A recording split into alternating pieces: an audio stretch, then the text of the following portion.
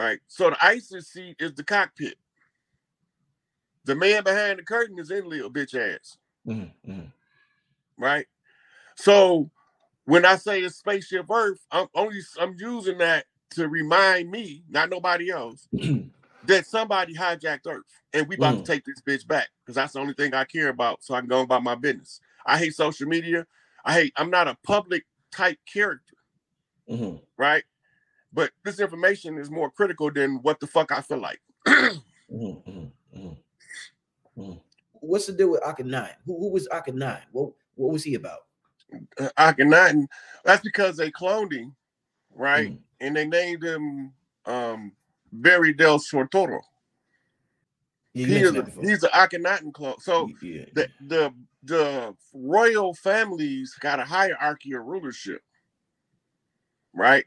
Tut rule was next, and it wasn't supposed to be Tahuti rule for another like 2,000 years.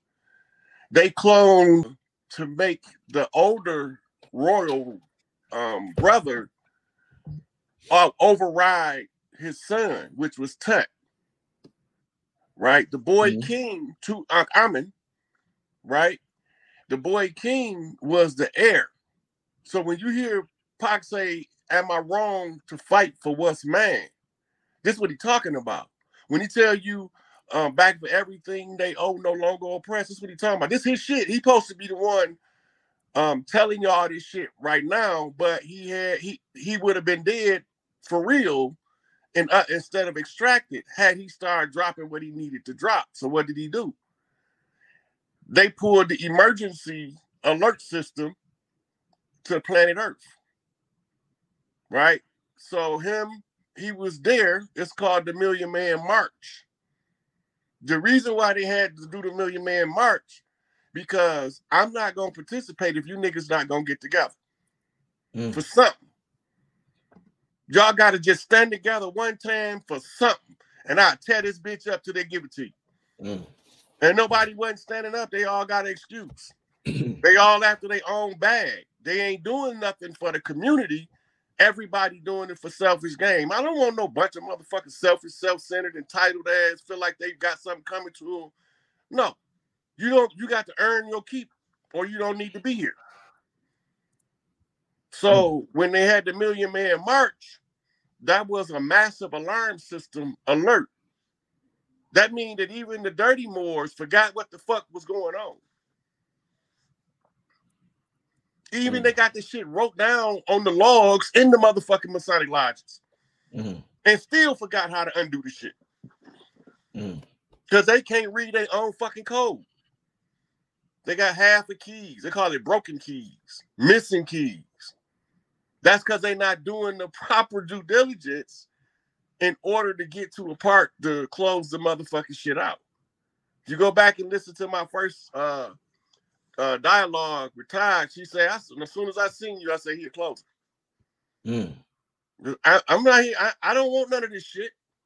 If my sisters can't have what's rightfully theirs, I will tear this bitch up. But we brain banging now. And I want to tear some shit up.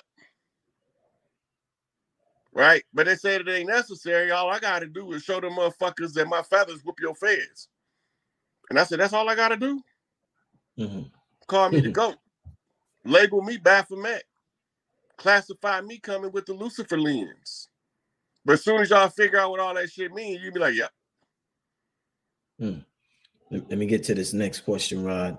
When we die, our soul goes where? Back to the source from which it came in, and you go before the prime. Your soul is the energy of creation. First and foremost, you can't sell your soul. That shit is some Enlil bullshit. Can't nobody buy your soul, because if they did, they can't do nothing but give it to you. Your soul only fits you. It's not a motherfucking one-size-fit-all thing. Your soul is the sum total of who you are. So that's not some shit you can barter and trade. Just like the earth. You can't sell earth. What kind of dumb shit is that? It was already here. It's gonna be here when you leave. Right? All of the chiefs know that. So when I hear somebody talking about buying land in America, I know they ain't from here. Anybody from America, that's the tribes, know that we operate by the great law. We don't follow man's law. So that's going to automatically make us an outlaw. Then you ask about Tut. Well, Akhenaten ties back to the same thing. Right? So the outlaw lines are the lines of the kings and queens who was born from out of the direct royal family, and they all have an opportunity to take the test if they can develop the noble traits, the noble character. Right? That's what Noble Drew Ali name is telling you. Who is Michelle? Because people are asking about Michelle. If Obama was a clone of Akhenaten, is Michelle Queen Ty? I don't fuck with Michelle like that, dog. There's more than one Michelle. One of them ain't no fucking woman. And there's another one that's a woman. And she's the one that was trying to get those girls out of the sex trafficking industry that bought them as her children. That's what that was all about. And they used the other one with the equipment, with the masculine equipment. I just never, that motherfucker always looked funny to me. I couldn't understand why nobody else didn't notice it. They told me I was hating on the black lady. And I was like, really? I guess y'all don't know Stallion is a man. I ain't going there with you today, Rod. I ain't going with you today, Rod. Tell them to research Joshua P. I don't know nothing about that. I'm just saying, if the chief can't see a male horse from a female horse, he don't need to be in this position. Man, I know what a stallion is, and I know the mares run the motherfucking town. If you don't know the difference, then I feel for you. Was Jamaica a special location in the old world? All of the islands was revered by the peoples of the mainland. We will tear some shit up about them islands, but we all got invaded together. So this is how we used to work between North and South America and the Central American islands. Once the islands was developed, the big mamas from the mainlands was coming to us, but rare to them, to the islands. And the families go on a retreat there, present the big mama of the island with the gifts. And then they send us back stuff that we would call delicacies from the island that we wouldn't otherwise see on the mainland. Right? So that's how we paid for their hospitality and their receiving us with open arms. If you go back to the Christopher Columbus story, they'll tell you soon as the boats got to the land, they came bearing gifts. The natives came bearing gifts. This is the custom. And then he came with a contract, and we ain't been right ever since. Let's get to the next question. I just seen it. Where did it go? Damn, I seen the question. I don't know where it go. While I look for this question, Rod, you mentioned, I'm gonna ask you one earlier. You mentioned black goo. I forgot what we was talking about, but you talked about the substance black goo. Could you elaborate on what this black goo was that you talked about a little earlier? Yeah, it's Anunnaki nanotech. It can be passed on genetically because it's created between the third and fourth dimension. So it got a different set of properties. If you go to the Qigong healers, they'll tell you they've been seeing this a lot. A lot of people was breaking free from the black goo, right? But it's a very specific nanotechnology that creates what's called sentient metals. And they come in and they ride on your DNA. And that's how they keep you from accessing your chakras. But now the solar rays is designed by Enki that when the human body starts going into the Aquarian cycle, the black goo will start to lose its potency on the human being because we're starting to upgrade in our power. It won't work no more. We in the process now where before the energy healers couldn't see it. Now they can see it. Okay. Let's get to a super chat question. Are you familiar with the concept of creating your astral pyramid? That the same way the Bible talks about a mansion in heaven. So it's not a pyramid. Your astral, what he's talking about, it's the same as Metatron's cube. That's your Merkaba. Macabre. Okay. Yeah, I thought it was right? that. That's Yeah. your macabre. That's the energy ship for you to travel to other galaxies and universes when you leave the physical avatar of the body. You have to use your mind to create the macabre in order for it to transport you. Remember, I was telling you in some places you could think of the blueprint and tell the metal to do it, and it'll just form it. It kind of work along the same principles, but you designing your own light ship. It's made out of bending rays of light into conscious mind with the conscious mind tapping into the subconscious.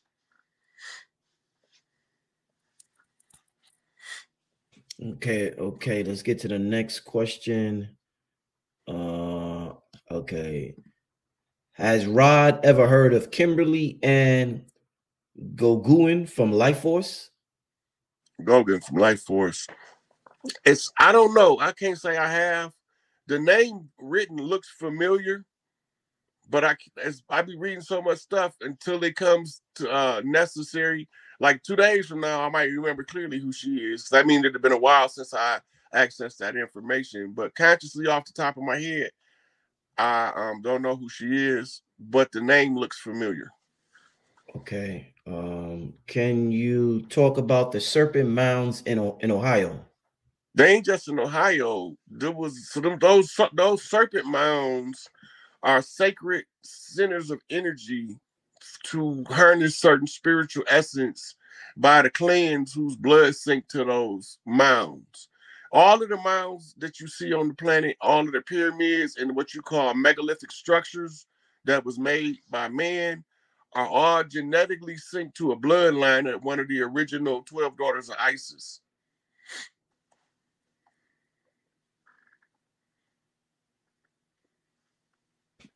Okay.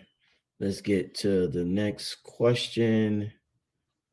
What is your take on Rashad Jamal? That's divine insight. Reincarnated Jean Baptiste Dusable. No, not Dusable. He was Toussaint Louverture. And the reason he locked up is because they playing out the Haitian Revolutionary Conjure in reverse, and he's a critical piece. So if you go back and read the Haitian Revolutionary Conjure and you overlay his life with Toussaint, you understand why they had to lock him up before they release him. It's because you have to close it the same way you opened it. That's because everything is in cycles. So you got to wait until the alignment of the stars and the energy of the earth meet to a certain position to exit. So when you leaving out, you see the mirror of what you saw going in. It's called a turnaround. So in order for him to get the turnaround, he got to go through this shit, bullshit, made up ass shit, until they start doing certain energy moving exercises in IAT.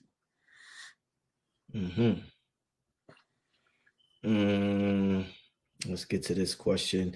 Is there a link between the Gullah Sumerian goddess and the Gullah Geechee of the Carolinas? I wouldn't say it's a direct link, but they could be bloodline relatives, but I don't know if the name is betraying that. Because Inky had children with multiple earthborn women all over the planet. And that's one of his tribes that's in the land of Tahuti, is the Gullah Geechee. And you got the Gullah Geechee, the Getty Geechee, the Gullah Getty Geechee. They're all different tribes, but that's telling you they point of origin. I don't remember reading about the Gullah Sumerian goddess. So I have to go back to my tablets and review that in order to give you a definitive answer if they're related. Okay, next question. What are rainbows in the sky? My daughter always sees them before me. Rainbows in the sky. Those are refractions of light from the mist and the rays of the sun um, reflecting off the water in the atmosphere. The density of it or the curvature of the upper atmosphere makes it look curved, right? But if you follow the mist, you can find the end of the rainbow. And they write about it biblically as the sign of an eternal covenant. because they always been here, they're gonna always be here. So the rainbow being a symbol for the permanent covenant or the eternal covenant, which is that the women will always have first right to the earth rights.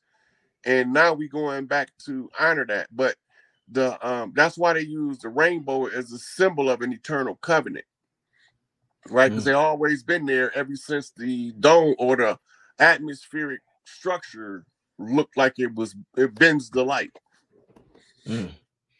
Okay. Your daughter might be an indigo too, because she could see them. Remember, I was talking about the spectrum of light.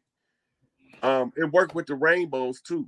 Sometimes she could be tuning the father in to the spectrum she on by making him see the rainbow, because he might have to look just his eyes just slightly off in order to see on her frequency.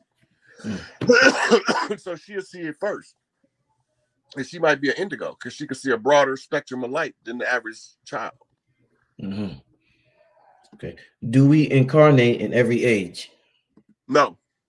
Only the masters, like, I'm only going to come back when it's like, I'm the last resort. Normally I come back, they don't wake me up. They don't want me in this shit.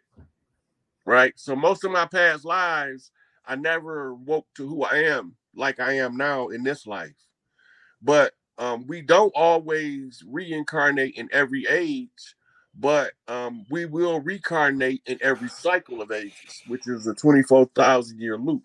And you can reincarnate at different periods. You could skip a whole age and be in every other age, the other 3 ages in the cycle. Okay. There's some good information here, y'all. Damn, the chat moving so fast, y'all. I'm happy, y'all. Okay. Why I only see spaceships in the dream world and not my day-to-day? They talking to you in the dream world.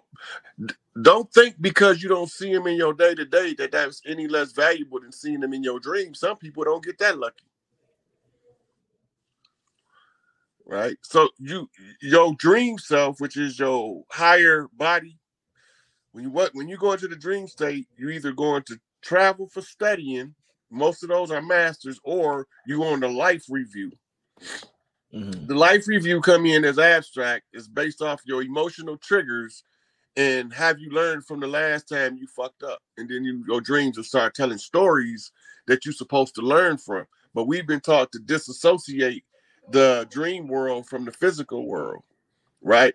But the spaceships in the dream world is the same as seeing them in the physical world, technically, because they're between the 5th and the 4th dimension at that point, which means in the 3D world, they just out of your visual spectrum of light. Okay. How do we access the Akashic records? So you can access the Akashic records through meditation, but it takes years of meditating.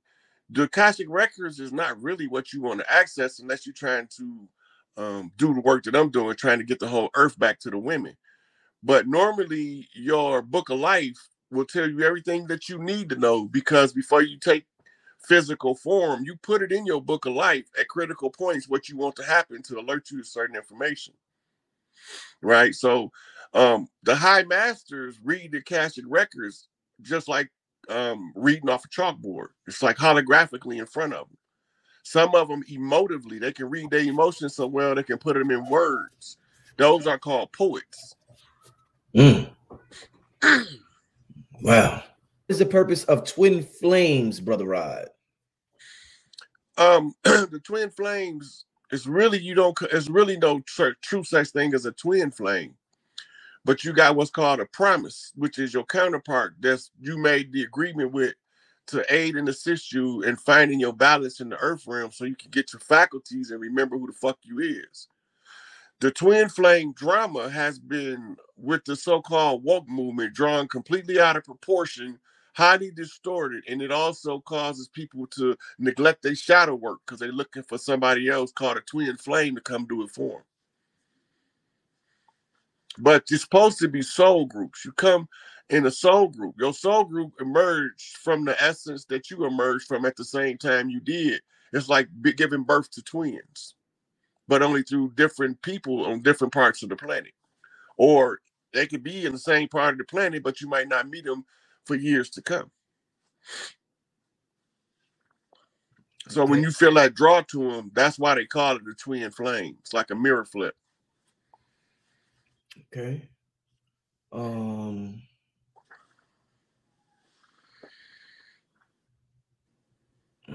Trying to give me 1 second, Rod. Give me 1 second. All right. Can Rod talk about Haile Selassie and Rastafari? Haile Selassie of the Earthborn. Malachi wrote a book called Haile Selassie the Christ, where he gives his whole lineage. And the reason he did that, so he can prove that Haile Selassie wasn't from Enlil's in line. Once he proved that he wasn't a so-called, then I knew he was an Earthborn.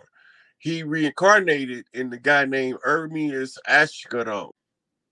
That's who he reincarnated as. The Rastafari was the name the Rastas gave him, but he didn't refer to himself as Rastafari.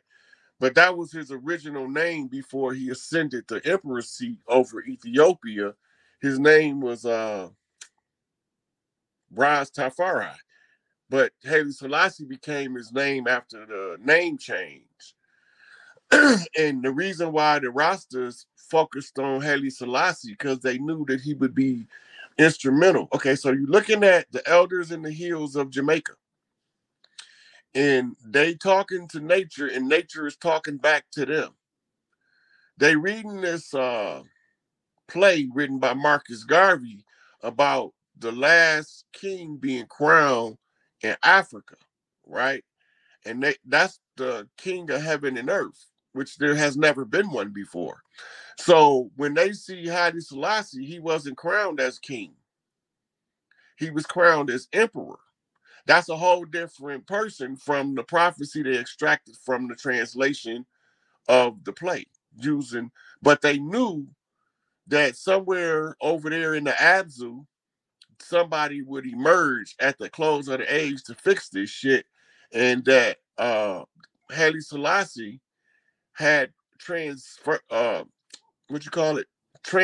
his energy from the Rastafari to Haile Selassie, right? King of King, Lord of Lords, conquering Lion of the tribe of Judah.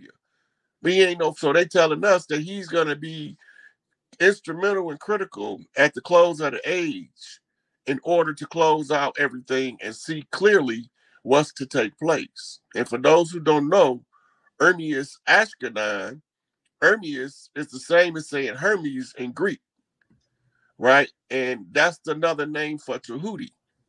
Mm-hmm. And Ashkodon, I forgot what that means. I used to know what it means. But that, for the ones in on the West Coast, they know him to be Nipsey Hussle.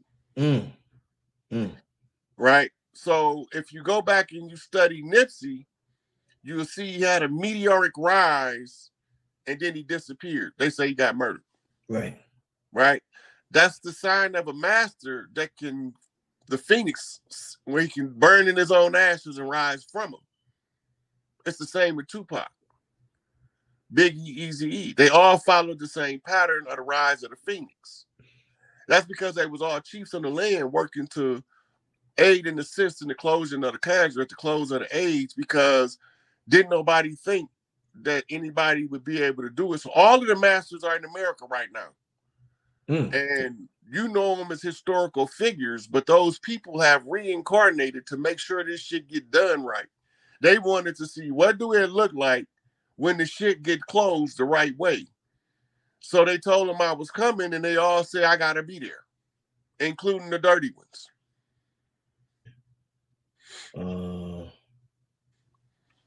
And who told y'all Dick Gregory was dead? Did anybody see his funeral?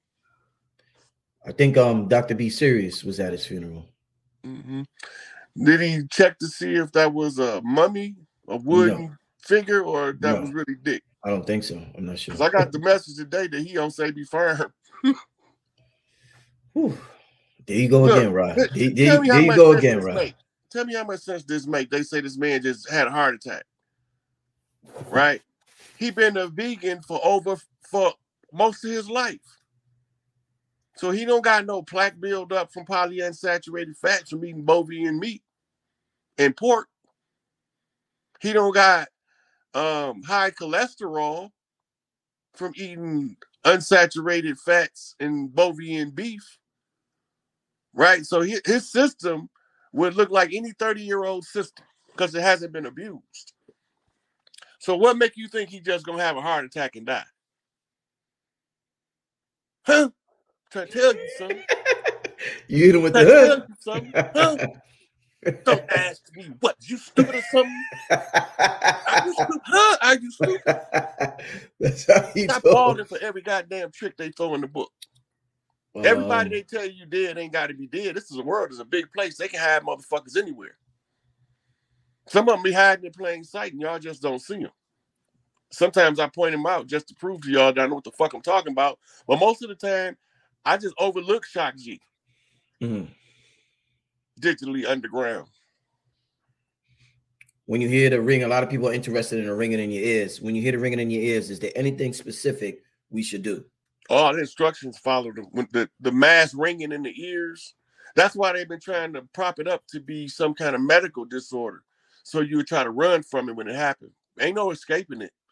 You're going to be scanned by the elders for genetic health. That's what that's going to be. They're going to be reading your genetic health, and then they're going to be reading your spiritual reservoir. Your spiritual reservoir tells them how much self-work you did to be able to ascend. If you ain't do your shit, then Earth will disassociate the synchronization, and all of those people are just going to be... I've been telling them this for 3 years. They just think I'm crazy. I don't know what I'm talking about. That's why all of them got to leave for a period of time. It's going to take about 12 years for anybody that don't belong on the Earth to be able to come back in, because she's going to send out a frequency. They going to tell you that it's a banshee screaming. We ain't going to hear it. But it's going to be so loud, they're going to be bleeding out their eyes, bleeding out their ears, and they're going to say it sounds like a banshee screaming. We're not going to hear it, though, because we sink to the earth. And that's the only thing they're going to be able to, because that's the only thing where it's recorded where they'll know. Rip up the stomachs and wombs of their women and crush their infants' heads against the wall in order to annihilate forever their execrable race.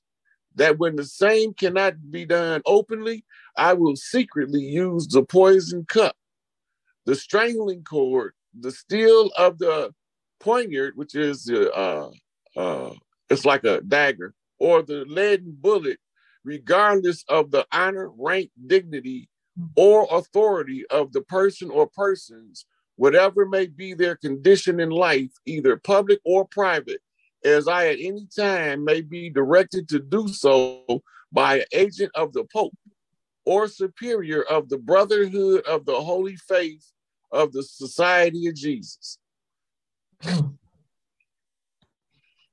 Now, the Pope issue was known as, it's hard to read on here, but it's the most violent, bloody oath for the papacy. Now, a lot of it might seem like, when you read the body of it, it might seem, because of the wording back then was drastically different, and the F sometimes looked like an S. Okay. Right. But when you zoom in to that marquee paragraph right there. All right. So this is the papal's most wicked and bloody oath of secrecy. And then right here in the headline, it says, for the murdering of kings, princes, and slaying of people. I can't even read it on here. Yeah. But this is the oath, and so the marquee statement is the application of the white man's burden. So Rudyard Kipling was a poet, and he wrote this to explain what the white man's burden was in relation to the organic peoples of the land that they call the infidels and the peasants. and the Goyim.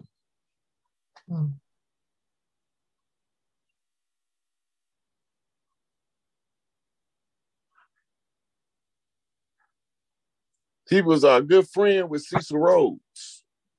And Cecil Rhodes, Rudyard Kipling, was good friends with Cecil Rhodes. Cecil Rhodes was given the army by, I think it was the Dutch, to settle the Congo,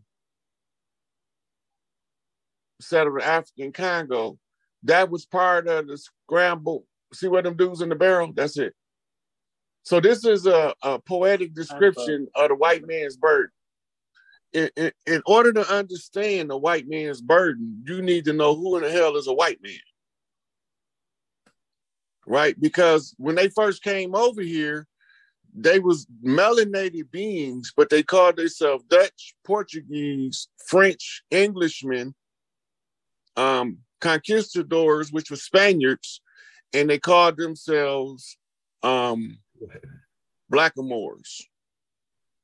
Right? So right here, zoom in a little bit more, Elder. This is Black's Law definition of a free white person or a white person in law, right? It's a free white persons referred to in Naturalization Act as amended by Act of July 14th, 1870, has meaning naturally given to it when first used in First State 103, Section 3, meaning all persons belonging to the European races then commonly counted as white, and their descendants, including such descendants in other countries to which they have immigrated. It includes all out the gate,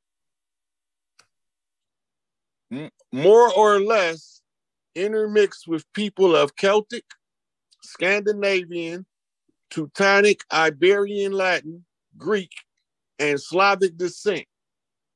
It includes Magyars, Lapps, and Finns, and the Basque and Albanians. It includes the mixed Latin, Celtic, Iberian, and Moorish inhabitants of Spain and Portugal. Those are conquistadors they're talking about. When they say Moorish inhabitants of Spain and Portugal, this is your conquistadors, right? Hold on, I gotta find my spot. Right here, the mix. The mixed Greek, Latin, Phoenicians, and North African inhabitants of Sicily. For those who don't know, after the wars with Hannibal, they exiled all of a sizable portion of the melanated population to the island to try to stamp out the Etruscans, which is the Moors in Italy, right? It says, and the mixed Slav, which means slave, and Tartar inhabitants of South Russia. It does not mean Caucasian race. Caucasians are white people. It don't mean Aryan race. Aryans are Hindus, Vedics, or Indo-European races, right? Indo mean ancient Europeans. Neo mean new Indo-Europeans. Nor the mixed Indo-European, Dravidian, Semitic, Mongolian people who inhabited Persia. This is the ones that they passed off as the $5 Indian, right?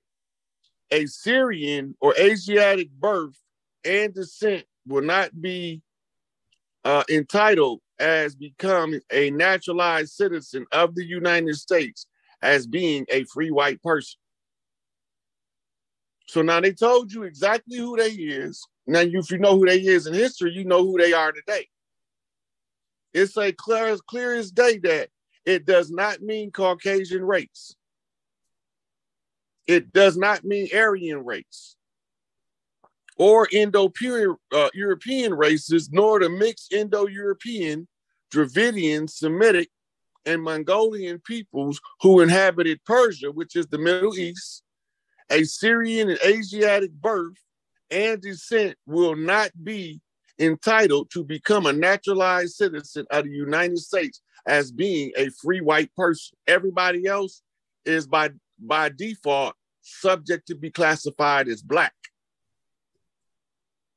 And black is a chess term, right? So type in on the Google, who moved first in chess? The pawns. You can move the knight though. The colors is moved by color. Oh, okay, all right. Oh, shit. The white always go for. Unless you play in roster chess, you can turn that shit around. Yeah, Attack the attacker. Yeah, right. Alchemy. Hey, also to add to on that slide you just went over, when you think about what he's talking about, think about the movie Avatar and how these Caucasians use people that look like the natives, but they wasn't the natives. They came right. looking like this. Avatar suits. Yeah. Yeah. That's what the movie is about. Mm-hmm. Pocahontas. It's the Pocahontas storyline. Go ahead, Rob. Mm-hmm. Yep. So the what I tell you, look up again. Yeah, damn, my bad. You said look up who moves first on the chessboard. Yeah. Okay, all right. Thank you. You're welcome. Ooh.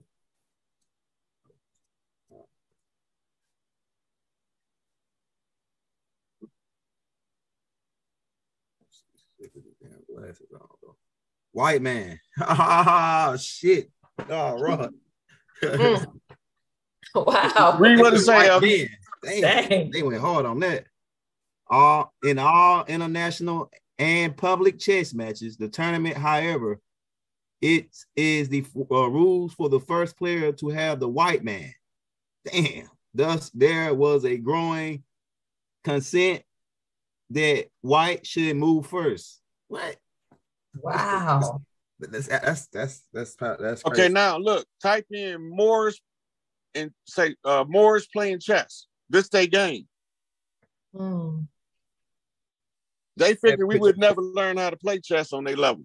They got me fucked up. My children are all chess champions. Go ahead. See them? Yeah.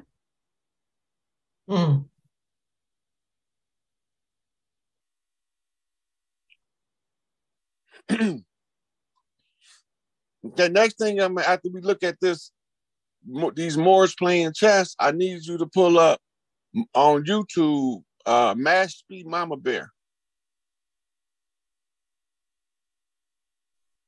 This they game. I don't see no pale faces, but I sure see the white man, right? Because they're the ones that attack. They are the offenders. Free white man. That's why he's a free white person in law, because the law don't apply to him, because he's the one that's the wielder of law as the tool of oppression. Okay, now pull up my Mash Speed Mama Bear on YouTube.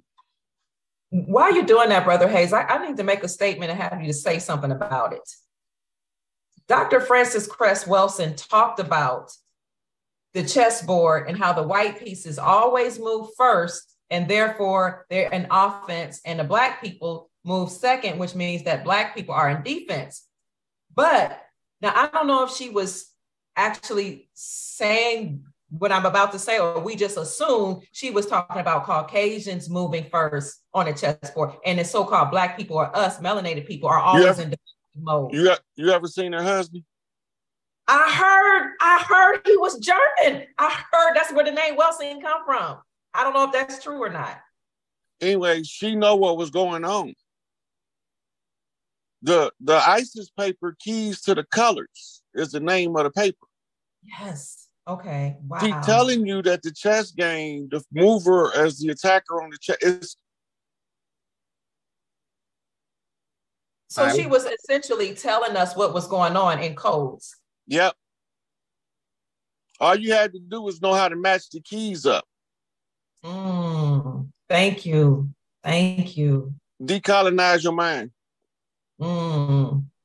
Now in here, this is the elder Mama Bear speaking from 7 generations back, telling us the message that she got off the Mama Bear line. And the message was that the black people, the ones that look like us, had to go in to be treated like the other people that look like us. The same. Both of us fucked up. But they was the ones behind the scenes controlling it the whole time. Let's rock. The dirty Moors are the ones behind the scenes. Mm-hmm. This is a message from one of the elders in the community. Now, notice she said that we made agreement to do the slavery thing. Slavery is a misnomer. It's a cover story to conceal the conjuring. Prisoners of war. Yeah. So go type in David Walker's appeal.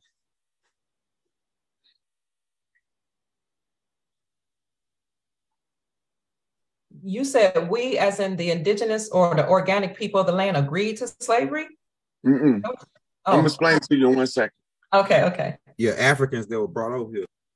Okay. No, it wasn't Africans. It was organic people already over here. Yeah, prisoners of war. Hey, Rod, what you want me to read on this one? Pull up the book cover. I want to show them what book to get for what I'm about to talk about.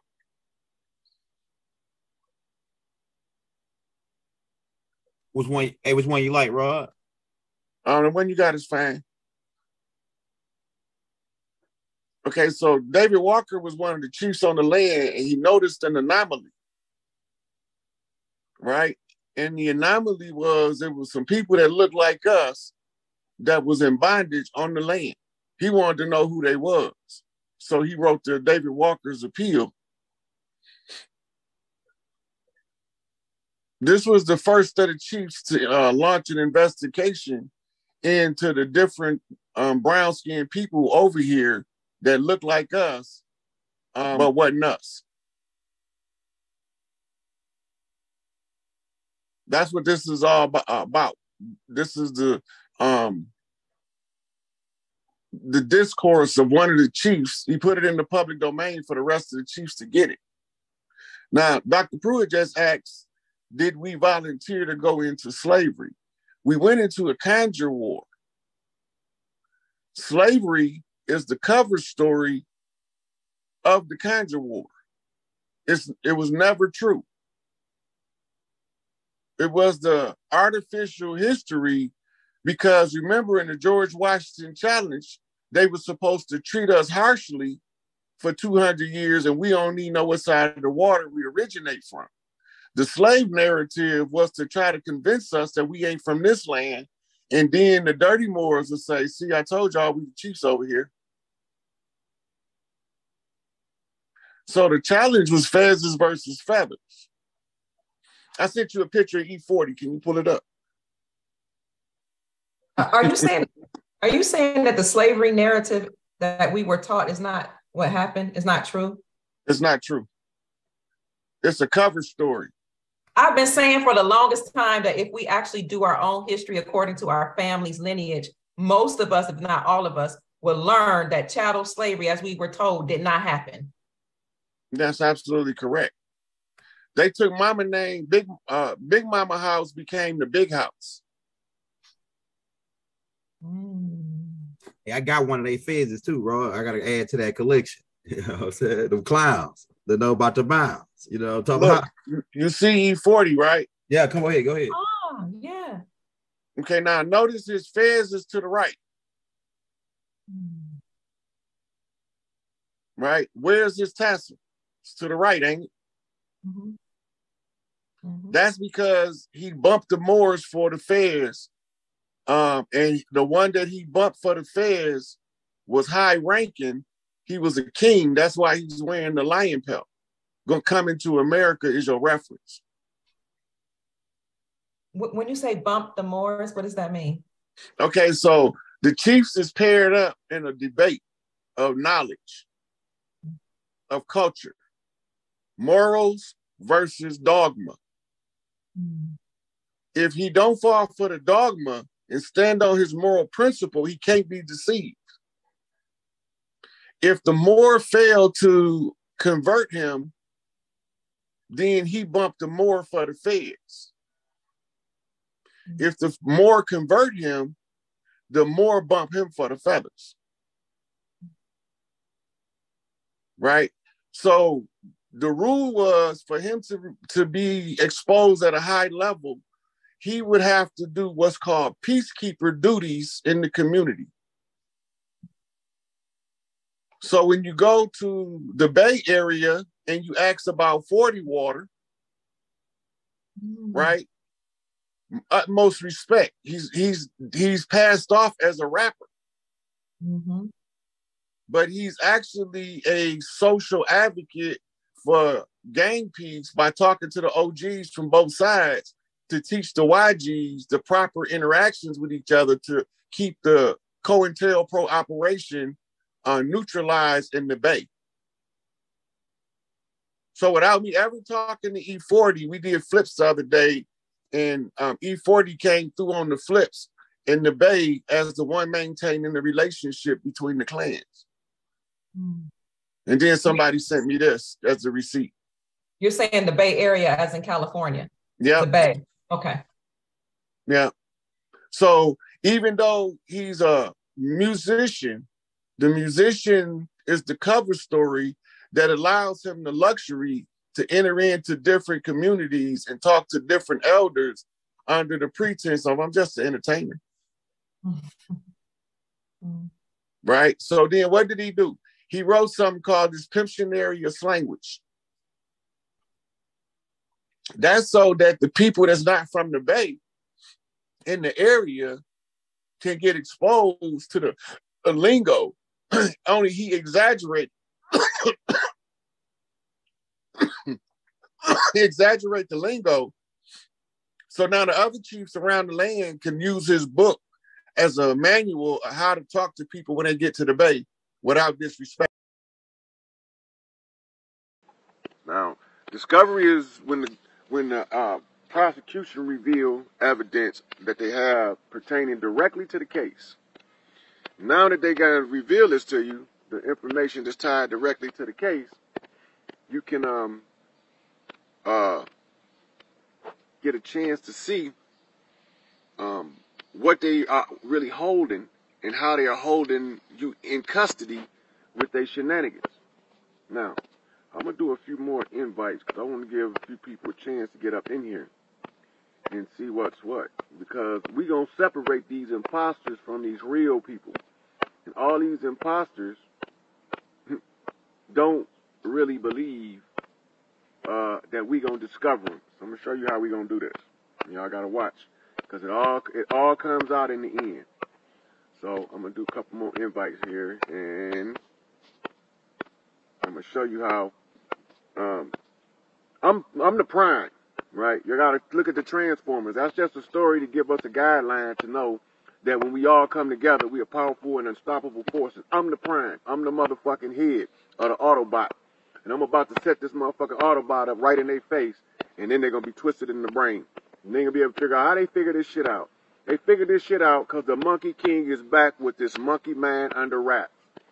So, go to the Nazca lines for your beginning. The Nazca lines is going to tell you a story. And they've been trying to figure out the Nazca lines for years. For years. I'm not going to tell y'all what they is right now, but I'm going to point out a couple of symbols in there. One, you see the phoenix bird. And for two, you see a monkey. The irony is the particular monkey strain that is not from South America, it's from Africa. Or what we call Africa today. And in the process of looking at the Nazca lines, that's telling you something. So now what do you connect this to? You connect it to, as the sun shine in the east, even unto the west, so shall the coming of the Son of Man be. What do that mean? Well, the sun rises in the east and sets in the west. So when you look at the symbol of the monkey, if you go to the east, you'll find Sun Wukong in China, you'll find Hanuman in India, the east. Then it sets in the west. And you got this monkey in this Nazca strip to show you that the sun also sets in the west. So the whole thing about the Nazca lines is they are a sign for a specific time. From there, you go to back to your historical record. Now, when we talk about historians, over here we have a historian on YouTube named Dane Calloway. And Dane Calloway is tasked with the job of digging up the skeleton from the grave, so to speak, and reassembling the body. And he needed to do that in order for us to have references. And if you go to his channel, he got a lot of good videos. In one of his videos, he got a picture of Europeans landing in America. And behind this European, they got this little black guy looking like he's terrified. And don't nobody know what that is. So let me give y'all a little help. I told y'all before in one of my videos, Truth in Plain Sight videos, that Peter Falk, or Peter the Falcon, was a clue. And he played Columbo. And Columbo was the name of Christopher Columbus, who was actually a investigator. So when you go back and you look at the history, they even tell you he's an investigator. What is he an investigator for? He's working for somebody else, but they are presenting him to the Queen to get funding. And he has a navigator, a little black guy named Peter the Black, or Pietro del Negro. And that's a Spanish name. Pay attention. It's a Spanish name. Pay attention. So this little black guy came from Spain. He didn't come from the Caribbean, because they hadn't found that yet, according to the historical record. And he didn't. So he couldn't in the historical record. So they didn't find that yet. Ooh. You all right?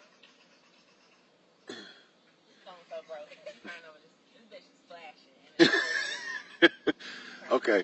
So let me get back to this. So yeah, Dane he know what's real. See, they can't trick him. Like a lot of our historians can be deceived, but you can't deceive Dane Calloway because he know what's up. So let's deal with this Pietro del Negro, or Peter the Black. Peter the Black history is pretty obscure for some reason. Why they don't want us to know who he is? Because, you know, they always got a habit of hiding the history.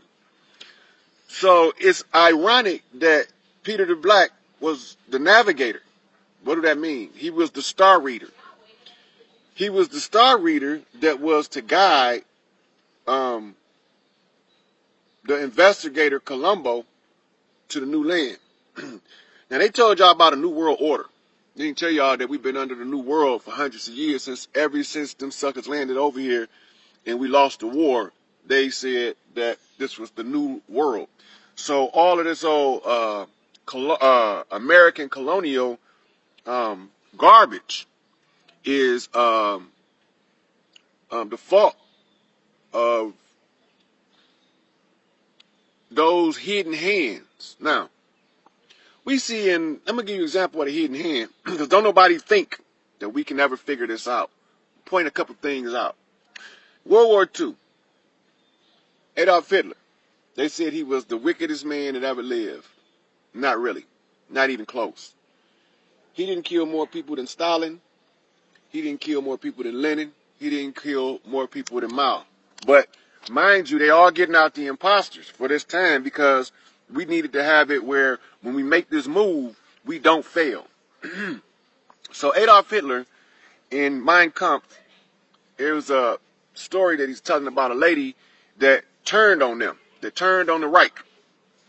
And this lady that turned on the Reich was found dead in the woods, and above her head was a note pinned to the tree. And the note read, "You bitch, you have betrayed the fatherland. Now you have been judged by the black hand." The fuck is the black hand? my father was a little boy. He used to tell us these stories when I was a shorty. He said, I don't know who these people is. He said, but we was terrified of the black hand. Every time somebody started getting some money, they tell them, hey, you can't be getting all that money, man. You're going to have to answer to the black hand. So where's the black hand? So remember, we got to have a dog in every fight in this divide and conquer mechanism that was laid down in Babylon. A dog in every fight. Now, peep game. Go to California now and look at the Jewish Defense League. If you look at their symbol is the black fist. Why do these pale-skinned fake Jews have a black fist for their symbol? It doesn't make sense. Don't make sense. That don't match. Because they think about, according to the record keepers over there in Israel, they look at us the same way, or even worse than other Caucasians. They look at us as like we are their source of economics. We the source. We the root. We like to, when you dig a mine in the ground and you get the material, the minerals out, we they mineral. Everywhere we set up shop, you found Jewish shops set up in our community. Everywhere. And these Jewish shops would always try to suck us blood dry, but they would always make us have this illusion that they're giving us a deal. They call it Jewing you down. I'm going to go Jew him down for that price on that because that's too much. He's going to charge you $50 for something. You Jew him down to $25, but it's really only worth $10. Most people don't understand the Jew process, to Jew him down. So now, the black hand is the black fist of the Jewish Defense League. I want y'all to think about that. Let that sink in. It has a black fist representing Jews, and the Jews are imposters. So who is behind it? Who's pushing the agenda with this black hand? Now, is it anywhere else? Is it anywhere else? It's a political text called The Unseen Hand by Ralph Epperson, where he was able to discover a massive amount of information on the deception. And I told y'all we just recapping, but mostly dropping references, so put that in y'all codex. Ralph Epperson, The Unseen Hand. He got a lot of information in there that's going to open you up to this political scam. All right? So, Dane Calloway, who was actually he's an Olmec. See? So we had different tribes. He was from the Olmecs. And that's why when you look down there, when you look at his picture of Dane Calloway, he looked just like an Olmec. When you look at me, and you look at the long face, then you already know what you're dealing with. You know where I'm from. I'm from the Washita Nation before they were Washita Moors. I am Quetzalcoatl of the Aztecs, but because of the conditioning, I had to come under a different tribe, the tribe of the Chief of the Two Feathers, Chief Pontiac. And the two feathers represent the truth. And all Moors know that Chief Pontiac standing on his 45 holding up his second, meaning that he's firmly, squarely standing on the truth. He don't give a damn what they think about it. So, what do this mean? Let me give y'all some more references about some stuff I said before about the entertainment industry being controlled by hidden forces. I told y'all that Farrakhan was sent to L. Ron Hubbard for a reason. Because under Dianetics, you can't get extorted by Hollywood. They don't extort them. They can't, because the power and the force of this group is too strong.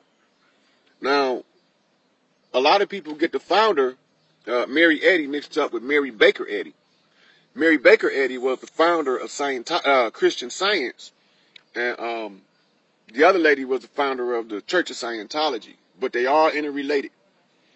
See, we made agreements to get out from under this oppressive regime of these imposters a long time ago. Those who did not have the right to ascend would become grateful when they was given that opportunity to go to the next level and to be able to perform. So, I mentioned the Oscars before being an award for Europeans, and Oscar was a black guy. Because they were, it was designed for them people that look like us didn't get awards at the Oscars because it wasn't for us. See, I mentioned as another reference the painting that Leonardo da Vinci put up that shows you the whole man in biomechanics, the complete and perfected man. But what is he talking about? The complete and perfected man. Well, we all know that Solomon was the builder of the temple. Solomon is the soul of the man, and in the temple that he was building was the temple of man, and this particular man was the last addition to the human family that was being used as an oppressor. The whole thing was that we would all one day be so confused that we rise up and just start killing all of the Caucasians, all these Europeans. They ain't the problem and they ain't the source. I told y'all they're not the problem, they're not the source. In order for you to escape the dividing,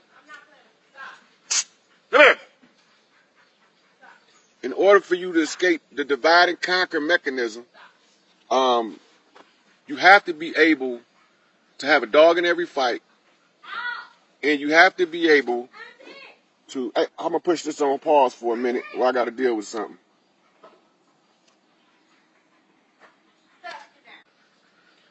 All right, so we go back to the structure, and we go back to the references. Everything is discoverable if you know what you're looking for. Everything is discoverable. So we got to put all the pieces together. So we got somebody in every fight. We got a dog in every fight. I want to go back to Noble Drew Ali because don't nobody understand how he started a whole different organization, right? He started a different Moorish organization. Go back to the beginning, it was called the Moorish Zionist Temple of Islam. The Moorish Zionist Temple of Islam. Now, who in the hell is them people and where are they at today? I don't know. What happened to Noble Drew Ali? We had a meeting in the Travel Lodge years ago. And they realized there was a piece missing. So they called a brother up from Jamaica, Marcus Mosiah Garvey, to give us the final piece to the puzzle so that we could put this African conjure down on their head. They can't escape it. See, what we did is a reversal conjure. A reversal conjure. That means that all of the dirt they playing for us go back to them. Right? All of the backbiting, all of the thievery go back to them. So, in this process, we put a dog in every fight. Noble Drew Ali was our first point man in the Moorish temple. Now, there's a difference between a Moor, there's a Moabite, and Almoravid. The defenders of the faith are not the same as Moors. Almoravid, as you can find them, Dr. Ivan Van Sertima will talk about them and how they came from the Holy City and helped to establish schools all the way over as far west as Morocco. But they wasn't Moroccan. They wasn't Moors. And then we looked at that. If Almoravids were the defenders of the faith, then they called the people from Morocco Moray. Those are two different groups of people. Because, as you know, Greek was written by Egyptian priests. And Latin was written by Carthaginian priests. Now watch the move. Hannibal, he was a Carthaginian, and he was on a march to crush the enemy, which was Rome. He was on a march to crush them. He had took a vow to his father, Hamilcar, that under no circumstances would he make allegiance with them imposters that was pretending to be righteous under the Roman emperors. But he was fighting them, and you watch what happened. One of the ones in Carthage that looked like him sold him out. He cut the money off. See, now we're dealing with economics again. We're dealing with this money situation. Everything on this planet, the Creator put it here for us to use for free. Only thing we're supposed to pay for it is labor and effort. Now, when you get to the point where we are now, the system and the structure of the system requires economics in order to survive, because of the way it's set up. I can survive off the fat of the land. I don't need money. I can live in the jungle. All right. So we're gonna go back and then we're gonna come back to this. Dane Calloway, historian. I gave you references about Moors. Yesterday I told you about my Angel Bay. Yep. I told you about Larry Hoover. But I didn't tell you about Tukey on the West Coast or none of the Bloods on the West Coast. I didn't tell y'all about that. Now, I touched on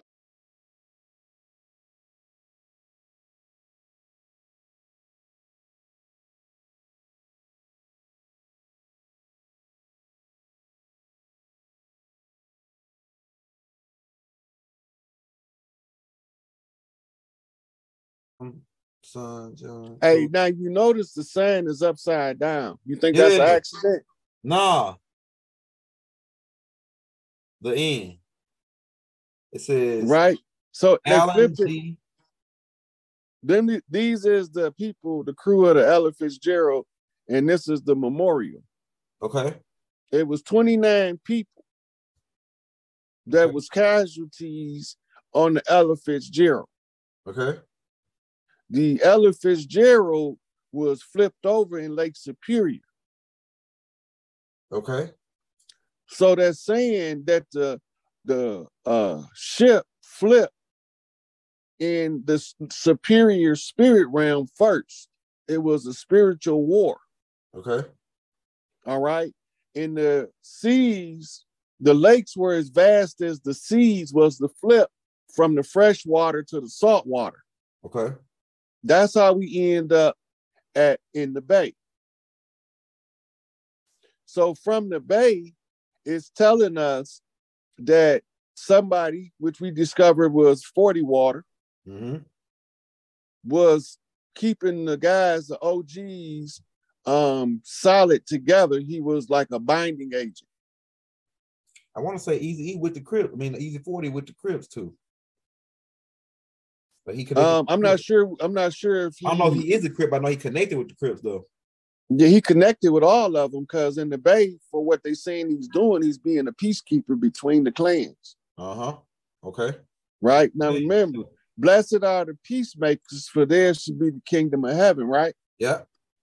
So we're looking for a peacemaker like 40 water, but we're looking for somebody that he's working with that would be considered his OG. Man, it's got to be trying to think of who they could be though. That's a. And if that dude is he hiding in the background, or do we know we've seen him before? You think? I don't know yet. I think it's Farrakhan. I'm just following the signs, and the signs is unraveling what it unraveled. I think it's a Farrakhan now. E40 on the Farrakhan now. I don't know, man, because Farrakhan a little feisty though. So no, when she says set it adrift. Did they tell you? It's the more. Go to the search bar. All right, right here. We come back to the video. Okay, all right. Go to Google search bar. Yep. I got you. Under images, type in Moorish sacred drift. Oh shit.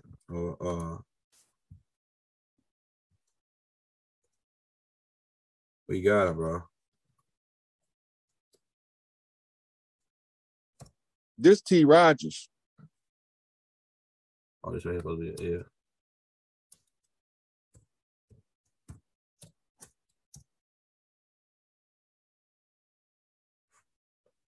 You see it? What you need? It's right gonna be a book. Put book behind it. Right here. Here you go. Right here. Is it Peter some Sacred Drift? Yep. Right here with Double Jew Ali on the cover. Mm-hmm. All right, I got you. Let me blow it up. Man, you be giving us some good books every time, bro. Hey, shit that I ain't never heard of. I went to a library, bookstores there. I ain't never seen the books you be talking about. Somebody like you be giving me some good shit. Like this book, I ain't never heard of this book. I got a lot of books. Man, Sacred Drift. This right here got to be some high power alchemy right here. What the hell is going on here, Rod? Yeah, it is some high powered alchemy. This is called This is called a knock from the past. It's a message from Noble Drew Ali that was carried by one of his students into the future on his behalf. Okay. In order to get the secrets out into the public domain. You see his hand? Yeah. I have a right. Right. It. But it also with no glove on. Okay. Yeah, that's right. Right. The right hand reveals the secrets in the public domain. He's talking about Michigan. Okay. The right hand of God. Yeah, that hand, yeah. Right hand to earth. My bad for cutting in.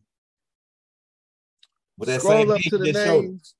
Scroll up to the names and see what they say. Peter LeBron Wilson. Okay. Now, the first thing I noticed about that name is what? It say Lamborn. Yeah. Who wrote the book of Lam? Baba. Who gave the prophecy of the book of Lam? Elijah. Okay, this is already documented, right? Yeah. So Peter, meaning father, right? Mm-hmm. But Peter was told in the Bible, on this rock, right? Yeah. I'll build my temple. Uh-huh. Right? Uh-huh. Now, we know in the Lodge that the rock is the stone that the builders rejected. The cornerstone. Becomes the chief cornerstone. Chief cornerstone. That's right. Right? And this is Will's son. Will's son. That's right. Let's do it. Right. But here's the kicker. Believe it or not, Will's son is my father. Okay. Go ahead. My grandfather's name is Will. Okay.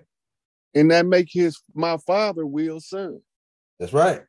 Let's get it. Peter, the one who knows about the book of Lamb, is born to Will's son.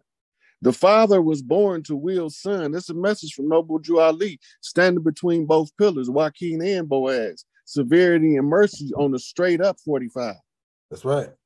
That's an upright man revealing the secrets to the public. This is instructions from what to do from Noble Drew Ali to me through his students. This is called reaching into the future. What's this sword right here in the ground? Like, well, all this stuff down here. Those are different symbols that goes to the rulership. That's King Arthur's sword. Okay. My father's name was Arthur. Go ahead. Right? So you got to pull the sword by having the blood. Okay. You get the blood from the motherland on the red house, which is the red roses. Mm-hmm. There's 3 red roses because you need 3 sisters to bless you in. Mm-hmm. They got like a ghost or somebody in the background watching them in the future or something with the Sphinx in the background. Why Noble Drew Ali got the desert and the Sphinx in the background? Because he came across the burning sands. Okay, yeah, with it. Right? That's the Arabian sands. Yeah. He crossed the desert and he stands before the Sphinx, because he's facing the west. Okay. But when we find out that the world is misoriented, we find out he's facing the east from the west. Uh-huh. Uh-huh. That's called the proper reorientation. Okay. Right? I'm with you. He's standing on his 45 with his fez on. He's exercising his 360 of learned knowledge. Okay. He learned the 360 to the 720 on the tassel flip on the 360. Okay. This is the 360 flip to 720, and the 720 flips to 1440 off the turnaround. Okay. All right, now go back up to the top because it's finna take us to another book. Yeah, blue moon. Every blue moon. What the? Yeah, fuck? that's a rare event. It's going to take place. This is a prophecy in pictorial form by aligning the art to the spiritual intuition. This is fire. Okay, now the Sacred Drift essays on the margins of Islam. Yeah. Right? Yeah. And the guy sent me a video today about guys talking about writing in the margin on the paper. Uh-huh. Right? It's a term for it, and it's called marginalization. Okay. Right? In order to escape the margin, you have to enter into the body of the work. Okay. Right. So this is what this is transferring this back off of a knockback. Okay. We told you we was coming based on the words in the capital letters as an anagram. Okay. That shit fights a lot of shit in this picture. Hey, got the prayer beads right there. What's that? The prayer beads on the Boaz or the not? You know what I'm saying? That's mercy. Okay. I mean, they bear with us. You know what I'm saying? Look, I'm looking at the word sacred drift. Watch this. Okay. The side priestesses are the doula. Yeah. The letter C is the symbol for the word C. Yeah. Red. Yeah. Remember when you pulled up the red eye in the pyramid? Yeah. And what did I tell you it means? You said it means, man, I can't remember. Blood in my eye. Yeah, blood. In my third eye. That's when you see the enemy clearly. Yeah. D is the 4, right? That we got flipped off of the channel 4 flip. The rift. The rift was the division between the children of the nations on the land. Okay. So the priestesses see red when the 4 kings see the rift. Okay. That means you see the enemy for who they really is. This is coming off a sacred drift off of the students of Noble Drew Ali. This is what we would call a righteous more not. And would this be safe to say whatever Noble Drew Ali was bringing, he brought it from ancient Kemet? Because he was over here, got the pyramid. Well, you got to remember he studied Kemetic sciences because he was trying to figure out how do he get his people out of the condition they in. Okay. Right. So he studied Kemetic sciences. That's how he know to use the symbolism in order to maximize the information exposed without using a whole lot of words. It's got a cub right here at the bottom too. It's a cub right here, like a cub, like a tiger, a lion or something. It's probably a tiger cub. Yeah, it's like right here at the bottom, right here. I can blow it up bigger. Right here, you see him? 3 roses. Man, yeah, he could be any one of the big cats. Yeah. Noble Drew Ali, it was a high-powered freaking alchemist, man. I'm telling you, every single picture he took. The sword is also a battle axe. Okay, let me roll it up. Oh yeah, you can tell. Okay, yeah, right here. It's like a Native American knock, right? Yeah, that's a tomahawk knock. Yeah. The tomahawk is a cleaver. That's right. Which is the Cleveland clans, which is Ohio Indians. Right? So we get knocks from multiple clans to close out all this shit on the land and restore us back to prominence where we supposed to be anyway. That's right. Hey, you know these structures in the background too? If you look at these structures, these were the same structures that we had over here on this land. Like some of these structures, the Washita built these type of structures in Oklahoma. Yeah, those was mud huts. Yeah. North American mud huts. Pull them up. Yeah, I'm gonna type it in right now. North American mud huts. I got Native American mud hut. Okay. This was the preferred way to make homes in the Southwest because the temperate climate. Yeah. Like in Phoenix, those areas. You know what I'm saying? Right. So the dirt is an insulator. It keeps it cool on the inside. It's pretty much a mound. That's how we beat the heat. These had their own air conditioning system, and how they built them. You know what I'm saying? Ventilation. Yep, that's right. And these right here are like the mount. We built mounds too, like underground mounds, the same kind of way. Like, but we built them. These right here were above ground. This is fire, Rod. The same little thing. I seen that in the background. Yeah, right here. These the same one. Look at that. That's like in like Phoenix, New Mexico, Arizona. So these are also used for the sweat lodge ceremonies in some cases too, depending on the tribe. Right? When they use them for sweat lodge ceremonies, they'll go in that motherfucker in broad daylight when it's 120 degrees outside and start a fire in that bitch. And that motherfucker get hot enough, your ass be in that bitch sweating your guts out. Yeah. On peyote, high as a motherfucker. Yeah. Per pass. You know what I'm saying? That's where they get it from. They didn't hit it. The reason why I don't refer a lot of people to psilocybins and psychotropics is because if a person have a episode and they don't have an experienced shaman with them, that it can ruin them permanently. That's right. I know people that had it happen. I know a dude that walk around with just a steering wheel to a car, talking to himself after he hit this shit without a guide. Yeah. So when you run into that situation, when you got the experienced guide, he know how to guide you through the conquering of that ancestral energy that's trapping you there. That way he can free you to come back into the physical reality without losing your psychological makeup. That's right. That's right. And you know something too, Rod, about that, to add to what you're saying, because I studied that when I was writing the Dream Scroll.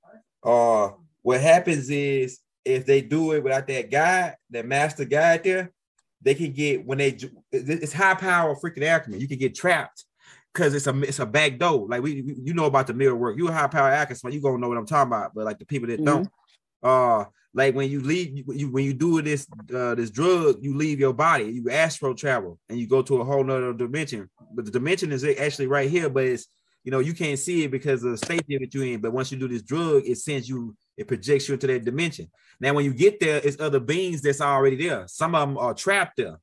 And what they would do is, if you ain't got a guide to keep you, because what happens if you go there and you got fear on you, these beings can sense it in this dimension, and so they'll come to you and trap you in that dimension, and then they'll steal your body, and they'll come back, and then you will be a whole different person, and they'll think that it's you, but it's really a being that stole your body from when you were doing the drug, because you went in there and you got fear on you and you went with a master.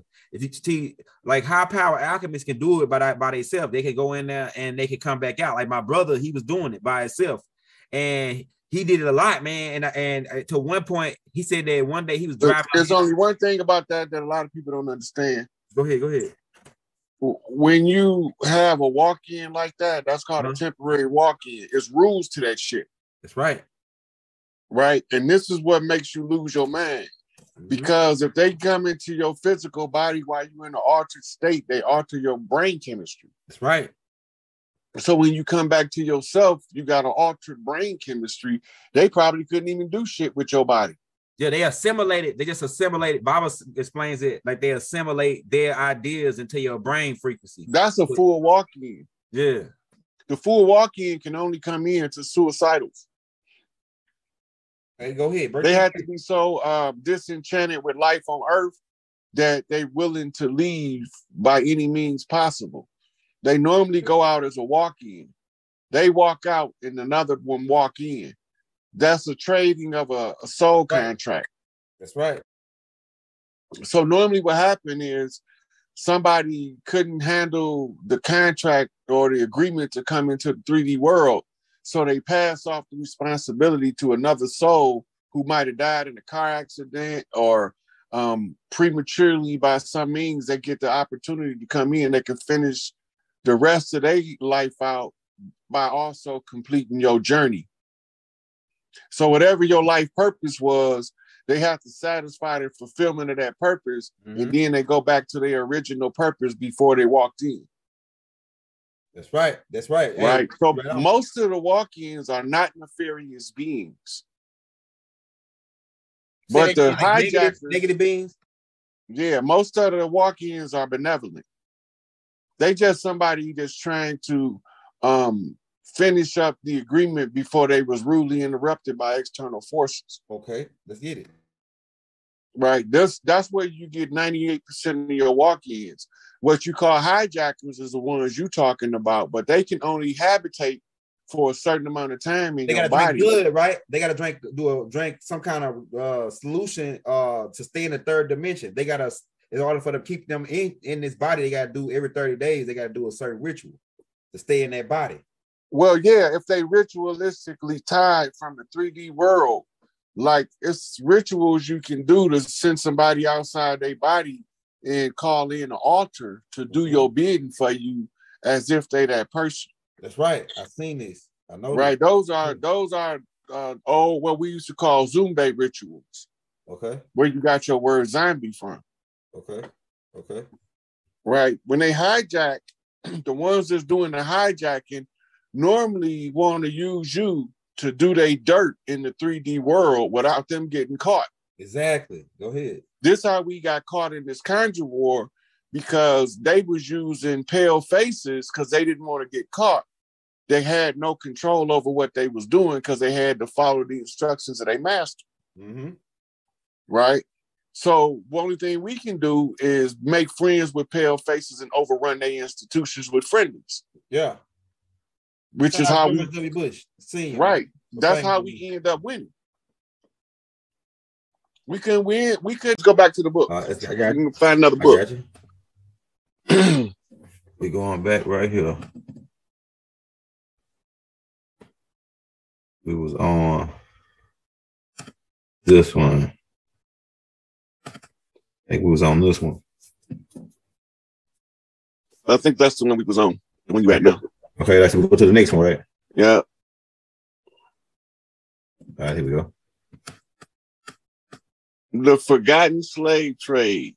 The white European slaves of Islam. We don't want to talk about that though, dude.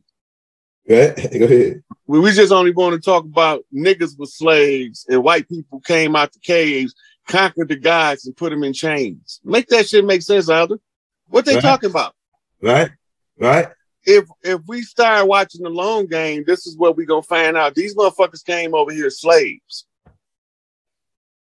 Right?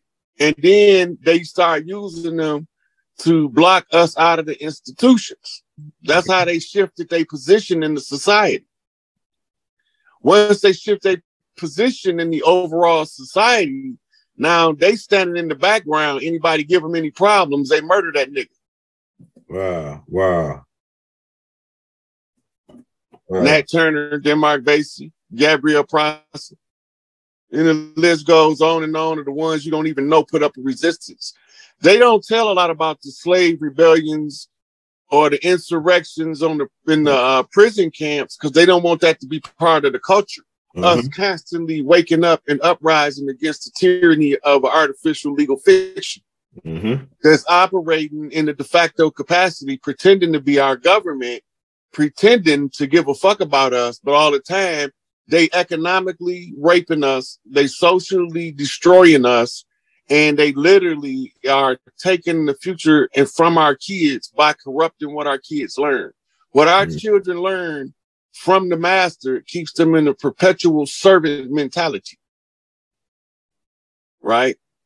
Let's go to the next one. See, all of these is they references so they can learn more about what really went on with the slave trade. Get a real grasp of it. Get a real good part of the picture.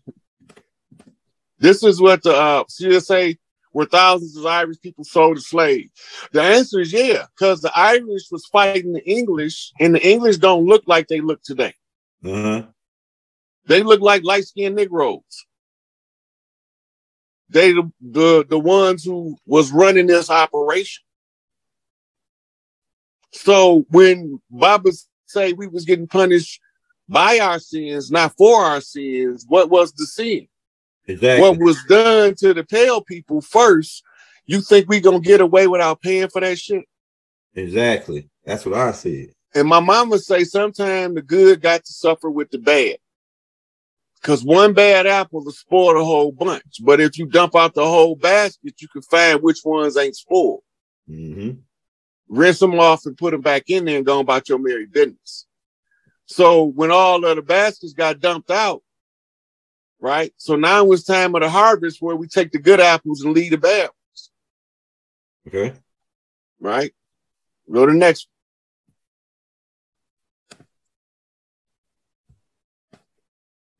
There was one right before this. You double click. Oh, let me go back. It just make it do like that. Okay, I see what happened. Go ahead. Unless it was that one. Hold up. That's what I thought it was right there. Yeah, okay. It might be that one then. Yeah, okay. It is double clicking on me. Go ahead. Look, Christian slaves, Muslim masters, Wow. white slavery in the Mediterranean, the Barbary Coast, and Italy from 1500 to 1800. Wow. This is after Columbus.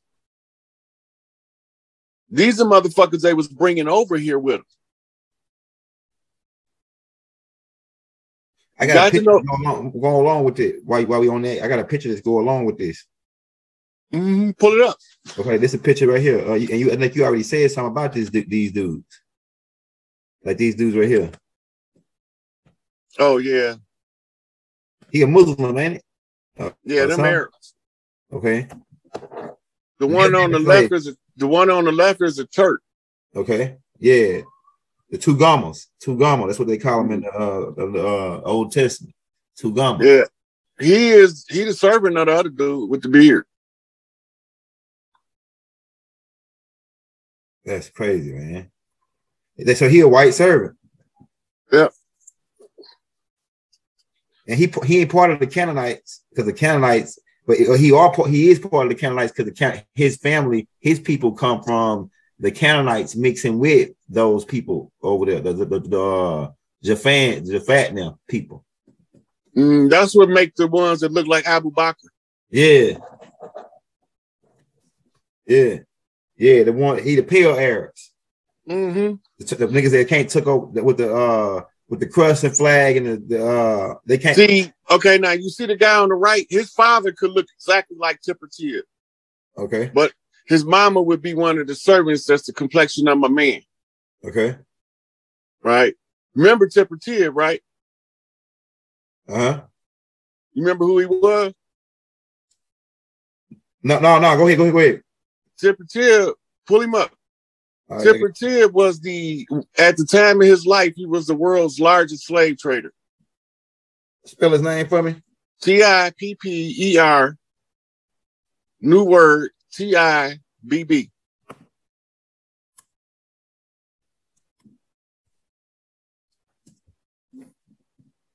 Hold on, let me make sure I spelled that right. Spell it again. TIPPER. Yeah. TIB. BB. Okay, yeah, that's how you spell it. I think I got this dude in there too. There you go. First and second picture of him. Let me save it in there because he part of this whole what we talking about. All right. Now he was from Northern Africa, and he traded African slaves to Europe. That was his business. What? Hold on, we're finna get this cat. The ancestors finna get this nigga, man. We're finna wake him up out of his grave and hang it. Yeah, so Baba got him in a couple of scrolls telling us his history, and it's a black guy that's wrote this big ass book. The book is red. I can't think of the name of it, but it's something like Muslims' contribution to the world. He got a section in there on him too. Check that out.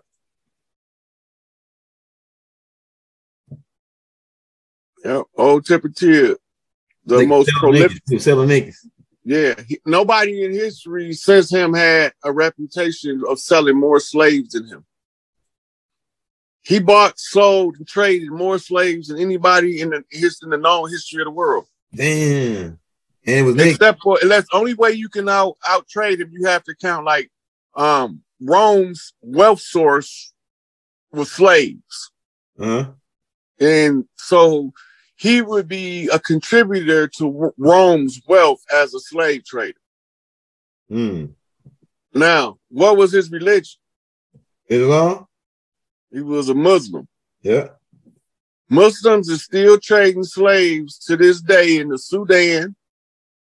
They capturing them in the Sudan, put them in bondage. They capturing them in Ethiopia, putting them in bondage. This what made him go in there and get Muhammad Fahd ID, Black Hawk Down. Remember that? Yeah. Don't nobody know why they went over there.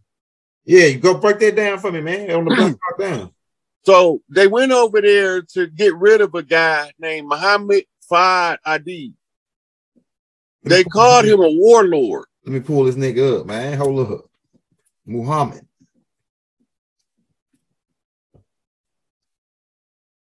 What's his middle name? FHAD. His last name ADID. FH. You should see it in the drop down. Muhammad Fad Adid. Muhammad. No, he ain't up there. It ain't spelled right somewhere. Yeah, Adid. What's the last part? Adid. Adid. Yeah. ADID. ADID. Okay. Put Ethiopian warlord behind it.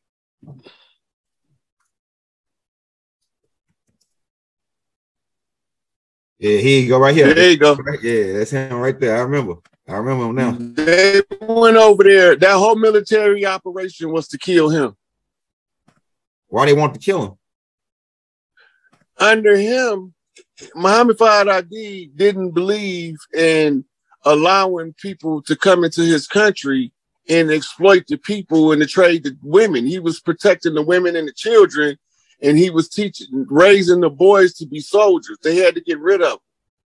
He was creating a situation in Ethiopia where pretty soon they would be able to defend themselves, and they didn't want that to happen. Ethiopia has been under a protectorate with varying European countries, mostly Italy and Britain, for the last 150 years.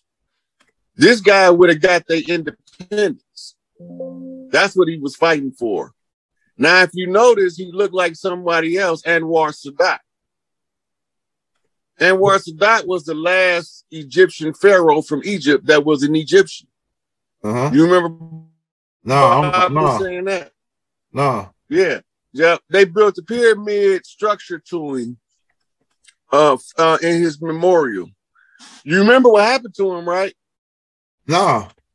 He was assassinated on stage by the Mossad. What? You know who the Mossad is, don't you? Yeah, that's Israeli CIA. Yeah. Now you know who run that, right? What you got? I got ideas, but you know, the Dirty Moors run that. All that shit going on over there, the Dirty Moors run that shit. That's what I was gonna probably say too. That's their shit. Pull up assassination of Anwar Sadat. Yeah, we gotta get this. It was live. I think Baba got that in the book. Baba got that in the book. Yeah. He got that in the book. I remember reading this in the book when you saying it now. It's my memory starting to come back. I think I read it in the book that Baba put out about that dude getting assassinated. Yeah, they had to spell his name. ANWAR. His last name Sadat. SADAT. Shout out to Sadat X from the Brand Nubian, by the way. Yeah. Let's save him, man. Because I'm gonna do research on this guy. Let me save him. Yeah. So the reason that he would have had peace in the Middle East in the upcoming months before, if he would have lived, it would only took him about another 6 months to solve all of the Middle Eastern conflicts from Egypt. There you go with a fez on. Oh yeah. So what? He was from? They couldn't have that, huh? He's from Egypt. Yeah, he's Egyptian. Nigga look like a damn. He don't look like no Afar. And he looked like. I mean, yeah, you can say he's Egyptian, but he like the Ethiopian type Egyptian. He ain't like the Afar. Yeah, this right here. I don't think that's him in the picture. Old picture when he was younger. I'm gonna show you what he. Okay, like this a picture. It's a picture of him when he older right here. I got you right here. All right, so this nigga don't look like no. Like he do look like the bloodline because that's how he looked like King George looked. King George looked just like this. And you know who else looked just like that? Sherman Hemsley. Yeah, they're playing the George moving on up, right? Yeah, George Jefferson. Yeah, George Jefferson. Because George Jefferson from that same bloodline with King George now. Look, the Williams, they come from so you're right. These people are Egyptians because if you go back but you can trace them all the way back to Ethiopia or that one landmass, because we don't know they give us a map of how the landmass is separated and cut off, but we know at one point all that land was one piece, and they try to play these games to separate us. But yeah, I'm with you when you say he an Egyptian because I already did research on how to line, and this right here is a trait right here. Male pattern baldness. Yeah. You hear it from the mother. That come from the Danakiel. Go ahead. Build on it. Well, the Danakiel put the receding hairline in the genetic arrangement of the human. Remember, everybody had to come give a drop of blood to clean this shit up. Yeah. And everybody who got a gave a drop of blood left a genetic trait that can be identified. Right here. This is a fucking like the Willis Peak. All this alien traits, right? That's what you're telling me. That it's alien traits. Male pattern baldness is. It comes from the Danakiel. Yeah, Hirsutism comes from the Dewanis and the Kidduites. And just to be clear for the audience, when he say Danakiel, he talking about the big head people that Yakub father came from.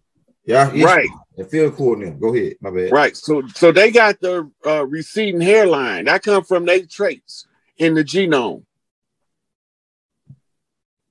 If they came to give a drop of blood and we can't see their traits in the genome surface as a phenotype, then they didn't get a blood, they cheated.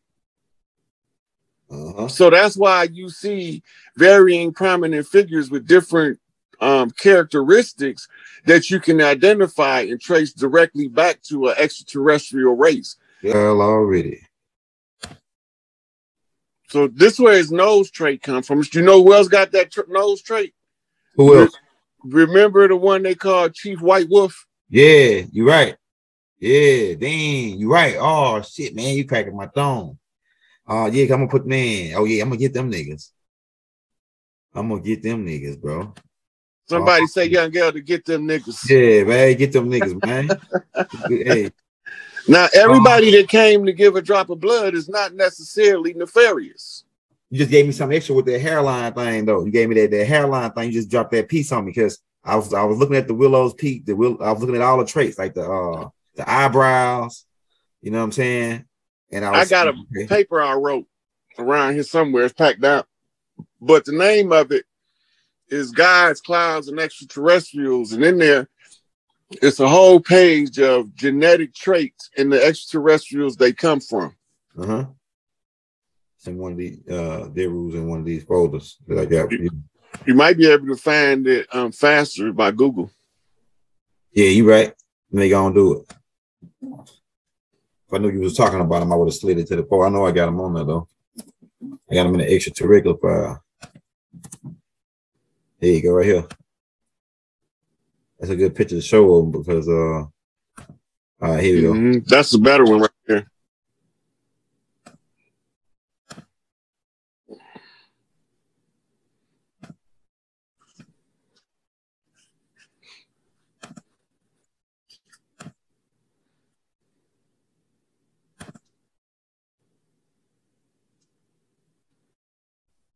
Also Queen Victoria was of their rule. Another signature trait of this species right here in the genome, like 500 pounds of shit. It's morbid obesity is what it's called. Go ahead, go in on that a little bit. Go in on this extraterrestrial trait, the obesity trait. Okay, so it's body types. If you pull up ectomorph, endomorph, mesomorph, it's going to pull up 3 body types.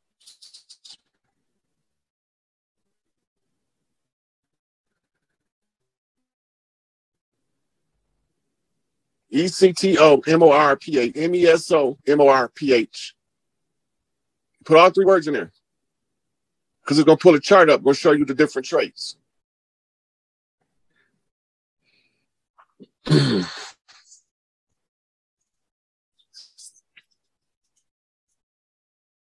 Ectomorph, ECTO. ECTO. MORPH. All right. Go ahead. Okay, there you go. Click on the picture Right there? 3 body types right there. It's Let me got see. 3 different body types. Let me Yeah, say. blow it up. That's the one. See, it say ectomorph, mesomorph, endomorph. Yeah, I got you. I got you right here.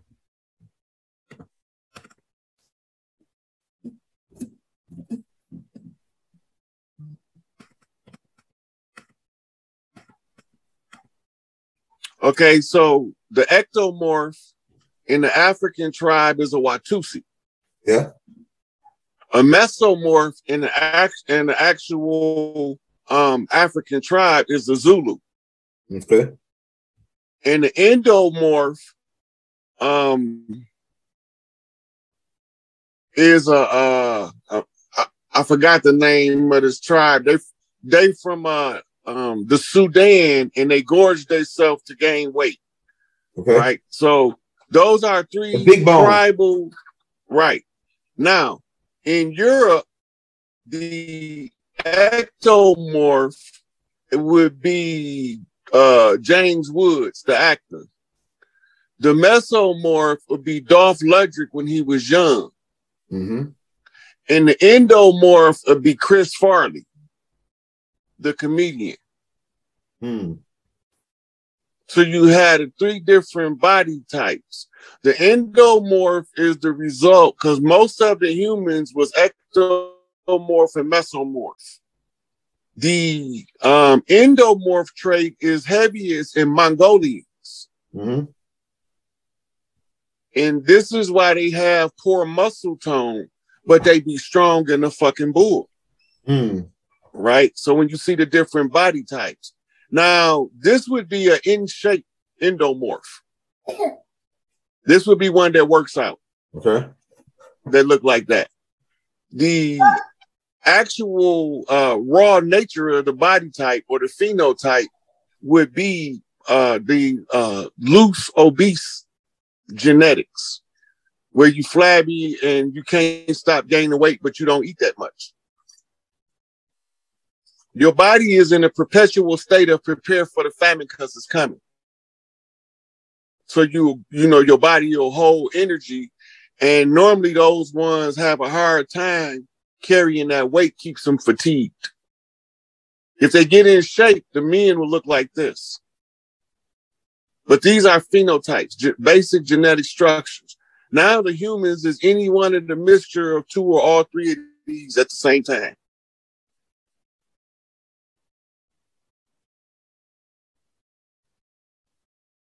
That's fire. So I know Queen told that the Daru trait ain't this the endomorph. It's more of a blobber type. Right. Remember I told you this endomorph is obesity in shape. Yeah, it's like a big bone type dude. Like I know people like that. They got big bones. They big boned people. They built right now. Women and men built like this. Right. So it's like Andre the Giant. Yeah. He suffered from gigantism, but he also was picking that weight up too. Mm-hmm. And toward the end of his life, that's how they look. And you got to remember too, the Daros is tall. Okay. And obese. Yeah, they are. Right. So they get anywhere from 7 to 9 feet tall, weighing anywhere from 400 to 500 pounds and up. Mm-hmm. Mm-hmm. Right. So where do we find these types of characters at? You find them getting in shape now. You find them in sports mostly as football players, as power lifters. They more inclined to powerlifting because they can get in better shape lifting heavy weight for lower reps, but it's going to keep their body in that shape. Mm-hmm. If they reduce the weight and increase the reps, that's going to be taxing on their psychology because they genetically lazy. Mm-hmm. But they not lazy. I don't even know if it makes sense to the average person listening. They genetically lazy, but they not necessarily lazy. Mm-hmm. Right. So that means that their genes are lazy is why they form that way. Some of them will express the laziness of the genes by being actually lazy. This is deep. Okay. Now you have different height levels in the genome too. Pull up Watusi v Pygmy so you can see the difference in their height. I got like Watusi versus Pygmy. You want me to pull? I got some pictures on it already. You want me to pull them up? Hey, blow that up and let them see the receding hairline. You see the receding hairline? Man, you just fucking gave me some, man. I'm telling you, bro. You just gave me a whole nother piece to this shit. And I ain't even think about it. Look at this receding hairline. So everybody got those. Oh man, it's really go down. I'm about to make connections on that shit. But now you got tribes that's related to them that don't have a receding hairline. Hairline. Yep. Like if you pull up the Hadendawas. You talking about these people right here? I got them right here. I got them in this same folder. These people right here. Yeah. They kin to them, but they carry the father line genes. See, the receding hairline is on the mitochondria. So the ones that come off the father line that's born to earth women don't have it. But the one that come off of the female Danakiel married to earth men have it. They get the trait from the mother. Oh, okay. Go ahead. That's deep, bro. But it only surfaced in the men. Yeah, Tyra Banks got a big forehead too. She one of them Danakos. That's what somebody said in the chat. And this the picture you looking for though. You said you was looking for the Watusi versus the Pygmy height. I got it right here. It's in this one. Tribes and families. All right. It's right here. All right, so this is the Twa right here.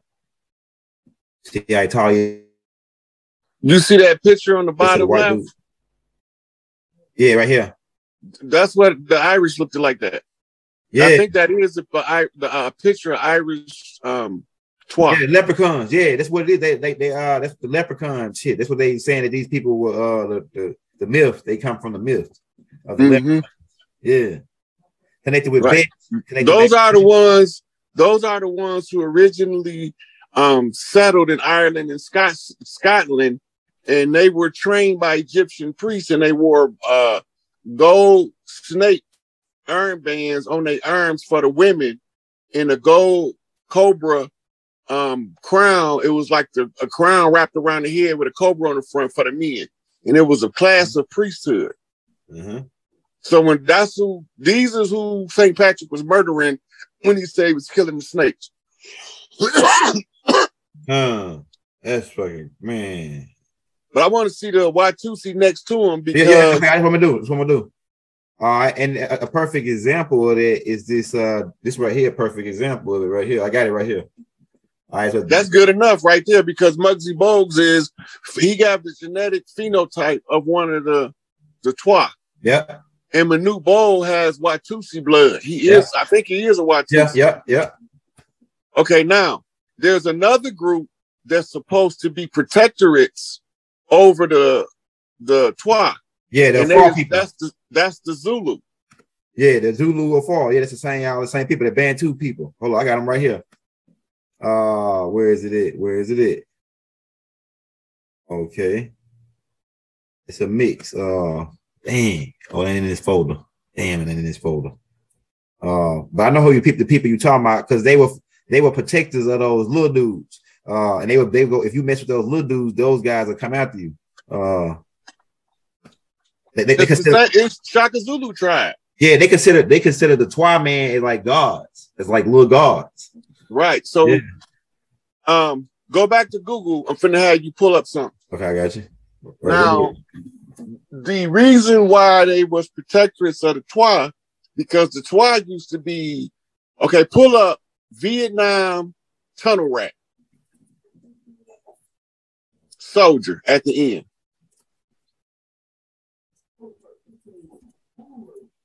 In tunnel rat? Yeah. Tunnel rat soldier. Okay, I hold on, soldier.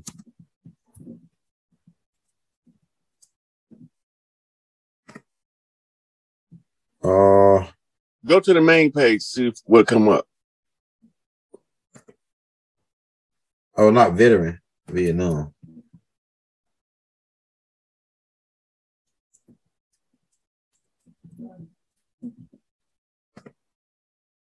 Here we go. You see it? Yeah, that's them. See them dudes that crawling through the tunnels? Yeah. See where it say tunnel rats on the bottom right? Go back. Scroll down. Okay. It's a book called Tunnel Rats. It's gonna come up. It's on the left now. One down, one more. Right there? That's good enough. It was one next to it though that's even better. The other way. Right now, this is the job that the TWA had. You see how these guys are small and they crawl through the tunnels? Mm-hmm. This is the only job they had for short people in Vietnam. Let me pull it up for you.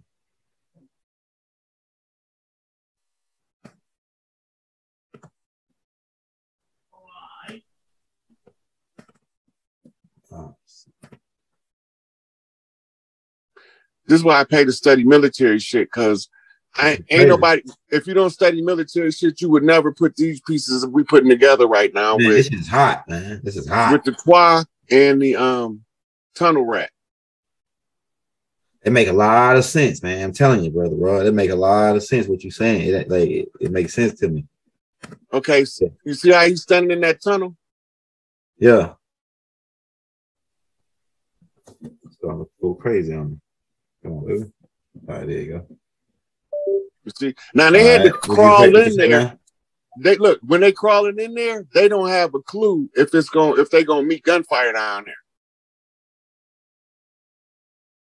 So that's one of the bravest jobs to have in Vietnam, right there. Damn, it's crazy. All right, now a minute ago when you was looking for this picture, you pulled up the regiment, and it had a picture of two dudes with yellow shirts on. It was on the Google page. All right, right here. Two dudes with yellow shirts on. I think it's down, son.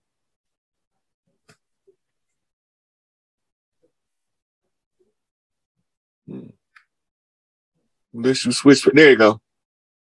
See what it say? Tunnel rats. Yeah.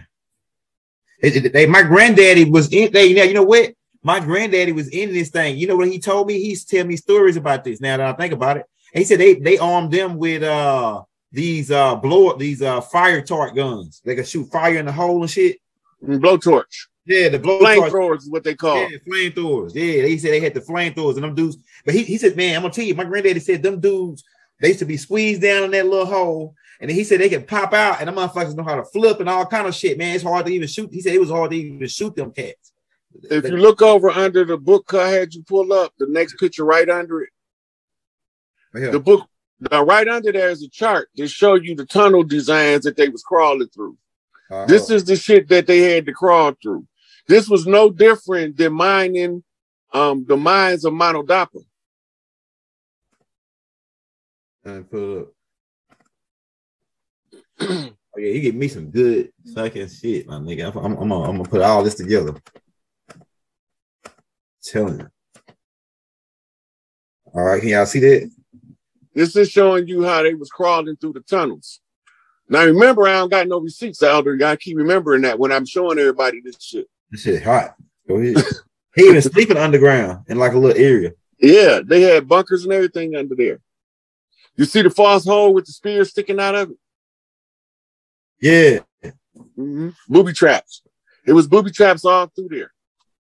Okay, now go to Mono Dapa Mines, South Africa.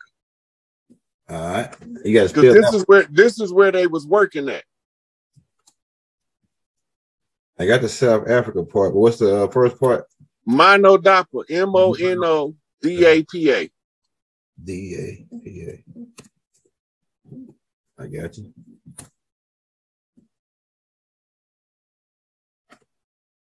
Did you put mines? Oh yeah, let me put mines. MINES.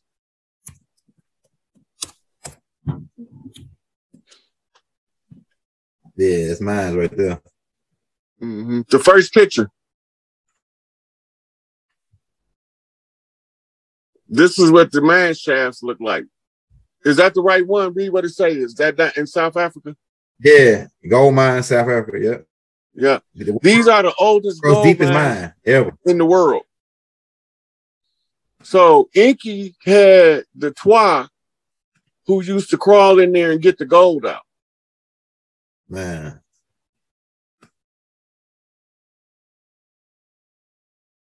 See, did it save in there? Oh, yeah, baby.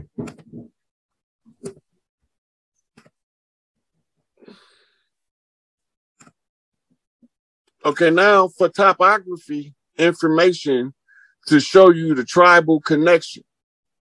You ready for that part, or you want to go deeper into this picture? Oh, yeah. Oh, I was trying to get that. Oh, there you go, right there. Yeah, we can go to the next part, but I just want to show, get that picture up on the screen while you was talking. So, like, I know the Anunnaki was digging mines and canals and shit, but it's a lot of underground shit that some of the shit that they don't even tell us about. Like, we know about a little bit of shit, but now it's more shit underground than above ground.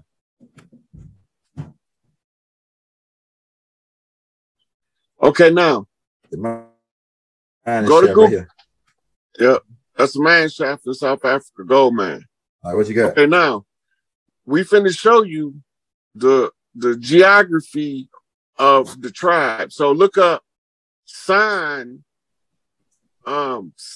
territory, SAN territory, South Africa. Oh, Sans people land? Yeah. Okay, I got you. We want a topical map to show you where it's at in South Africa. Put map behind it. Yeah, right here. There you go. Pull that up. Save that, and we're gonna come back to it. Pull up Zululand, South Africa. Let me make sure I got this done right here. Let me do this. It may have all of them right here on this one thing, just in case.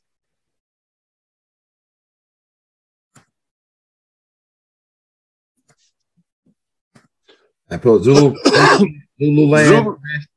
Yeah, Zululand, South Africa. So all of South Africa is Zululand.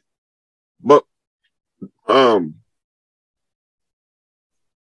we just trying to show you the relative geography of the signs in the Zulu. Because the way that it was set up, nobody was supposed to get to the Twa or the Bushmen unless they went through the Zulu. All the way to the left, third picture down. Click that. All the way to the left, third picture down. Right here. Okay, it's one more you need. It's called Swaziland. Make sure I got this one saved through the face.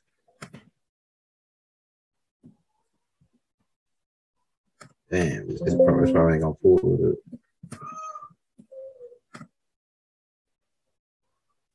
Yeah, let's say that one. All right, Swaziland. SWAZI. Swaziland is another part of the Zulu territory that they don't want to acknowledge as being Zulu. Third picture from the at the top, third picture from the left. Yeah. That one. Okay, now let's go back to say that, and then we're gonna look at these maps to look at where everybody was situated at prior to colonization, and then you can see clear what I'm talking about when I say that they were supposed to be the protectorates for the little people.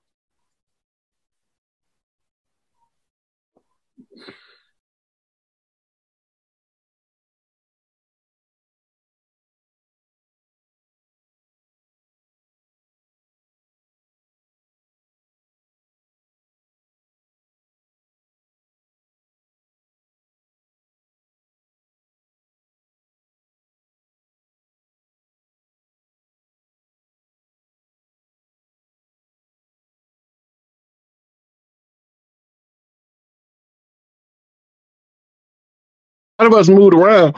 Yep. This is but we still here though. Yeah, yep. Hey, we back on the land, man. Chiefs back on the land.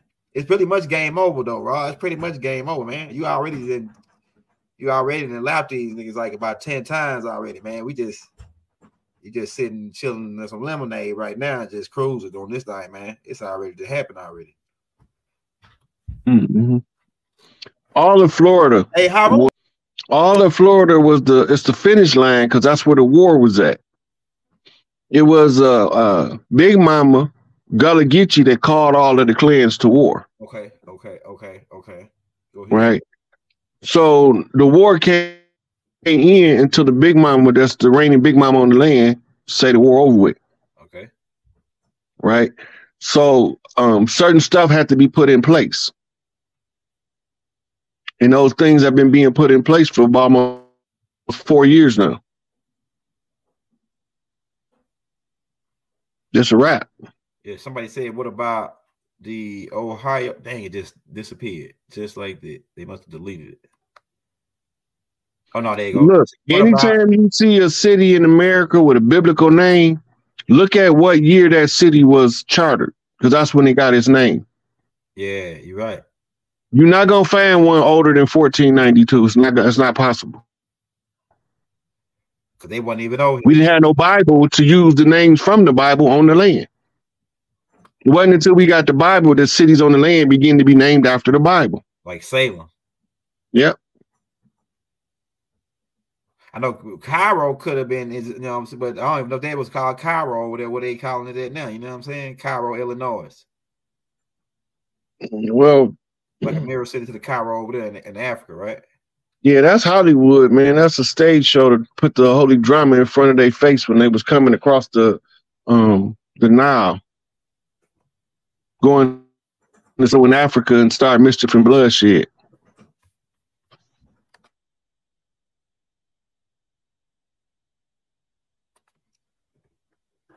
We'll say that because you didn't already, like I say, you could have walked off stage with that Indian training thing, man. That shit, that was fire, man. I'm telling you, bro. You just gave me a whole nother month worth of research to do, man. I'm telling you. I'm gonna go take that one little piece and I'm gonna connect them niggas, man, see where they was at, where they were going to. Then I'm gonna see, oh yeah, I got you. I got something for that. I'm gonna figure that out. Cause I was trying to figure out how did these cats, if they Chinese, did they speak our language by being our children just growing up amongst us, or because it's like it happened like overnight, like almost not just necessarily overnight, but it happened real fast of how they switched places with us after Andrew Jackson deal. Yeah, so they try to make people think that we live in teepees. Yeah, that's the most absurd shit I ever heard. Yeah, what happened was the teepee was Mongolian in origin. Okay. Right. And they still use them over there, but that was for travel. Yeah. You know how you pack your tent to go camping? Yeah. We took our hotel with us.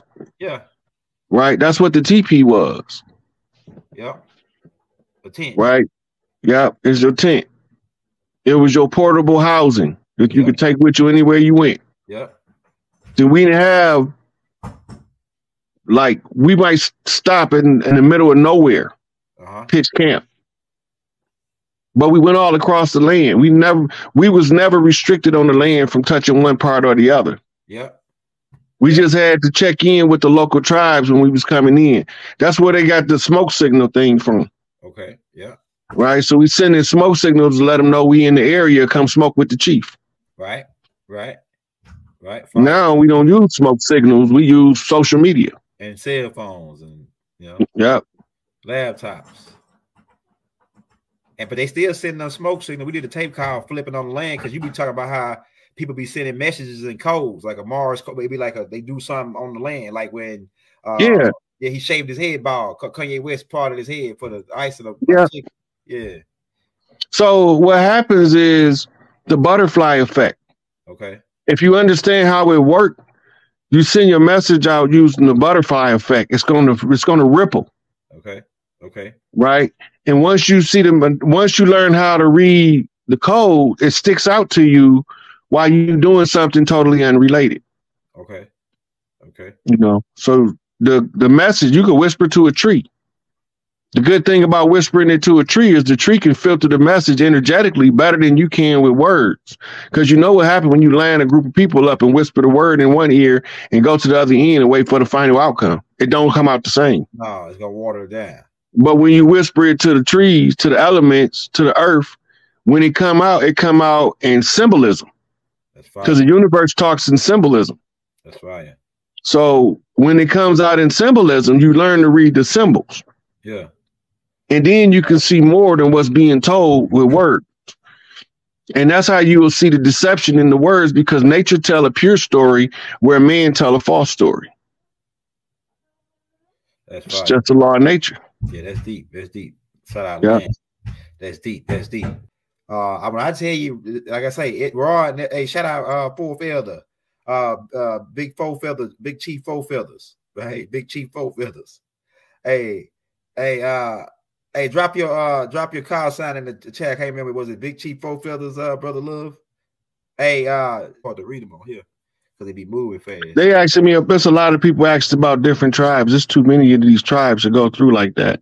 Yeah, we're gonna probably just do a tape just on it because that's a long. Actually, I got tapes on it, but yeah, we're gonna have to probably do something just on it because it's like the Shinnecock, Washita. It's so many, man. Like right now, it's like I think it's like 800 and some tribes, but like a lot of them tribes is $5 Indian tribes on the land. But as long as we know who we is, it don't matter who on the land. Yep. We still run this bitch. Yeah, that's right. Go ahead, bro. Right now, we used to get a Iroquois constitution orally to the next chiefs. Okay. Just verbally tell it to them. But when the European came, we knew we was gonna go through a Kali Yuga, and that when we wake up, we had to have it written down because we wouldn't automatically remember it. So this was the one I got. Oh yeah, that's fire. In here, it tell you that the matriarchs run the system. Big Mama House. It's Big Mama House. Yeah. Yeah. That's it has always been. Big Mama always was the head. Mm-hmm. The religion came. So, yeah. Religion, but see, they even concealed it in the religion. Yep. Big Mama, you know, right up at the top of it. They can't even sit up in that joint. Yeah, that's the old AME church. How much longer are we going to give them to get off the land? We ain't worried about them getting off the land. We worried about our people waking up to the fact that this shit is over with. Getting them off the land ain't even a hassle. Most of the motherfuckers gone anyway. It's our people that's right now apathetic. They're not doing nothing. They're not making no moves of renown. They're not restructuring their community. Right? So we got to let the $5 Indians take the lead on this shit so y'all can see how this shit work.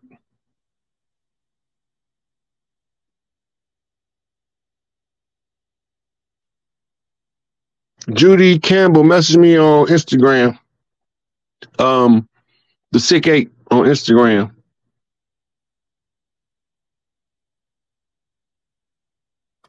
See what else we got. And we'll take one more question. I gotta get Haru now at the background.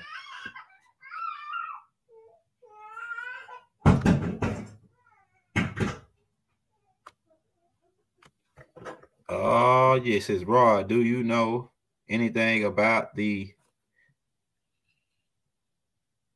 I think they're trying to say Sapana tribe in Virginia. That's my first time. I heard about a lot of tribes, but we're not finna go into all of that. I mean, like, I can't give you the history of every tribe individually. Yeah, I'm gonna eventually do that though. Mm-hmm. I got a tape coming out. I got tapes coming out on that, like some of them this week. I'm breaking the individual tribes down. Man, let me see. What about the Ohio Native Americans? Well, it's probably the same type of question. What's going on to happen to all the rich black sellouts? That's a good one, right? Well, first you gotta verify their soul out. Yeah. And I don't got no mercy for him, so you better ask somebody that got some mercy for him. Don't ask me, because I'll be off with the head. Hey, this is the last question right here. I got this question because somebody, it's this dude that came and he was attacking us on one of the shows. And he was attacking me too. And he said that, oh yeah, y'all niggas ain't no kings. Y'all, the real kings is hiding in the background. I said, man, real kings fight on the front line. And you hide while you. Then he said that when y'all get through fighting, we gonna come out of hiding and we gonna take over. I said that sound like that in-live shit. That sound like that. That's exactly what it sounded like to me. Look, don't argue with me. Don't argue with Young Elder. Argue with the receipts we produce. That's what argument at. Yeah. I can get less than 2 fucks about any of these motherfuckers with that bullshit. But at the end of the day, I'm still gonna tell my people how to get free from this beast. Right. So they can come on to all the slander they want to. Don't argue with me. Argue with the receipt. Because once we done cashing these receipts, I'm going on hiatus. Right. I'm telling you, I'm gonna disappear on them niggas. They gonna think bad lying. I'm telling you. Hey, look. So they said that. So like I was saying, these dudes they hiding under the table. You go to their page, they don't got nothing teaching us nothing. They scared. They hiding in the closet. And they said that, yeah, y'all want to go on fame. We up in y'all out front. We out front fighting for our people while y'all hide in the closet. And you think you would come out after we get through fighting these beasts? And you go talk about you gonna be, man, you better sit down. You a punk king. To me, you a pussy king. If you sitting on the back while the real kings fighting on the front line. And you talking about you gonna come and lay claim to something, nigga, you gonna get your ass kicked out with the other dirty niggas. You sound like the niggas sound like they might be some dirty moves. It sound like that in-live shit. You hide in the background while everybody else fight, while everybody else dig and work. Your ass sit back and relax. That shit going out, that old Lion King ass shit where you got the lion, the male lion, he sit back and wiggle his balls while everybody go out and hunt and he come in and get the food. That shit is out. That shit is out. That's that yin and yang. That's that Piscean age fucking mindset. Where you got these niggas that want to do nothing, then that they gonna get a cut. That ain't happening no more, bro. You ain't getting no cut of our shit if you ain't helping us fight. Mama said, if anybody talk about you, you ain't doing nothing worth being talked about. That's right. That's right. If you're doing something that's worth talking about, it's gonna be some people that's gonna try to tear you down every time. Well, shit. So I ain't worried about none of that. That shit don't. My skin thicker than that. Yeah. I'll tell a motherfucker where to get off at, and if he don't like it, I can show him the exit the hard way. Yeah, you can get down or lay down. You know what I'm saying? That's how I'm coming, man. I'm telling you. So all them people that's over there with their shenanigans, and some of them still flipping at me with Freemasonic codes and shit, trying to get my attention. The long house to the big house to the short house. From the blue house to the red house. Now, for my people that want to get free from under this shit, remember who the fuck you is. You was already here. You didn't come on no slave ship. Them motherfuckers came, they saw, and they thought they was going to conquer, and they got their ass handed to them at the end by one little old sorry-ass nigga from out of Pontiac, Michigan. Straight like that. Yeah, Raw, you really, with your help, I'm able to, the shit that I'm about to put out, Raw, I'm going to change the game forever, bro. This is the end. Like Ben Diesel said, it ain't the beginning you want to worry about, nigga. It's the end now. So you had it. That's called the grand finale. I think that's how you say it, man. Do we cut off family that still want to debate the Jesus and religion story? It depends on if you feel like entertaining that shit or not. Okay. The problem is you ain't pulled the Strong's accordions out and showed them that Jesus is ISIS. That's right. Go ahead, get them. That shut down 98% of their argument. Now they got to accept the fact that the Christ that they looking for as a man and why he always coming back cross-dressing is because it really wasn't a man, it was a woman. The whole time. It says, why beast? Hey, I think he answers the question on that. Cracked heads and twist caps. We got WB. It says, what do you think about starting a new corporation this spring? I don't think we should start any corporations until the new system come online. That's my opinion. Yeah, corporation is really. We see that the system is falling in real time. So it's going to be some upheaval. These banks is crashing. Why would you? It's a good time to make money during the recession. Yeah. but it's a bad time to participate in the banking industry while it's falling. Yeah. That's like putting your money in to support the fall and lose your money in the process. That's right. That's right. Hey, man, and that's it right there, man. We at the hey, this right here was another one, Rod. Like DJ Khaled say, another one. And like I say, if you came in late, you may want to roll this joint back, man, because Rod dropped a couple. I'm about to roll it back. He dropped a couple pieces in here that I'm gonna be able to take to add to my game, man. I'm telling you. But hey, Rod, it's like you like say I'm a basketball player, right? You like a coach, and I'm getting private training to brush my skills up. So I'm getting sharper and sharper every time I come on with you, man. Every time we go into the gym. And then I talk to you all the time, every day on the phone. I'll be getting my head cracked. So yeah, so it's this is good right here. Hey, look, yeah. In these sessions we be doing, we be showing receipts, but when I don't gotta go pull receipts, yeah, you motherfuckers be thinking I'm making shit up. Yeah. Because of how it be coming. They like, can't no one motherfucker know all that shit. Those shit like you sent, Rod. You definitely sent. And we were supposed to meet, and I was supposed to get your information, and I'm gonna do what I'm gonna do. I'm telling you. I'm about you know the head crack out of all of that shit I just said. I don't know half the shit Malachi know. I know it. Hey, look, and we with you, but I think we connected through the wind, and then all you got to do is tap into the wind, and when you do that, Rod. You be talking sometimes. I say, ain't no fucking way, Rod know that, bro. It don't even sound like him talking.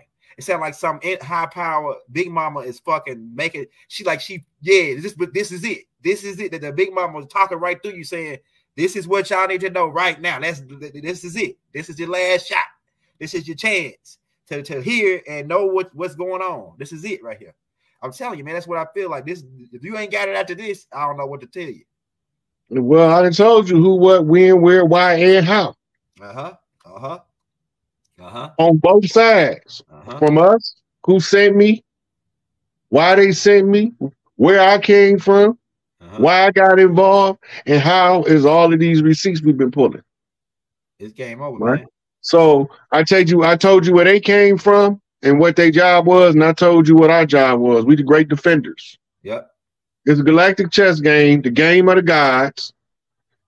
Bobby Hemmett even talked about the game of the gods. Somebody sent me the clip not too long ago. I almost sent it to you, Elder. Yep. But the game of the gods is a plutocracy. Okay. Type that word in, plutocracy. Okay. Yeah. We talked about it on the let me type. Hold up. Go right here. Yeah, we talked about it on that tape, on the hologramic tape. Yeah, the board games. Yeah, I got that already. CRACY. Oh yeah, there you go, right there. Like democracy, but with Pluto. Okay, I got you. Right here. Government, government by wealth. It's a system governed by wealth. A country's social government by wealth. An elite or ruling class of people worth power deprived from wealth. Okay, now go to the images and pull up the board game. Okay. Right here. It's the board game right here. Well, it's a soundtrack, but it look like the board game. How it look, the front of it. Mm-hmm. Right here. This is it. Actually, it right here. Here you go. Yeah, we did some magical tape. What is he playing on the cover? People, the masses. What's the game you playing? Oh, chess. Yep. Yeah. Against the now look at the pieces again. And the pieces is government officials, bankers, lawyers, doctors. Right. So you playing chess with people. It's a movie everybody need to watch. It's called The History of the World by Mel Brooks. Type Mel Brooks History of the World.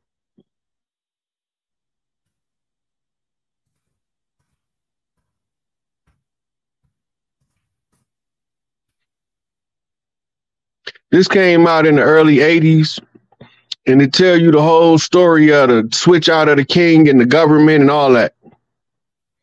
Right here, this is what it look like. History of the World Part. Oh yeah, I'm gonna check that out. It's two movies I'm gonna check out. The Warrior movie that you talked about, and this movie. With the gang banging movie that you said, I'm gonna go watch that movie. I ain't never seen it. So these some old joints. I like them old joints. I like them old classical joints. Yeah, this was Gregory Hines' entrance into Hollywood as a major role player. Yeah, this is gonna be. I'm gonna check this out.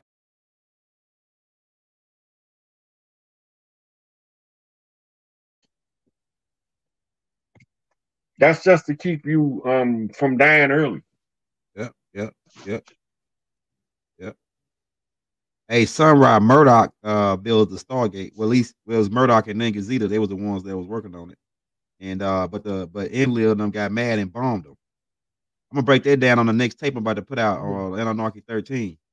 Look, this is where the atomic bombs drop. Okay, the Mediterranean was the planet splitter. That was the Gandiva. That was the flat desert scape before the Gandiva.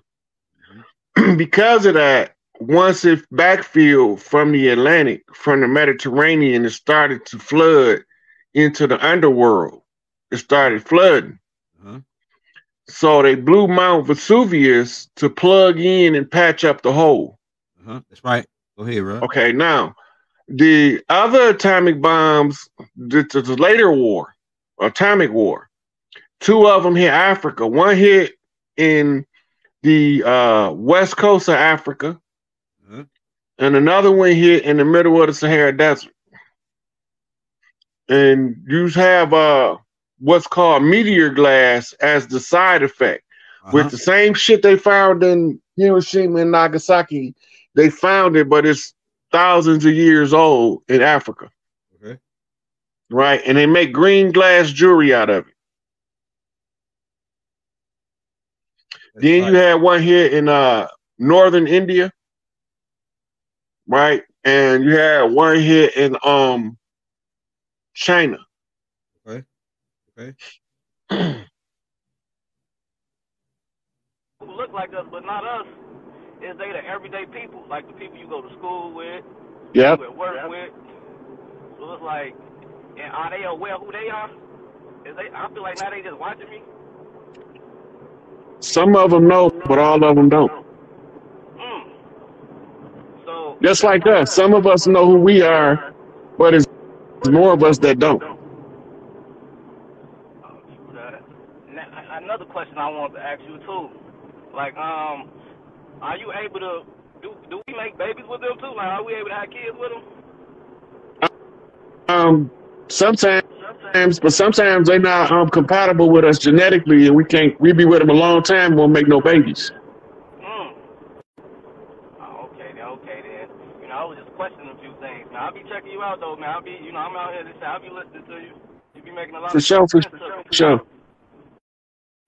And then there's so much chaos and confusion out here, like on the streets of Chicago. So it's like, I be feeling like now, like that's probably where it be coming from. You know, people who just don't, want to see us doing good. Yeah, we always got they in our communities, and most of them play the Godfather in the community like he a big shot. I can believe that. I definitely can believe that. Them the same niggas that got rid of Larry and Angel Bay. Oh, yeah, I can see that. Like how what's the other guy named? The police came in and killed him in his crib. Go back and look at the paperwork. The nigga told him where he was at and gave him a schematic of the house. They look like us, but they ain't us. Yeah, that's interesting, man. Cause I be like, you be having me question. I be wondering, is these same people the people I call my friends? Yeah. But yeah, all right, I'm about to go to the next caller. I got you. Blessings. All right.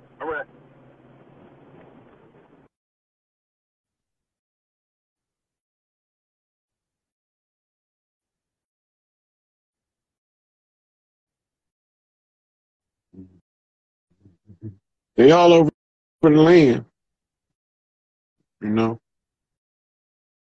Bunch of them look like us. These guys. Oh my gosh! Holy, what's up, man? I got my headphones on. I hope you guys can hear me. Sound good right now. Okay. I got the fan going, smoking. Yo, Rod, my birthday is November 10th, 1983. Some of the stuff you said resonate with me, and I'm sitting here and I'm putting things together, and it blows my freaking mind because I was a different kid growing up. I was a kid that got made fun of. I got the most boss ass in my family. But I love my mom, I love my dad, and I kind of moving different right now. So I don't talk to nobody. I'm by myself, but I got my wife and my kids. And that's my joy. That's what I crafted. And within the last couple months, shit just been hitting me. From one day just watching KRS-One and he's talking about conscious. And then the next day, I'm seeing Brother 19 Keys and Billy Carson. And then just things are talking to me, but I use life. So if it comes in a video, I take it from a video. If it comes something, but I just moved different. And I was like, yo, what the hell is going on? But when you started to break down them motherfucking dirty Moors, the studying I did in school, like I was always getting in trouble as a kid. I went to a Catholic school. I'm in Canada. They're teaching me about some native stuff, and it didn't resonate with me. And I used to sit in the corner of the wall because I was that kid was like, no, man, that ain't right. The history ain't right. But when you start putting it together, it was like, I was like, you know, man, this guy's thorough. Because there's not many people like you, Rod, who break it down in this generation to help people see it. Like the way you breaking people out and the way that you doing it, I don't know, I feel different with Scorpio, but there's certain things you say that is like, it puts me in a different frequency every time I watch your shit. Because I'm like, oh, there's another key. There's another key. But it's like this feeling that I had that I can't explain, but I know it's like when I hear you with Chief Warhorse, even just today I was listening to some of her stuff.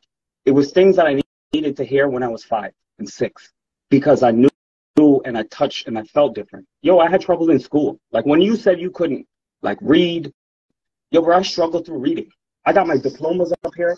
I went to university. I don't know how I fucking got through that shit because my reading and my writing was struggling, but I motherfucking fit that shit. Nobody was telling me I couldn't do it. How I got through it this far, yo, I came from nothing. I was poor as fuck.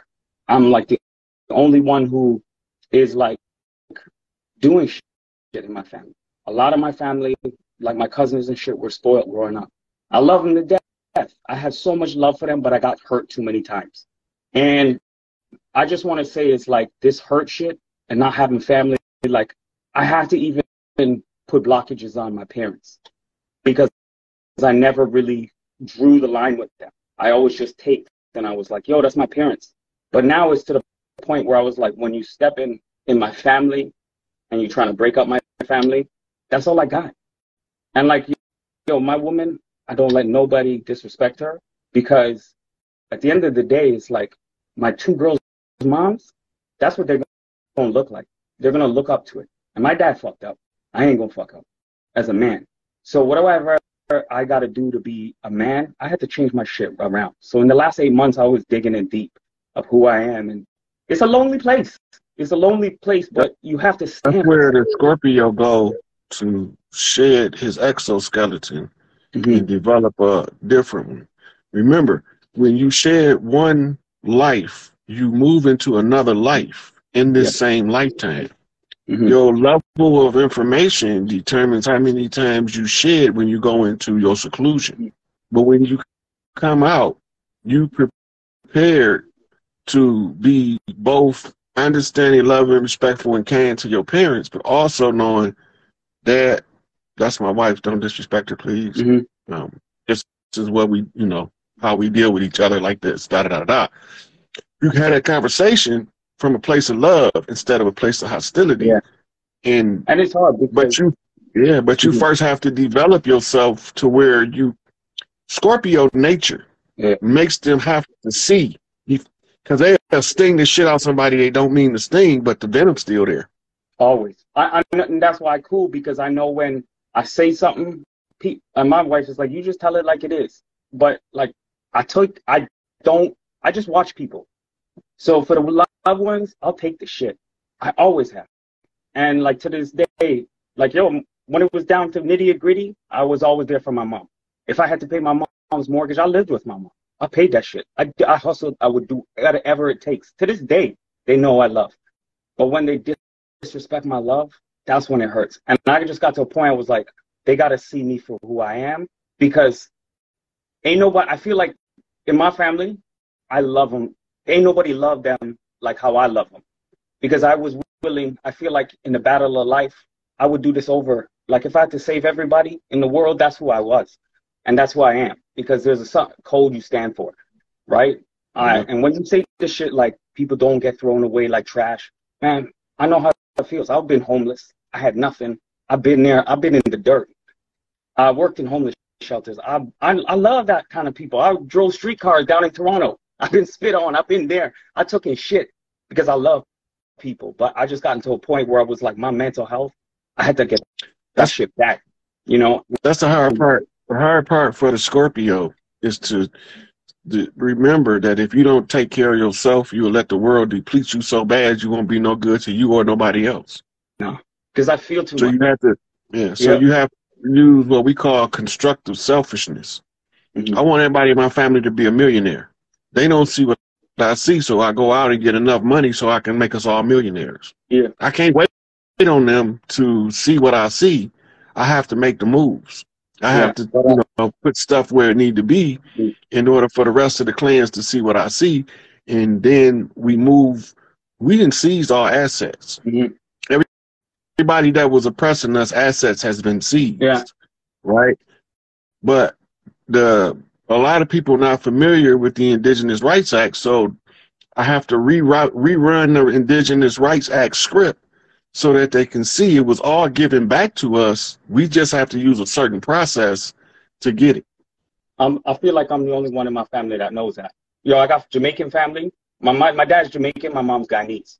And they don't know that. And I've been telling them, and they know a bit, but it's a colonization is like fucking up the family. Like when you say there's certain energies, the enel energy, I seen that shit growing up as a kid in my house. Right? I know what some of my uncles did to my aunties, and I know that shit. Nobody talks about it, but it burns them. But I'm like, I know everybody's life, not because I listened to gossip, it's because I had to hear it. And I kept it dear, and I know what everybody's gone through in my family. And I think I was always the black sheep, but I take it with pride. And now I take it where it's like, you have a mission, and whatever you got to do that mission, I want to, I want to do something great. And now I'm feeling the urge, like even with what you say, Rod, if you need a brother, I'm in Canada, you got a brother here. Like if you ever you one of the real ones out here. I feel your energy. I haven't tapped into I don't know, but when I watch you, you a brother. And there's certain people that we respect you. You protected wherever there's family barbecue, we always gonna look for you. And we always want to have your back because you have our back 100%. When you speak to us, you yo, bro, you put me in tears some days because it's so real, but it's life-changing for us. And when you say you going away, you could just come on here and smile and you change the shit. And I want to say how grateful I am for you, for everybody out here that's just trying to do, young elder, everybody's fighting. But you, what you did, and ain't nobody has a story like you. So we feed off your energy. You know what I mean? You one uplifting, loving motherfucker, and we love you. Straight up. I can't even say that. I'll say you all day right now. We love you. You are a big brother. You're an uncle. You're like a dad. You a real one. And they don't come across. But I'm going to tell you, I knew you were certified when you said your birthday was November 10th. I was like, I'm not going to be conceited. Scorpios, we different. I feel every sign. We are we just different. I'm not bragging. You asked, I forgot the other Rod's name. He even said, when you born on the 10, it's something different. Especially when you Scorpio and you born on the 10, the stars are aligned in a different way. And I'm not saying it's this, but you understand. I understand that's a gift. So it's precious. Yeah. Well, 1110 is initiated 10 toes down by orders of Big Mama. You know, so I mean, I gotta be who I am in order for us to get free. Yep. You know, so yeah. I'm not with the slave gang. No, I've never been. I've never been.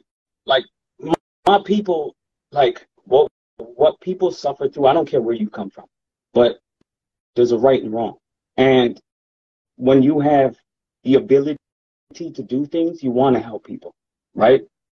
I'm always down for my people. So, you know, it don't matter who it is, but there's a right, there's a wrong. And just knowing, to me, it was like, we always got the story that we came from Africa. That's the story we get, right? Even in their schools. But when you dig deeper, you're like, no. And they don't, I love Africa. Don't get me wrong. I love this world. But I live in Canada, and there's something that talks to me. From when I was a kid, and I went on a little trip, and we went to I think it was called the Six Nation Reserves, and we went to see Alexander Graham Bell's house. And they were doing a demonstration, and they picked me. I just wanted to be picked. But I remember they picked me, and I was a bunch around. I was the only black person there. And I felt good. I was like, finally, they're going to pick me. And she was talking about marriage and getting married. I'll never forget that day, but something never left me. Something said, there's something here. You on this something. Even when I went to Alexander Graham Bell's house, I was like, I know that motherfucker didn't make that phone. I was feeling that as a kid, but I couldn't say it because I was always that kid. Like, I just speak my mind. Nobody liked me. I don't care. So, but he used to have what's called a lab assistant. And he was a little melanated guy. I can't remember his name, but that's who. Is it no, wasn't him. Okay, he might have been his. He might have been one of his apprentice or one of his lab hands too. But back then they was giving the credit to the pale face for what our people was doing. Like, everybody believed that Albert Einstein's theories of nuclear fission was a cause of the atomic bomb. Yeah. They couldn't convert it from a mathematical formula into a bomb until they called in a guy named Lloyd Quartermain and his melanated team. Right? We don't know nothing about him. No. Who the hell is Lloyd Quartermain? Lloyd Quartermain is the one who seen a mathematical formula and had the guide mind to know how to translate it into a working mechanical structure. Yeah. AKA the atomic bomb. Yeah. Somebody in the comments said it was Louis Latimer was the one with him. But I know he did a lot of work on light bulbs back in that same time frame. The cotton filament. Yeah. Like, there's one thing that and it's not to shit on nobody. It's just, I realize, like, we just different here. There's a certain vibe. There's a certain way we talk. There's a certain way we move. It's like, the first thing I saw when I saw you, you look like my sister's ex. His name is David Haley. And his father's from Memphis, but he looks like his father. And he, like, when I looked at him, I was like, Dave, you got to check this guy, Rod Hayes, out, man. He might be your family or something. But it's the mannerisms. It was the way, even when you, like, you always do this with your lip. And I'm like, David, he does certain things. The way he smokes, that might be your cousin or something.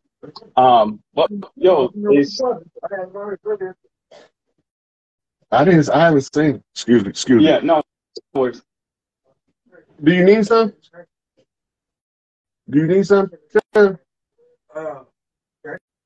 Just come back right over there.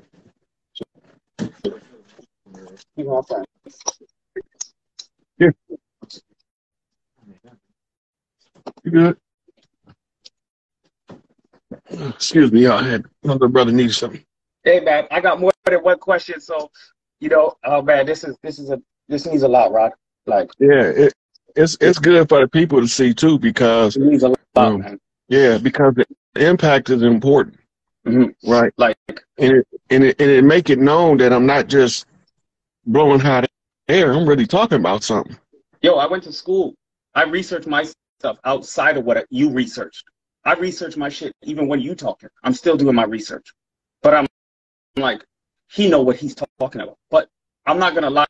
Most of the people, my friends, not everybody's into this stuff because it's a lot. So I put it on my wife sometimes, And a one point might take me an hour and a half to explain because it's so depth.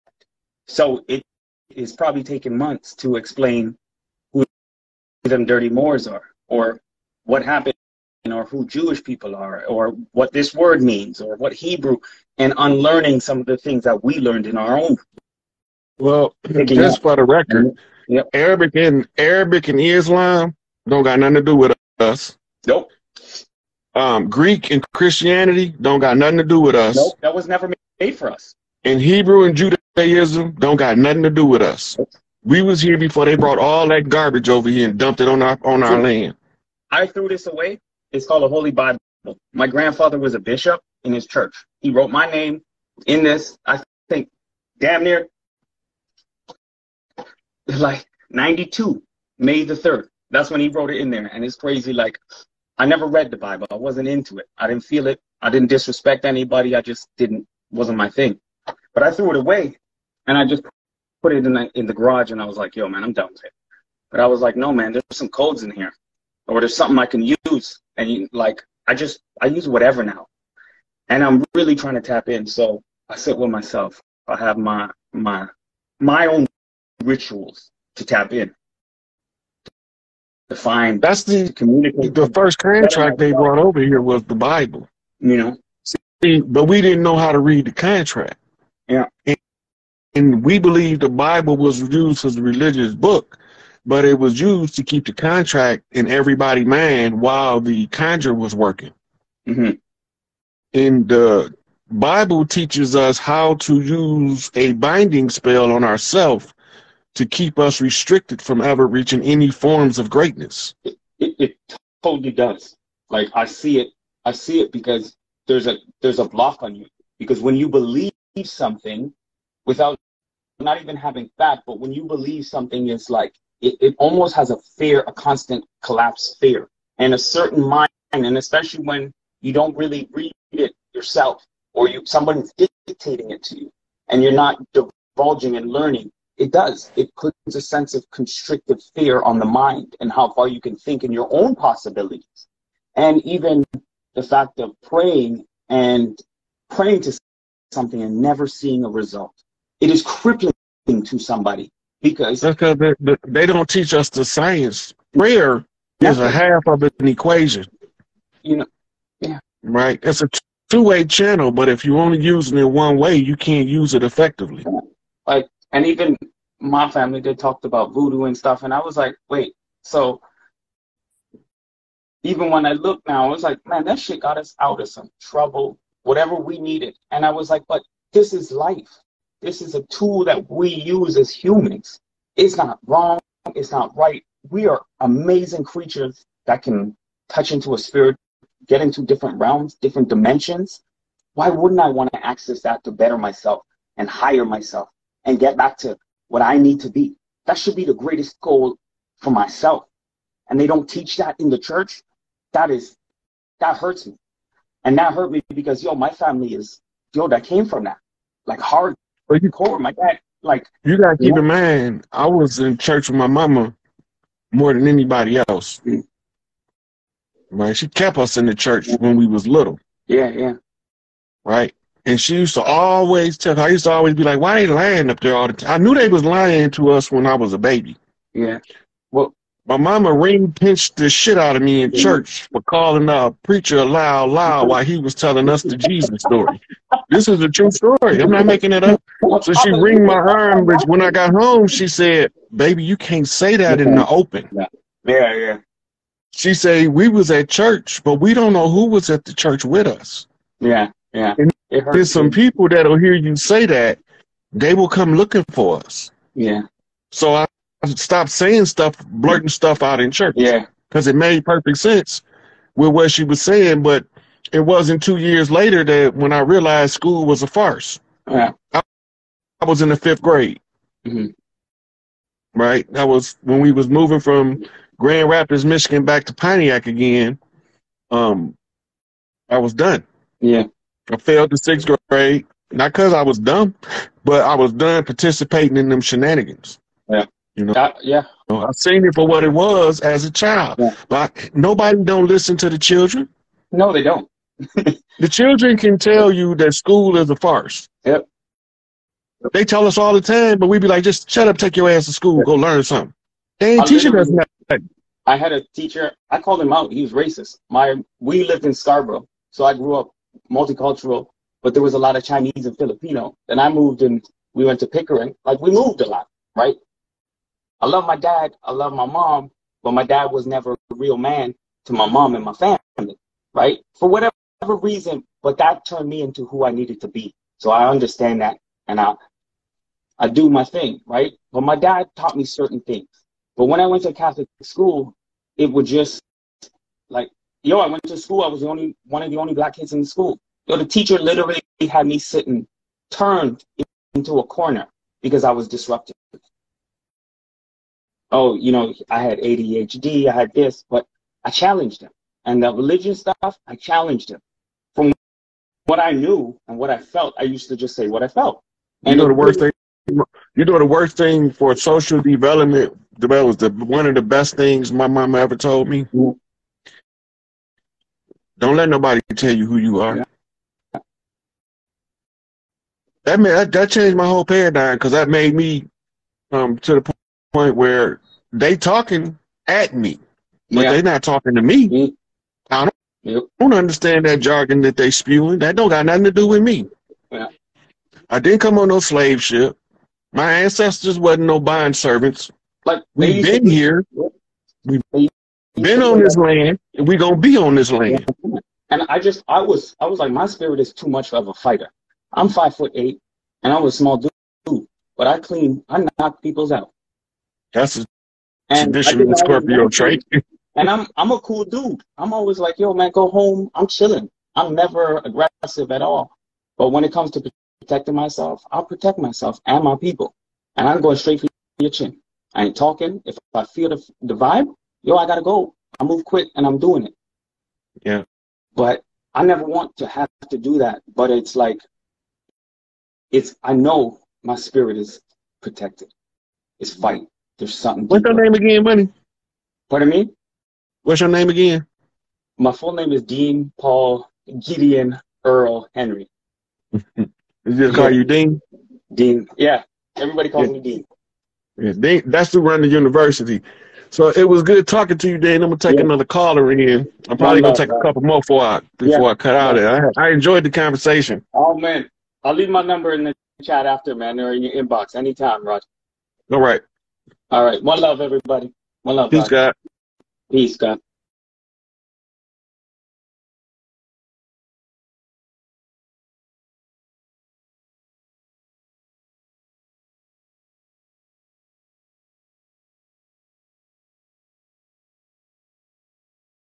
Family member that you in the same city with, and you ain't even never had an opportunity to spend no time with. Now you talking about what's that term? Singularity, convergence.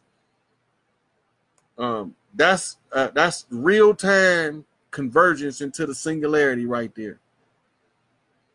That's real time convergence. That's some heavy shit. Hey, LOL Adams. So the sisterhood is important. The art, it's gonna look so different than regular school, but it's gonna look so much like a tribal village in a modern era setting.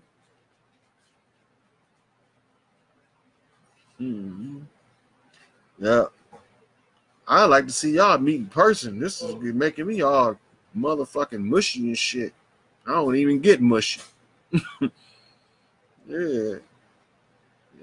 Y'all keep me posted on y'all interaction, Mizell, King Eddie. I'd like to see how that turned out. Y'all got to run across some family members on a video. Yeah, just pull that's gangster. This is what it's all about. You gotta remember, in the history of America, we wasn't allowed to form coherent, competent, structured families. All of our families had to be fragmented, broken, or dysfunctional in order to be left alone.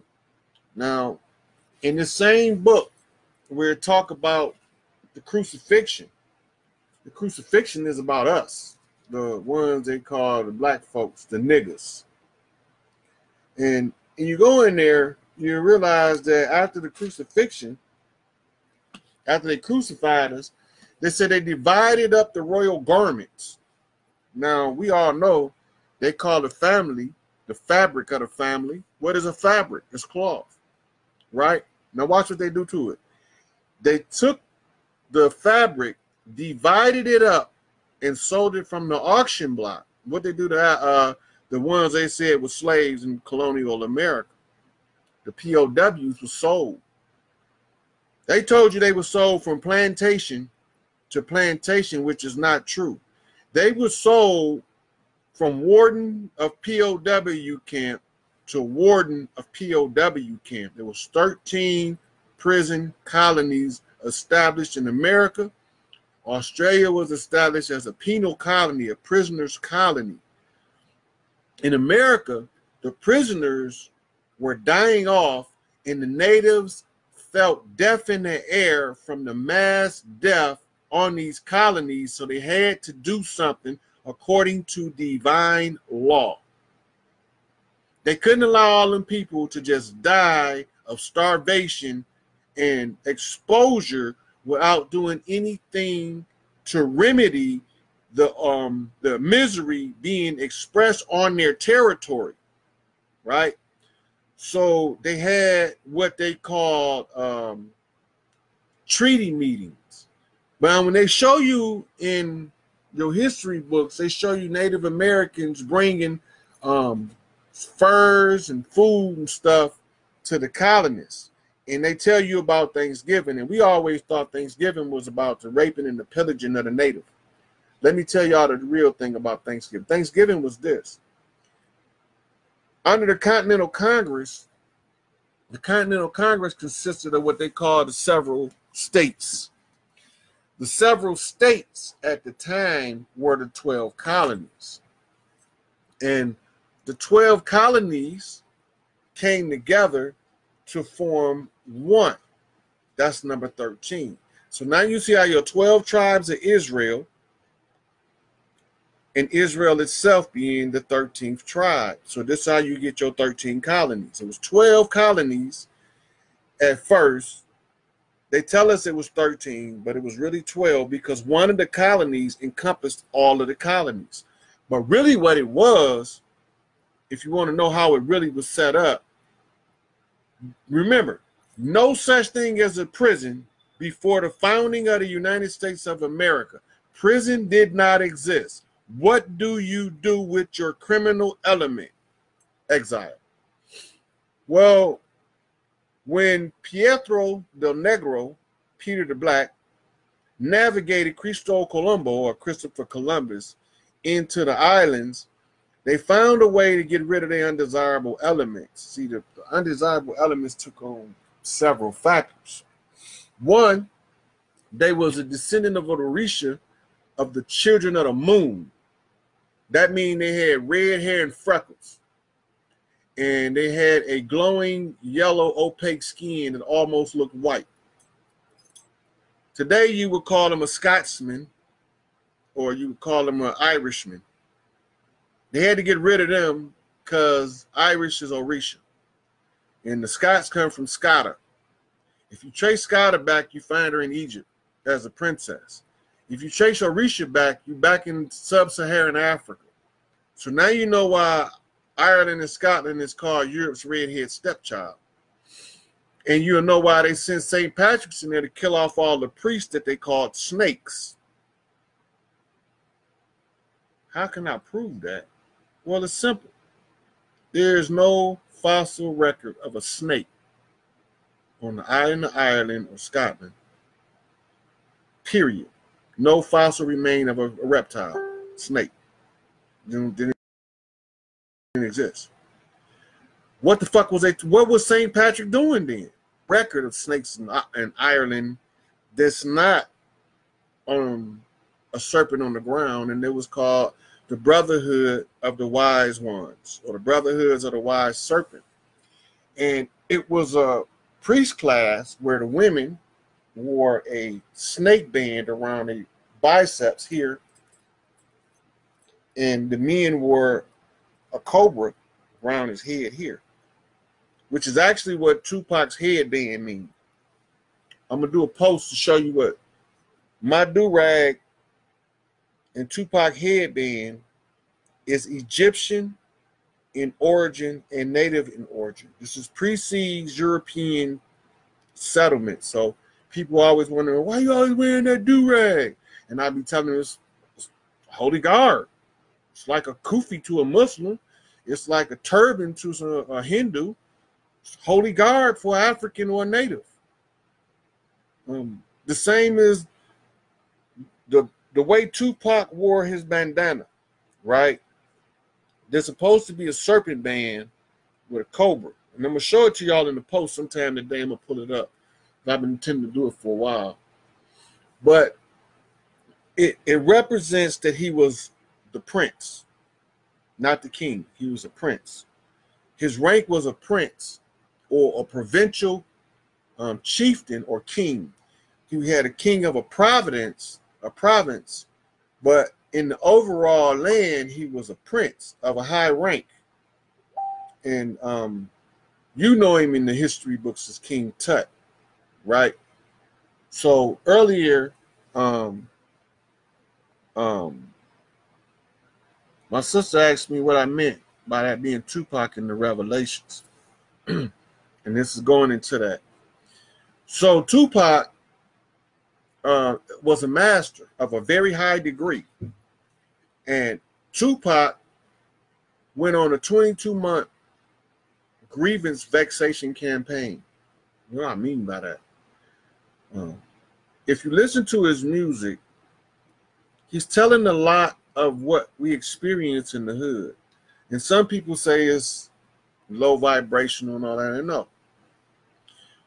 The way that it works, if there is no grievance vexed at the close of the age, everything stays the same. But the grievance has to be vexed by masters.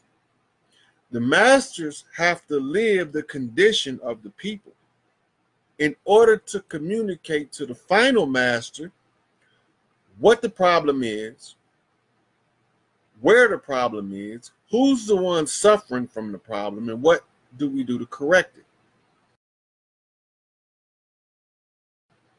And so you see the prison interview, Tupac was like, I have to say this.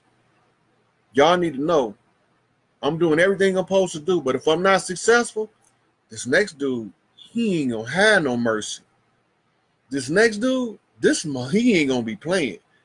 Go back to the prison interview and watch what I'm talking about. Now, Ed Gordon, he said, look, let's not be selfish. This Tupac talking. Let's not be selfish. I'm not saying I'm the one gonna change the world. I might not change the world, but I guarantee you, I spark the brain that will change the world. In order for him to be that confident, he have to know something.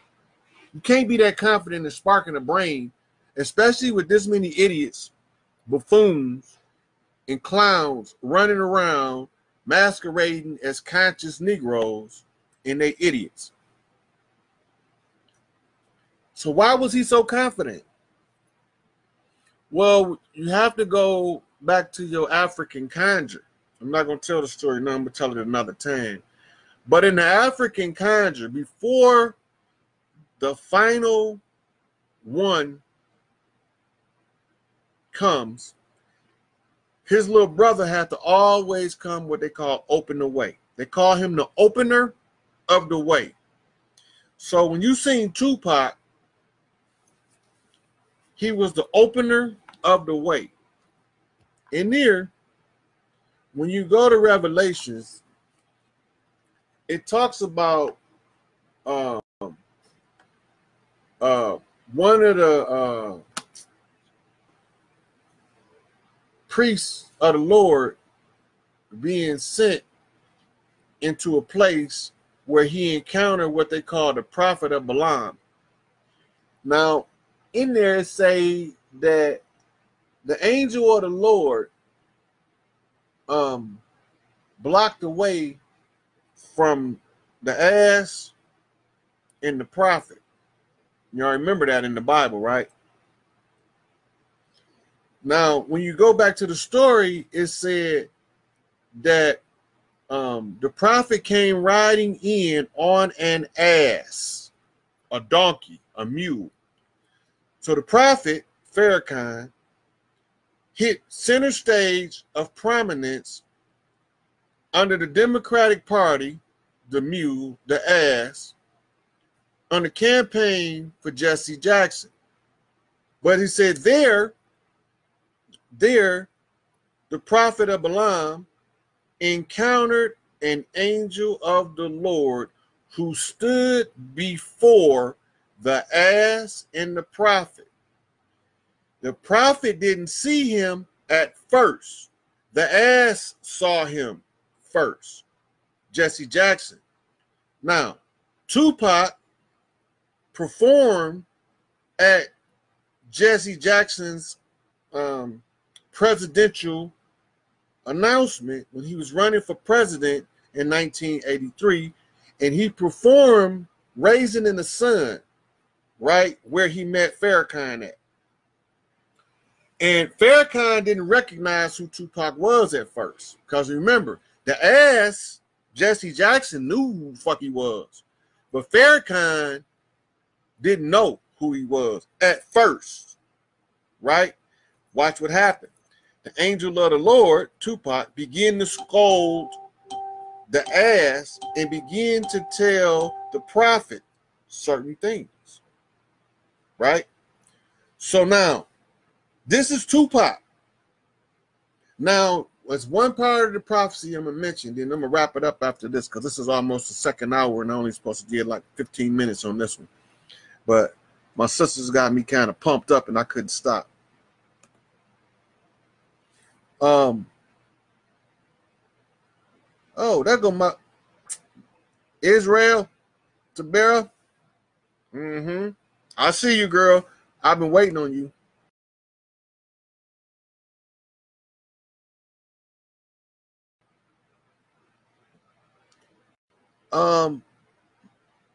Most of y'all don't know.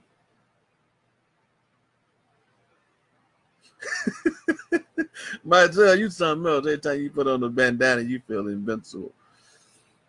Malcolm X self-sacrificed to save Elijah Muhammad in order to make this whole process work, because Wallace didn't want to do his part. Wardeen Muhammad, son of the messenger, is the reason why Malcolm did, not Farrakhan, not Elijah, not John Muhammad, not Clarence 13X.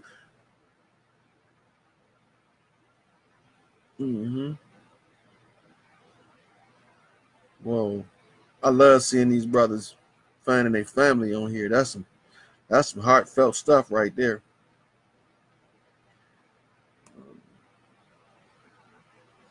Whoa. Wow. I believe you my Uncle Eddie's son. Get the hell out of here.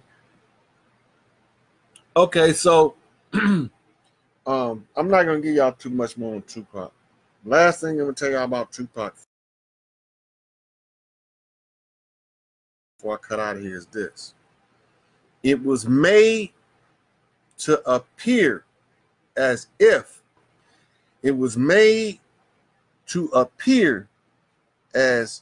he had been slain, but he had not. It only appears as such. That's how it was written when I read it. So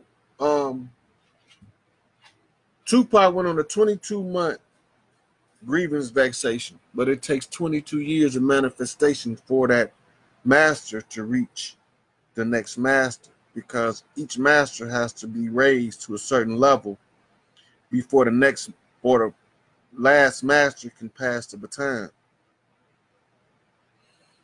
Yeah, India, they always doing that to me. But I want you and I want Israel Tabera to listen to this video because I talked about how the sisters got to start meeting and knowing what their roles and responsibilities gonna be. And anybody that won't free gonna have to be in it because it's only one way to get us free, and that's flip this fucking grid. All of this stuff that I tell y'all, if y'all need a reference, just let me know. Yeah, Mazel. So you will look on my post and you'll see the mirror effect. You'll see Tupac doing this, and you'll see a gorilla doing this. In between them, you'll see that I'm telling you about a mirror. It's a reason. Ain't not a single post on my page haphazard. You can go back to the very first post I made ever on Facebook, and you will not find me just talking about I was eating an ice cream cone at the mall and it's Saturday. You're not going to find none of them. Only thing you'll find is a whole bunch of blank spots where I didn't say nothing. Boom, I hit you with a seed. Then as you start getting closer to now, you're going to see the intensity of the post pick up. Not only is the intensity, but the depth of content is also going to pick up. And not only that, it's going to start identifying nouns, people, places, and things out of end times. What they did, when they did it, how they did it. All this got to come out. It's all got to be revealed, and all of the imposters got to be exposed. So y'all can sit here. Fuck no, he ain't in Cuba. He in South Central. He in LA. He at home. Y'all ain't see him at. Look, I'm gonna give you a bone. Tupac was at Coachella when they did the video of the hologram. He was physically human, flesh and blood present and watched it from backstage. One. Second bone.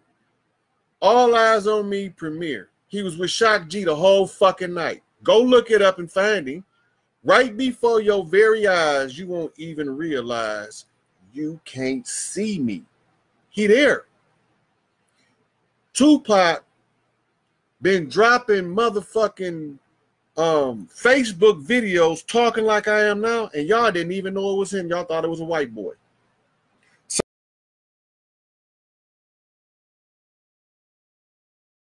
Win without H.P. Blavatsky. We couldn't win without Aleister Crowley or Franz Bardone or Manly P. Hall or Charles Tazez Russell and Joseph B. Rutherford, Mary Baker Eddy. We couldn't win without them because they gave exhaustive analysis to the doctrine of the church and the secret societies in order for us to have a comprehensive record of what these motherfuckers was doing to us behind the scenes. Right? So Madame Blavatsky bring the keys to the Seven Sisters to the Blue Lodge that she went into the enemy's lodge and got out because she was told by some of Enki's children called high cellars that they needed her to get in and get this information and put it in the public domain. But the only thing is, Madame Blavatsky wasn't pale-skinned Russian. She was chocolate. That's right. She's a mulatto, and she loved to have interactions with dark-skinned Nubian men. And she loved to get that big mandingo dropped on her, man. I'm telling you. Hey, man, quit talking about my girl, Madame Blavatsky. Hey, man. Look, she fell in love. She fell in love with. See how they got the information? It was a being that incarnated that was named Azabuk El. He reincarnated as El Moroi. El Moroi hooked up with Madame Blavatsky. Madame Blavatsky got the hots for him. He started knocking her down, and then he started teaching her some of the ancient mystic art of science. And then Saint Bernard or Saint Germain them was in with it. With the it's just a picture of them online of all four of them on the picture. With El Maroy standing in the background. He was one of the ascended masters that came with the from the mystic order of Melchizedek. And he's one of the considered, as they talking about, the three wise men, right? But he supposedly taught Velasquez that the thrill society or whatever they call themselves, that doctrine is really ancient Kemetic science and really Tahuti doctrine. It's really Hermetic principles and Tahuti doctrine. Yeah. Right. So a lot of the reference she gave, like the Book of Zion and different stuff, Western scholars didn't accept them because they was ancient scrolls from India. Yeah. This is where Enki stored all of the earth records at. Okay, I'm with you. Enki's priests became known as Shaolin priests over time in China, and they became known as Buddhist monks over in India. Okay. Right. And a lot of his spiritual teachings come passed off as the incarnation of Siddhartha. Mm-hmm. Right. Mm-hmm. And but there's really another incarnation of Enki. Mm-hmm. Mm-hmm. And Enki was, if you really examine what's taking place, he's trying to study that when the Anunnaki leave, right? This is what the Buddha really doing when they talk about he's seeking enlightenment. Okay. You take on the human form to find out the extremes of the human body. The Anunnaki put on the suit of Siddhartha, and he lived a life of a prince in luxury. He decided that the luxury has to be tempered by something, or it spoils the benevolent nature of the being by creating a certain errant character. Mm-hmm. So he goes out into the community to live in poverty among the paupers of the land. Mm-hmm. This is the extreme polar opposite. Mm-hmm. Now, if he can assimilate into the pauper lifestyle after coming from such luxury, this is total application of willpower and discipline. Mm-hmm. Right? So the first lesson of the Buddha is it takes great discipline to become an enlightened individual, a Buddha. Great discipline is the first one. The second one is you have to utilize your own willpower to overcome the conditions that the external life put in front of you in order to get the life that you want the external life to present you with. Mm-hmm. Right? So then he goes through these extremes, these meditating, and he understands something about the mind. Mm-hmm. The mind is psychomal, it's erratic. If you don't learn to control the mind, then you won't be able to control your lower base nature as an animal, and you can't live as a divinity amongst animals as opposed to an animal amongst divinities. So control of the mind, that means be mindful of what you think, because what you think becomes your reality. Mm-hmm. Right? Mm-hmm. So then the Buddha begins to practice different forms of yoga to learn the extremes of the body. And what do we discover? What? We discover the body is very malleable and adaptable. The earlier you train it, the easier it adapts. And the older the body gets, the more difficult it is to adapt to new ways of being. But the body can still adapt. It will just take a longer period of adaptation. Mm-hmm. So now he's telling us the extremes that the body can go based on the conditions that come with developing over time. Mm-hmm. Right? Mm-hmm. So at any point in your life that you apply your will, which was the second thing, it's going to still require you to use the discipline, which is the first thing, in order to train your body to be the body of the life you want to live. Which training the body is the physical exertion required to radiate the necessary energy to attract to you those things that the person in the body that you're building is supposed to have. Mm-hmm. Because this is the great work again, the building of the temple of man. Mm-hmm. The temple of Solomon is the temple of man. Mm-hmm. The soul goes in the man, and the man has to train the body to facilitate the soul by purifying the ego. Mm-hmm. Shadow work. The shadow work comes with the effort required to utilize your willpower your ability to use willpower over the desires of the body and the needs of the body in order to transcend them things in which you can become one with the universe, in which all those things become good when you use them. So you really utilizing this blueprint. So this was a method of research or research records of Enki as an incarnation of the Buddha in order for him to learn the best ways to teach the difficult to teach, right? And how to optimize this machine called the human avatar.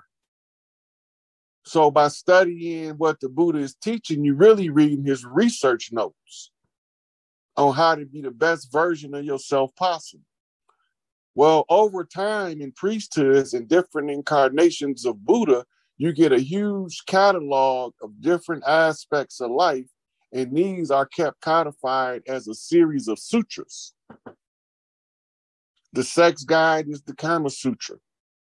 The memory of the war and the recount of the war is the Vamana Sutra. Then you have the Iso Sutra. And the list goes on and on.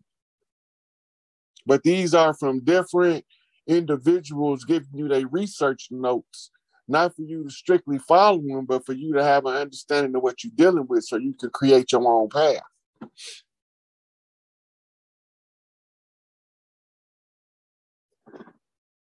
So a good series of books that ties into this, right? Okay, go ahead.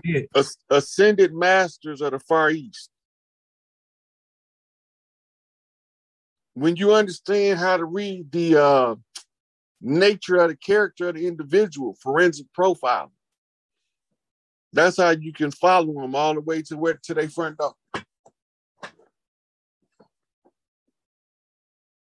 See that box collection? The first picture in the second row? Right here. This one right here. Oh, hold on. Damn, my bad. Damn, shit. All right, right here. This first picture in the second row, right here.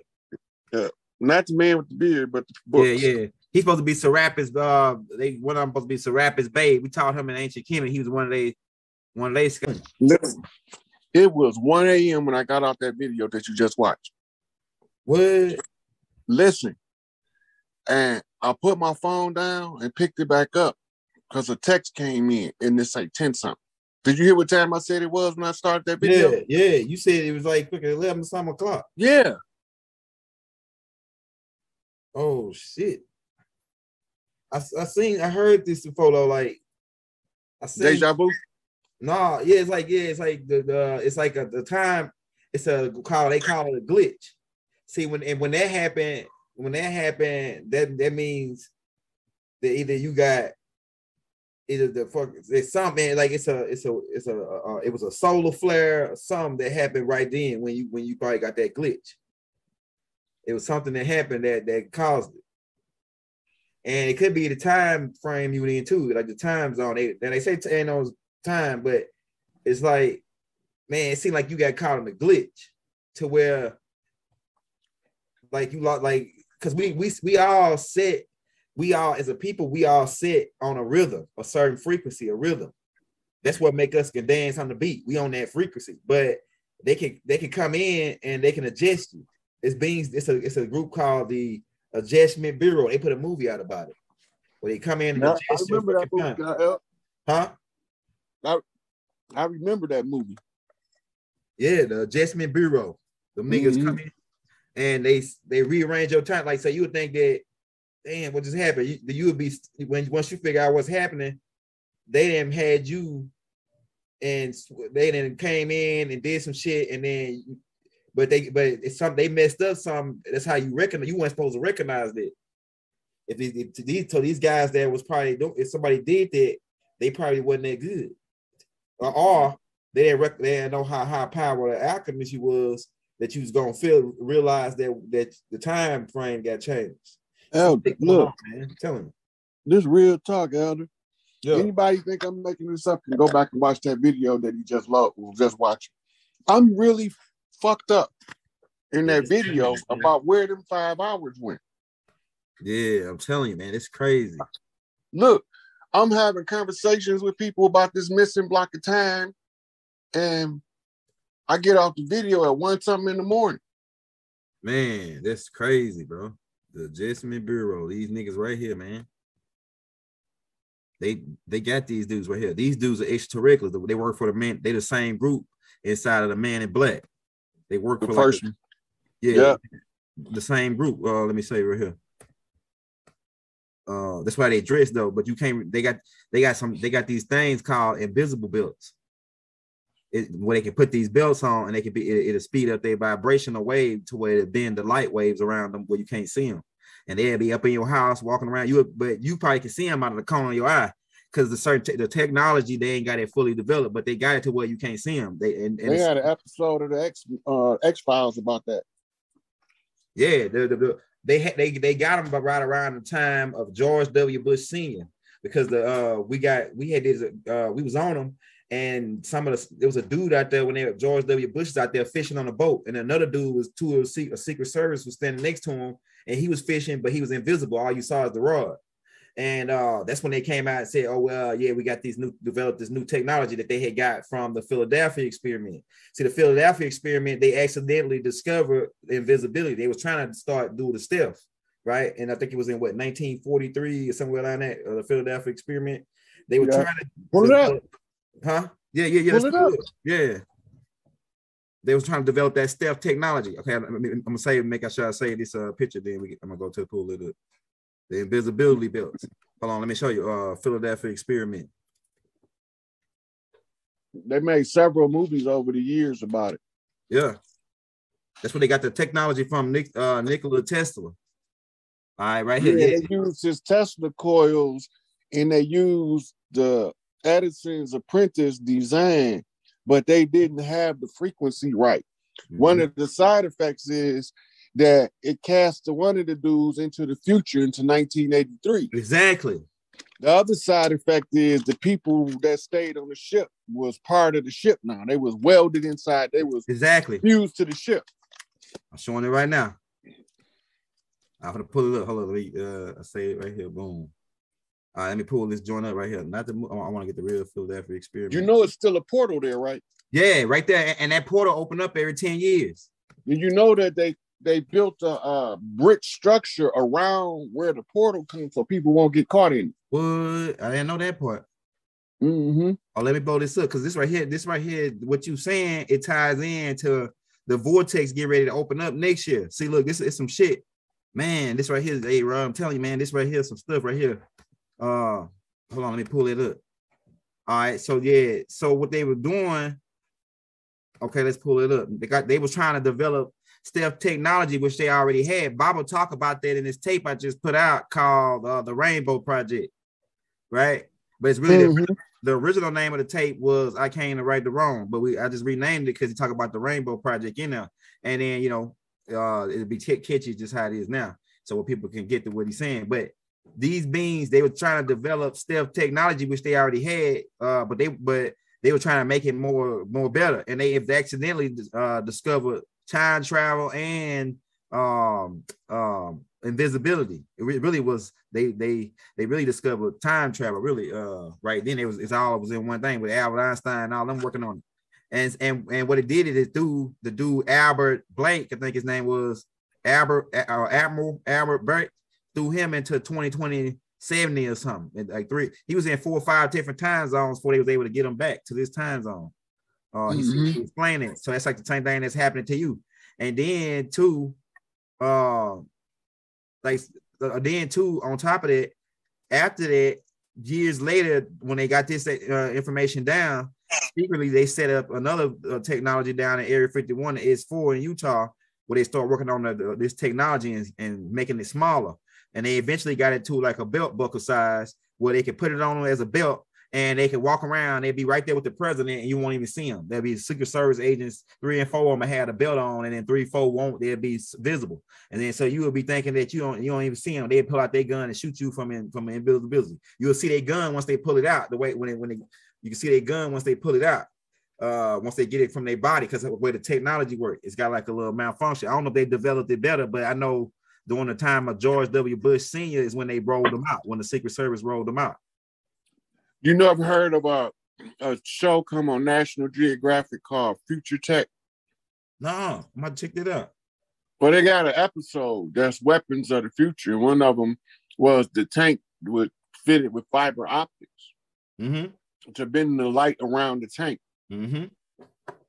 Right. It was first used in civilian use on the west coast of the United States in a raid. Yeah, what? In a drug raid. Invisible tank. Yeah, the ones fitted with. All you gotta do is if I can find it. I already know they got. I know they got unmanned. I already know, man. When they show you something, they 40 or 50 years ahead. Bob already told us. When they show you something on TV, they got all that stuff they be showing on Avengers and all that. Them flying big, they got flying aircraft carriers now. I'm telling you, man. I'm telling you, these people. It's called the T-Ghost. All right, let's pull it up on YouTube. Right, you can get a video of it. Right, I'm gonna get a video of it. T-Ghost, the T-Ghost. Oh, there you go, right there. Oh yeah, I see it, bro. Right here. And it's probably fitted with laser weapons. They got the laser weapon too, the direct energy weapon. They had that in 1953. That was the video you had actually clicked on. Oh, right here. Yeah, I'm gonna watch it right now. We got you. That one was radar. That's stealth technology. Okay, yeah. The other one is hold on. Where it bends the light. That's like a cloaking device. These extraterrestrials, the Anunnakis designed a machine because they understand electromagnetic frequency, and they designed a machine called a cloaking device where they attach to their ships, where they bend. I know what you're talking about, where they bend the light frequency around the ship so it looks invisible. Matter of fact, I can show you what they're doing. I'm gonna show you. Hey, close my door. Close my door, bro. How's he getting up in here? What's it, bro? Hey, I'm gonna show you this video right here that break it down how it works. It's a video that I was gonna show when I was teaching on the part 2 on invisibility. It's a certain type of thing. Hold on, let me show you. I'm sending you a video. All right, send it to me. I'm gonna load it up. Yeah, here we go. That break it down. Oh look, let me do it right here. It's gonna be in my like folder. All right, right here. All right.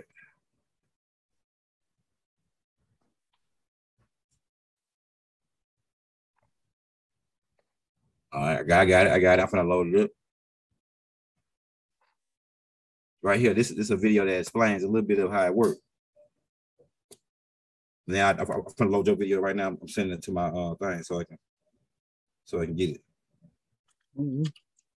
Due to the confidential nature of this technology, information is revealed in a controlled fashion. He ain't telling us everything he knows.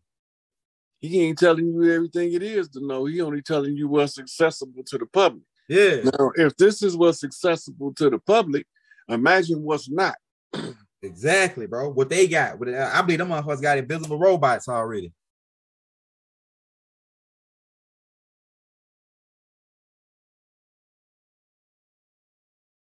You have to. We already went over that. Yeah, you have to watch this all over, but we already went over that. The goal is you tapping into how you translate energy or communicate to your higher self. How do you translate what your God self is telling your mortal self? If you don't create your own codex, your grimoire for how you communicate, you won't have a clear set lines of communication to practice with. So you got to establish the type of communication you're going to have. Then we got to know how to perceive the answer when it comes, and then you can translate it into English for everybody else who you need to get the message to. But if you don't never learn how to communicate with your higher self, you won't even never find out what your psychic ability is. Yeah, man, these Africans, they main thing is to scam Americans. They think Americans slow, but you know what it is? They don't got nothing else better to do. That's they hustle. Now they got internet in Africa. Now they using the internet to scam Americans, man, and anybody other people around the country. And it ain't just Africans, it's Hindus and Africans that's fucking scamming people. Not all the Hindus are scamming. I'm not calling all of them as a race, a specific group of them. Go ahead. If you think about it, they using inflation to strangle us out economically. Mm-hmm. Over there, their level of poverty is so much worse than ours in most of the country. Right. Go ahead. So they want out of that shit. Mm-hmm. Mm-hmm. I don't condone it, but I understand it. I feel their pain. Yeah. On some American from 10,000 miles away, they ain't gonna hurt. They don't give a damn. They gonna see they got all kind of hustles over there, and it might not even be an African, man. I just think it was an African because how the dude that sent me the message, but it could be somebody that don't like me, and I got a couple ideas.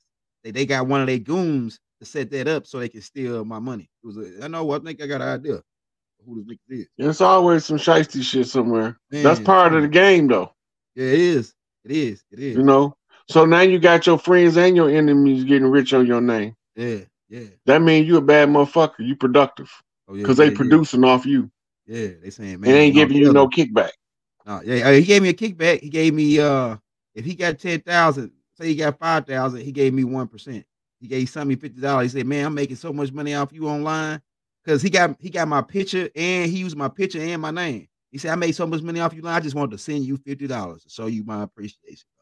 Oh, said, man, that's some antagonism right there. Man, I said, oh, yeah, these niggas must know me. It got to be somebody that know me, man. They want to fuck. They want to get at me. So, man, yeah, you see that young elder with the S on the end that's using my picture and everything, that's a scam, bro. And it's even one that's doing similar to Raw that ain't his Cash App. So we got the right Cash App in the links right now. It's the capital SIK, capital APE. So it's another dude he probably got an S at the end to scam off of Raw shit. I'm telling you, man, it's some niggas out here, bro. These niggas watch. They know Raw hot. They know we hot in the game, and they say, oh man, these niggas, we could get a kickback off of these guys. We could get an overflow. These guys' cups overflowing. We could get the shit that fall off the crumbs. The dogs can get the crumbs off the master table, man. That's the damn fucking game right there, bro. It's we Africans. Africans think we slow as hell, bro. I'm telling you. No, they don't. You know what they think? They think that we are the type that squander more than we should. Yeah. Okay. Go ahead. They look at us and how we neglect to pool our resources and block external forces from ruling over us. Mm-hmm. By doing that, they looking at us like, shit, if y'all gonna just give money away so freely, I might as well get some of that free money. Yeah, that's what they're doing to us. That's what they're doing to us. They like, man, Rod, you cracked heads on this one though. This was, like I say, we did a lot of tapes. We got like probably over 150 hours worth of tapes. Man, this right here was a good one. This right here was one of my top ones right here, bro. Because I'm into this the Mortal Kombat type, the what you call that dude? Not Cage, Johnny Cage, the dude that be doing the fire. Liu Kang. Yeah, Liu Kang. I'm into that type of, that breathing and just like Bruce, like, oh yeah, that's what I was gonna forgot to ask you, Rod, about Bruce Lee. So you was telling me about Bruce Lee. And Bruce Lee was a bad dude. Now, there's some dudes out there that I heard of, the dark skinned brothers, Nubian brothers, that were badder than Bruce Lee, but they never got the exposure as Bruce Lee. Yeah, but Bruce Lee, you said that he got set up on his murder or something. It was big, something dealing with it. He got extracted by the Shaolin masters. So it's layers. We were looking at Tai Chi earlier, right? Yeah. And I'm telling you, that's the artistic form of martial arts. All of that we see is the artistic form. Yeah. And in the martial arts, every artistic form has practical fight application for the combat student. No matter what field of combat you come from, when you see the dance how to use certain moves in actual combat if you understand combat. Okay. Right? Like even the Aikido that Steven Seagal was using when he was a youngster. Mm-hmm. Right? Mm-hmm. That's a ballet. That doesn't work if he's in catch-as-catch-can wrestling and they hitting him in them joints. Yeah. You know what I'm saying? The style of martial art is not a true combat sport. Right. But now, behind all of that, there is a combat group, a group of masters that train their body where they can use their chi to fight you and not to touch you. Yeah, that's right. Right. They got masters who can hit you with a ball of fire from across the room. Yeah. Right. But they are all held back. Right. They can't be exposed to the public until the Earthborn reclaim the Earth, and all the masters come out and hide. Right. That's right. Right. Because the nature of the conflict was spiritual warfare. Right. Being fought in the public domain in front of everybody's face behind their back. Right. So Bruce Lee come out, and Jeet Kune Do is teaching you how to see the combat element in every martial art. So they say he was teaching the guy G, and they were supposed to develop their own martial art. Okay. Their own style from what he, like the basics that he taught them. No, he wasn't supposed to teach them. They were supposed to develop their own. Based on what they is. Yeah. So now when you look from his training, they did use his techniques to develop their own martial art.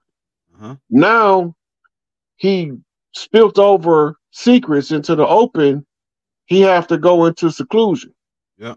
But he can't have people come looking for him. So fake is there. Right. Yeah. So take him off the scene. Right. Allow him to be seen long enough to get the message out. So now when we look at combat sports, judo produced the Gracies that's right. in Brazil. Royce Gracie. This is all the influence of Bruce Lee opening the floodgates to study Eastern martial arts. Okay. Then you have the Israeli Secret Service. They developed something called Krav Maga. Okay, go ahead. Right? Yeah. These all form together, flow into something called mixed martial arts. Go ahead. All disciplines funnel to the mixed martial arts arena. Right? So it's all science. Then all of that is a side effect of Bruce Lee popularizing the martial art. That's right. Right? Some of the best movies now got martial arts, but when you go back to movies from the 50s and the 60s, they was just good ass acting. Now they got good ass kicking. Yeah, good ass kicking, right? Yeah. Right. So you see the influence one man can have on the global culture. That's right. In a short period of time by using those same principles of magic that we talked about throughout this video. He's a living example of that. Yeah.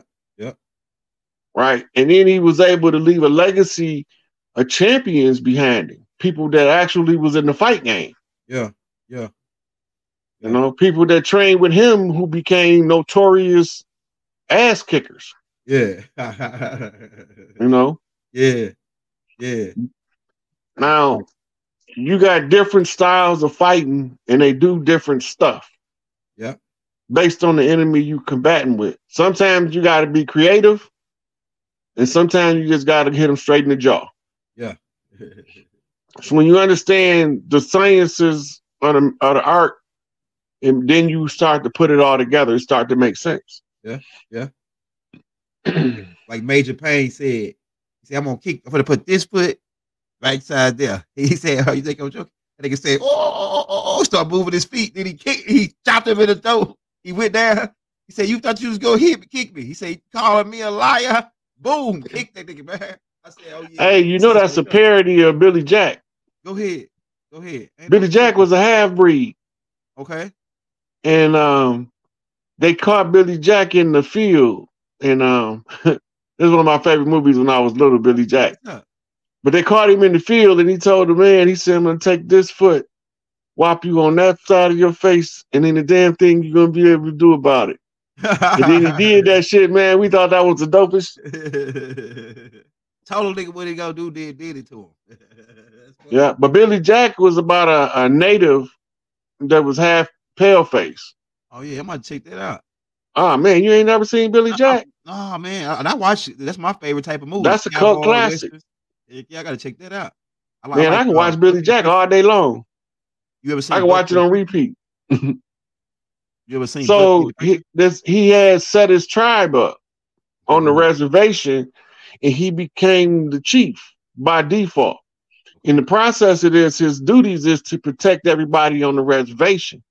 And in the meantime, you got these townspeople moving in with their unruly teenagers that's raising hell on the plantation. I mean, on the reservation, and harassing the kids when they come to town for ice cream and shit. Okay. Right. So then when they finally go too far, he do what he do. Now they want to arrest him and put him in prison. 110 soldier. Yeah. Yeah. Yeah. That's fire, man. I'm gonna check that movie out. I like I say, I collect cowboy movies. I got just about every cowboy picture you can think of, man. 310. Yeah, it's actually, it don't take place in cowboy days. It take place in like the 70s. Okay, just recently then, like yeah. So it's supposed to be going on in like Arizona in the 70s or the 60s. What? I might check that out. The Flower Child generation, the Love and Peace era. Yeah. Right. He come back from, I think, Vietnam War. Okay. And he the default chief. Yeah. Yeah. When you do what chiefs do, when you violate the community, now they want to bring you in the army and take him in. Yeah. Literally bring you in the army. Man. You know, Raw never let us down, man. That nigga like guaranteed. He like guaranteed on your money back. Nigga, I'll tell it. Tell that nigga USC. That nigga Raw Hayes USDA approved, my nigga. You know what I'm saying? He USDA approved, my nigga. You know what I'm saying? Everybody got to like Chief Big Mac, baby. You know what I'm saying? Chief Pontiac. Yeah. I found out too, Rod. What you know? That's what I was gonna ask you. I found out that the Anarchies, they had came over here with a Great Lakes set, and they said that's why somebody said the Denver Nuggets. That's why they call the doing in Denver and Colorado. They said that the mountains, it was just nuggets laying on the ground over here. And that listen. Go ahead. The people on this land, and we didn't take gold like that. Gold, we was in tune with nature. Right, go ahead. Gold was just another rock to us. That's why I was just laying on the ground. That's why we failed to find gold anywhere. Yeah, that's crazy. We don't hold material like that value on things until somebody else come over here to exploit us for it and use it for value. Then now it becomes the new standard of value. Yeah. Okay. A lot of people don't know, but at one time, the most important thing to harvest was cowrie shells. Wow. Cowrie shells was the currency. Wow. He who had the most cowrie shells was the richest man on earth. Dang. That's crazy. They ain't worth a damn now. That's crazy. Like I say, I think the way this going, man, a penny gonna be worth more than a dollar, because a penny is real copper and a dollar is just paper. Like this, a penny is not real copper. Well, not the new pennies, check that. Right? The new pennies, right? None of this new stuff real. All of this is facsimile. Hey, what year would you have to go back to get a real copper penny? What year does they stop making those? Well, 60s? They will still make them in batches. Okay. And they normally try to keep them and to do business among themselves. Mm-hmm. And some of them trickle out into the mainstream, and you'll find one here and there. Yeah. I noticed that. I think it's like somebody was telling me like 1967. That's when you for sure. There was a time when where all of the coins was minted with what they were supposed to be. Yeah. Right. So 100 pieces of copper used to equal 1 piece of gold. Yeah. Right. Yeah. And 2 pieces of silver used to equal 1 piece of gold. Yeah. Right. And I think it was 5 pieces of nickel used to equal a half a piece of gold or something like that. Yeah. Well, these all became currency denominations under the U.S. Mint, because now they want to control whose face is on the currency. Mm-hmm. Back then, there was no face on the currency. Some people did it for decorative purposes for their family bank, like in John Wick. Yep. When they're looking at the gold coins, some people had their coins minted, with the tribal totem, like you had the buffalo nickel. The Buffalo was the total of the Buffalo clan. Woolly haired, muscle bound, big niggas. Angel Bay and them. Go ahead. The Tatanka. The big bulls. Right? Big Mama called them in case of emergency. Yeah. And they trampled the whole land. That's why they had to kill all the bison. And that was the symbolic of killing us too. That's crazy, bro. That's crazy. Oh yeah, somebody else asked me to ask you this before I forget. They said, "What's the connection between?" Because they say they want Dion. They say Deion Sanders, one of the chiefs on the land. Now he graduated from the Seminole Indians in like Florida, right, for college. You know, then he went to several teams, but now he was at Jackson State, but now he's going to the Buffalo. They say, and people saying it sounds like an alchemical connection between what Dion going. He actually said it was. Okay, go ahead. And he actually said he was tying back into his roots. Okay, that's man. And that this was taking him back to his people. Dion knows something. Right. Everybody think he talking about HBCUs, whatever the fuck they is. Yeah. But he talking about tribe. Back to the land, back to his people, the totem. Yeah. So if he fall under that totem and he move back to anywhere that's using that totem, it give him honor and distinction among his clan. Man, that's fire. That's fire, Rod. That's fire. Because everybody was saying, yeah, I say Buffalo got to be a connection. Because Dion definitely are that damn Indian. That's for sure. He got the long nose. All of us got that nose. You got it. Like you could tell the Indians because they got this nose. That long. It's called aquiline features. That's how they knew us when we went to help the Europeans get from under Moorish oppression. A lot of us don't know that. What? We landed in Ireland and we went into the Iberian Peninsula to help the motherfuckers fight because they had slaughtered all of the so-called chiefs in Ireland, the snakes. The ones who taught the sacred wisdom. Okay. So we went to go investigate. Fire. And the ones of us that went was warriors. It's a record. It's not a secret. Yeah, they know. I'm gonna tell you, Rod. Man, I want to show you something, so I can show you. And I'm about to go ahead and do tapes on this. I really wasn't gonna show nobody, but I'm gonna show you that not the stuff that Rod's saying about the dirty Moors and all that. I found a doctor that verified every single thing that Rod is saying. Let me show you this. I want to show y'all this receipt before we get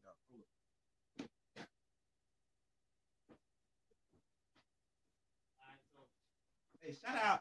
Shout out to 12th Elder, man. Because the 12th Elder is one of my background research guys. And he listened to all our tapes with Rod. And he said, man, that stuff Rod is teaching, people think that he making it up. He ain't making none of this up. All right, so we got Dr. Carrie is her name. All right, she put out these different pamphlets. Right, hold on, let me turn this background screen out real quick so you can see what I'm talking about. All right, so these books, she put out these little newspaper pamphlets. Right, she got like 15 of them out. Right, I'm gonna start teaching directly from these joints. Right, but everything Rod Hayes is saying. Now I'm gonna show you this. Look at this, Rod. Look at this. This is gonna blow your mind, Rod. It probably ain't gonna blow your mind, but this lady is putting all the receipts. I don't know if she came out with this after we put this out. It seemed like that she came out. Hold on, let me tell you what. It might be a year in there it was published. Okay, I'm gonna tell you. March 2021. Watch this. Look at this. This lady she must have been listening to your video, bro. Tell me. Look at this. What it say right there. What she put in that book. George Washington Challenge. Look at it.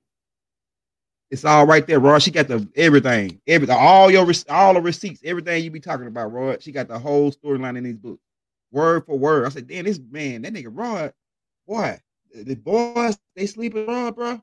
This lady is a doctor, and everything that Rod teaches about the dirty Moors and about who they are, where they come from, is in all these books, all these little magazines that this doctor put out. This her right here on the back. You see her right there on the back. A Nubian sister. She looked like she looked like one of them ancient Egyptians. She looked like my big sister from a little bit I could see. Yeah. This her right here. Hey, shout out 12th Elder, man. Marie Charles, Dr. Marie Charles. This lady has got word for word almost, Rod. I can literally go word for word in these books of your class. And And she put this out after you was talking about that, because some of these books that just recently came out, like a couple months ago. Well, you know, I had a whole thing on the invasion from 2019. That's what I'm saying. You show. I got receipts from 2019 from you off your page of this same information. So all the books she put out is here from 21 March 21st all the way up to now, and it's like word for word, like the classes that I say, oh shit, they even got like the links and everything. I was like, oh, these people must starvation, death, starving people. But if you are fast, people go 40 days. Dr. Sebi went like a whole bunch of days without eating. Man, I did all kind of fast. The longest one I did was about 60 days. Dang, you that's discipline right there. They take discipline. Man, if you look at when I first came, how my face was all dried up. You was skinny, bro. I'm telling you. That was from all that fasting I was doing. Yeah, you was no fat. You want no fat. I was doing fast back to back, a 3-day fast. I eat for a couple days, take a 7-day fast, eat for a couple days, 14-day fast, eat for a couple days. That's as long as I ever did. Then finally I got to the point where I was done fasting. I had achieved what I was trying to accomplish using that control of self as the mechanism to control myself. Because by right, I'm supposed to be the one on a mad rampage and tore this motherfucker up from coast to coast. Yeah, ape shit. Right. But when I get the discipline, I could see an advantage to following the script. We almost at the end gate. Ain't no sense of bucking the motherfucking order when you can use the order to take over. Right? Chess. Right. Not checkers. Right? So you don't want to tear it all down if you can utilize some of it to make your rebuild easier. That's why I say we got to catch the government before it totally collapses and start to rebuild a new government, but people not understanding that concept yet. I feel you on that. The government got to fall to the point where the people can't deny it no more before they would even consider rebuilding a new government. That's it. Right. And then when you tell them start at your local government, because that's where you got your greatest control, right, they still don't get it. Right. There's certain people that's going to always be the mayor, whether they're in office or not. That's a chief. Yeah. And that chief, the mayor going to tell you, you're going to tell you to do something, and they're going to go ask the chief. You can't help it. It's the nature of the people. Yeah. So when you understand the nature of the people, you adapt and you adjust. There's chiefs all over the land about to reestablish their jurisdiction. That's right. But the people got to be cohesive as a unit enough to understand how they was using the divide and conquer mechanisms to turn the tribes of the earth against each other. Because some of them might have a little bit more Anunnaki blood than others. They look down on. Yeah, right. I'm more God than you. Well, how much God do it take to be God? One drop. If you God, look, and if you God, how much God do you have? Yeah, right. How much God are you? If you got, you either half a God or you're not. Demigod, what is you? That's right. Right. So when you understand that the force that is, when it's activated mitochondrial, this is what makes this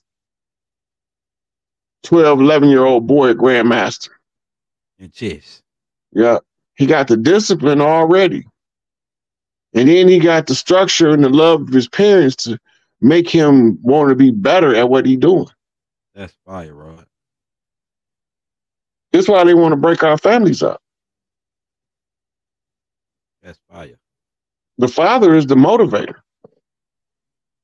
Whenever you upgrade yourself, your kids gonna upgrade themselves. They can't help it. They seen their daddy do it. They got to do it when they get a certain age. They know they got to do a certain thing. But we don't know this. And they try to erase it out of our culture. But when you watch great men, you find that a lot of them lived and died around the same age because we didn't know they had to stop them at certain ages before they allowed them to continue on and take over. Right? So when you're looking at Malcolm and Martin, they both 39. Wow. Go ahead. I think Noble Ali was 39. Wow. That's crazy. Crazy. Marcus Garvey was 53. Elijah was 63. He was 10 years past their order. That means he had set up a good system they couldn't penetrate. They couldn't touch him. They're done. But he knew he was infiltrated because Malcolm told him. Yep. Because Malcolm knew who they was because the police had thoroughly infiltrated the Nation of Islam. He told them in the public. And that's why they always assumed that certain people was in on it until they find out that it was exactly who Malcolm said it was. It was the police and the FBI. Yep. That's right. That's who he said it was the whole time. How did Elijah know he was infiltrated? And what did the motherfuckers that infiltrated look like? He's like us. So you got to know there can't be no pale face behind it. Yeah. And the same thing apply to Marcus Garvey. The same thing apply to Patrice Lumumba, Stephen Biko, Nelson Mandela, Jomo Kenyatta, and the Mau Mau. Everybody is being betrayed by somebody that looked like us. So then the elders left the message for posterity: get rid of the enemy within. Right. And you won't have to fear the enemy without. What they mean by that? Why they leave that for us? So this is how you speak to the future. They call that hedging your bets. Because some of us believe our elders better than we believe this current system. That's right. Right? So now you get to the Nuwabian part of the UNIA. Because Malachi wrote everything from a family book to a constitution, right, to multiple fields of study in the degrees of Mohammedanism, Christism, degrees of Mosesism, right? Right. Answering the 360 questions for a Muslim, the 360 questions for a Christian, and the 360 question for a Hebrew Israelite. That's right. Right. Right. So if he know the answers to the questions, why they don't know them? That's a good question. Then ain't that they don't know them, it's that they are under a selective ideology that was predicated upon the false teaching. Okay, go ahead. And by accepting the reality that you've been deceived, now you got to accept that reality and you have to deal with it to improve yourself in that regard. That's called learning to protect yourself from evil.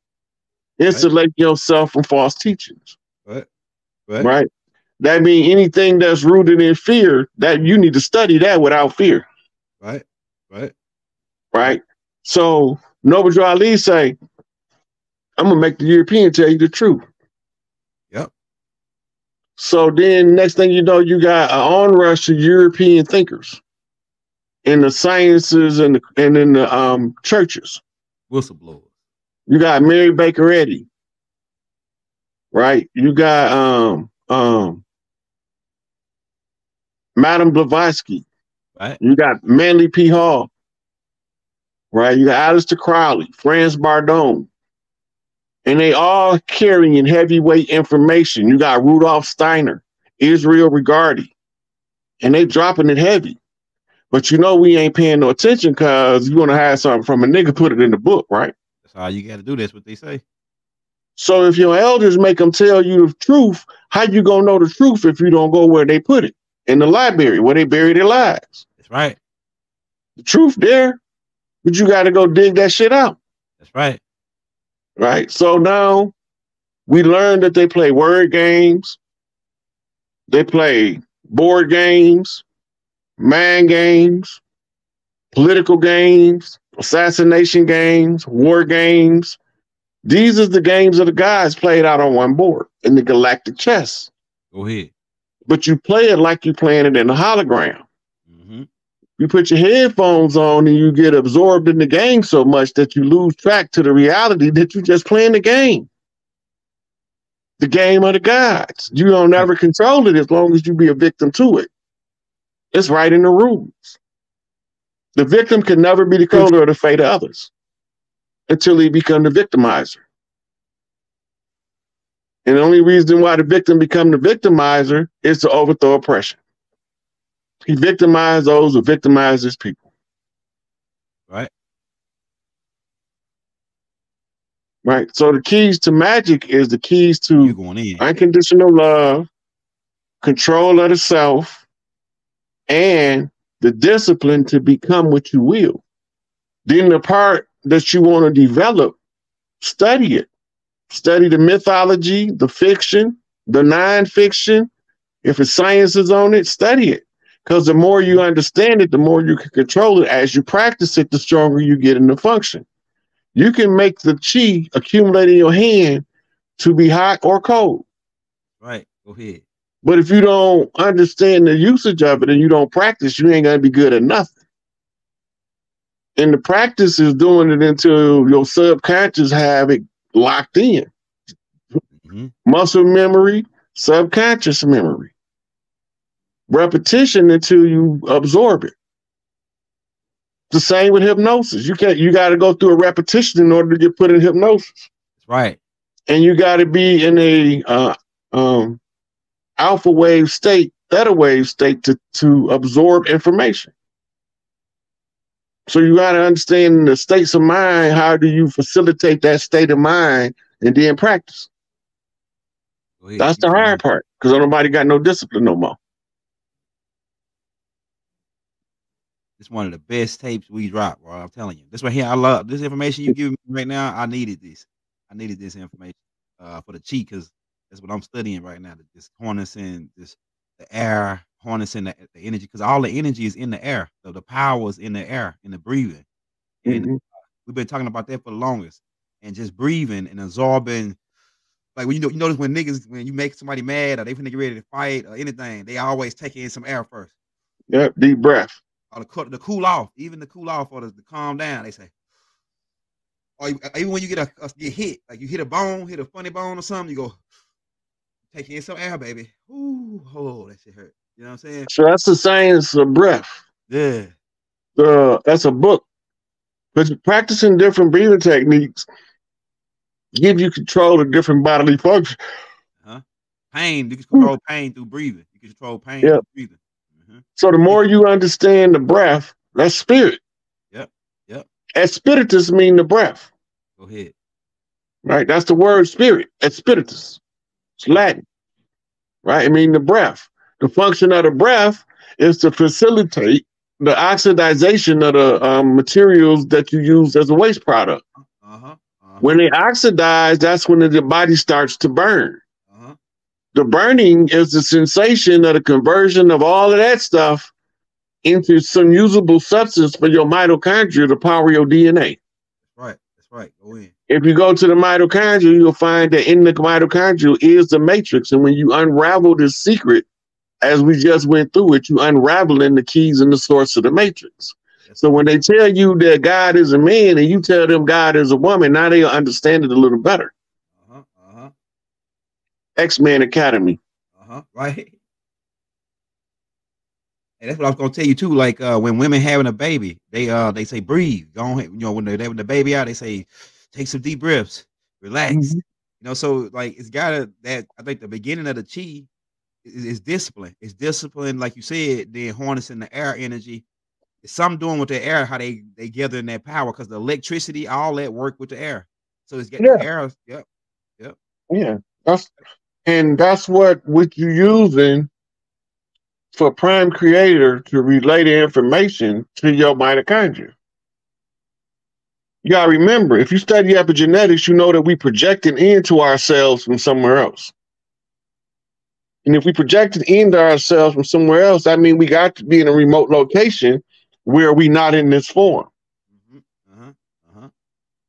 Right? And we being projected, the inner workings of the mechanism is telling us that the self is projected through the mitochondrial and it's reading his book of life off the DNA. The DNA is giving you your instructions of why you came here and how you need to move in order to get your job done. Genetic memory. Do this, Rod. Like, so we got our babies, right? We got these babies that's advanced. I'm telling you, my baby is advanced. How do I start training them like you were showing in this tape? Like start blindfolding them, make them catch a ball, make them do this stuff, make them read, doing like this, like they could solve it. Go ahead. Yeah, so you need to understand what the mind doing. Okay. If you understand what the mind doing, then you can instruct them better. Okay. Like, I don't give a cookie cutter for everybody because every child is different in how they need to be taught. Okay. But it's some things that you can teach them, no matter what their learning style, that'll help them grasp and translate information quicker. Yeah. As soon as possible, we need to teach our children speed reading. Yep, you was talking about that. As soon as possible. As soon as they got the phonics, they got a program I like.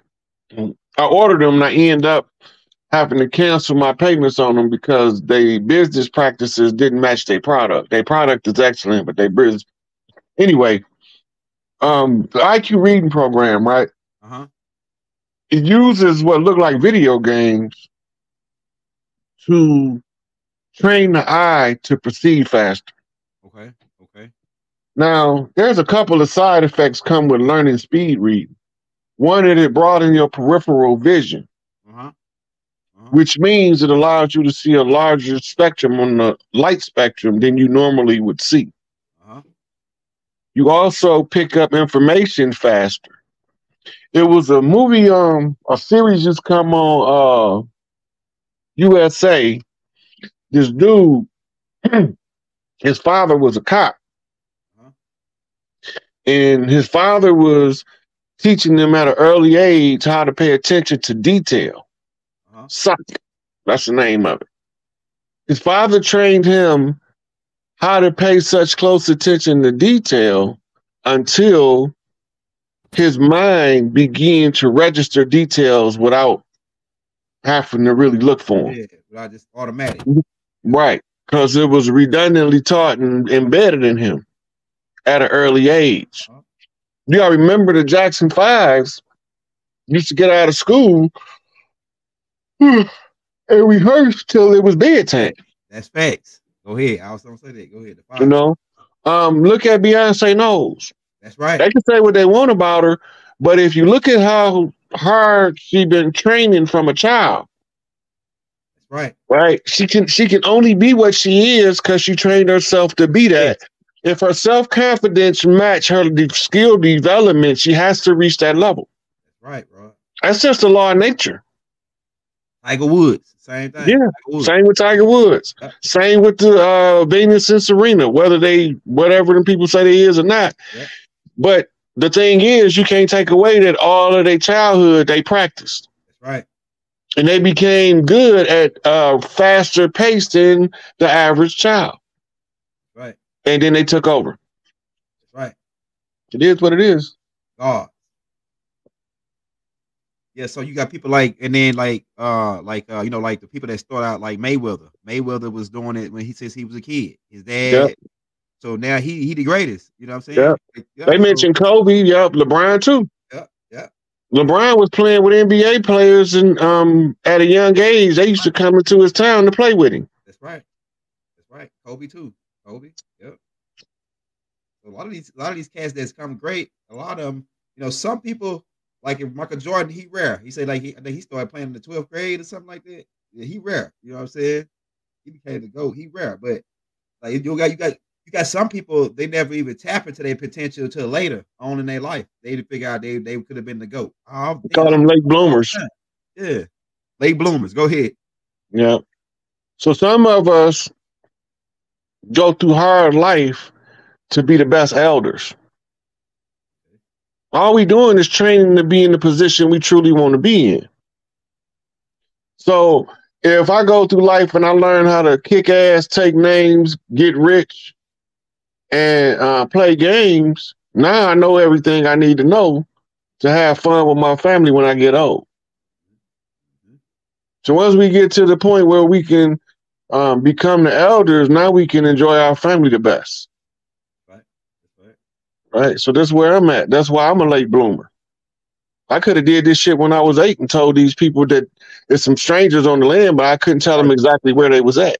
Yeah, they probably would have took you out right then, bro, like they did Lil Chief, Lil Horn. What his name is? Yeah, talking about Emmett.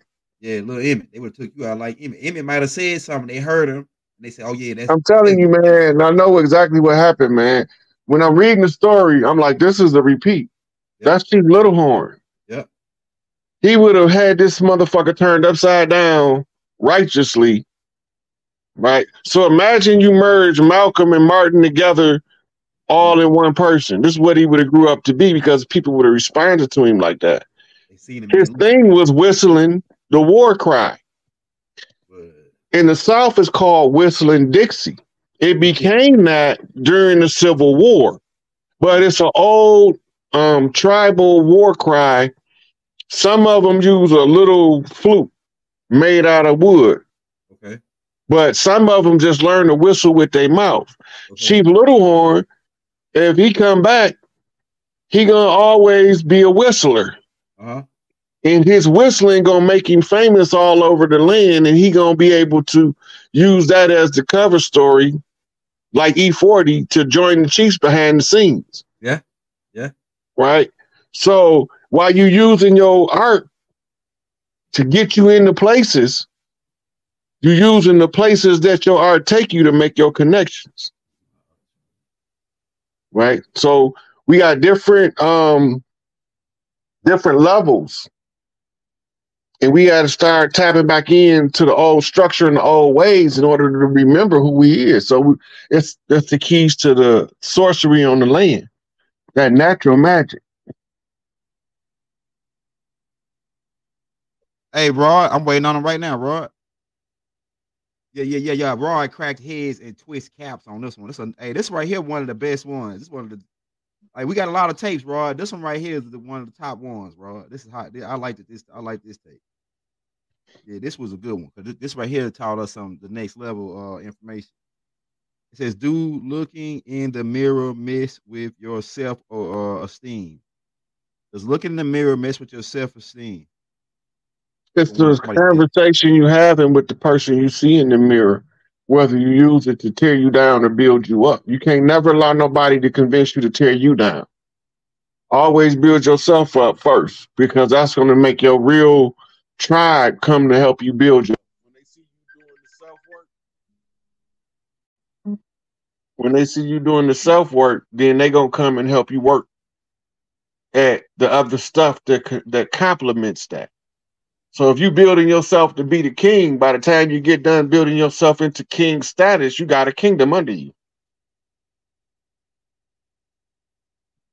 Somebody said, how do they find a chief on the land in the Philippines? The Philippines is matriarchal. They're looking for a big mama. Mm-hmm. You already pointed that out on the 007 tape. I think you showed the big mama for that area in the 007 tape. Yeah, go check out that 007 tape, Mission Goldfinger, when Raw was pointing out the different matriarchs that were controlling the land in Asia. The one in Asia, he showed that lady that was connected with Mother Khadijah and what it was Farrakhan's wife and Elijah Muhammad's wife, and there was a couple more ladies. That was Imelda Marcos. She's not here no more. Okay, they took her out. Yeah. Wow. It says what you think about geometrics?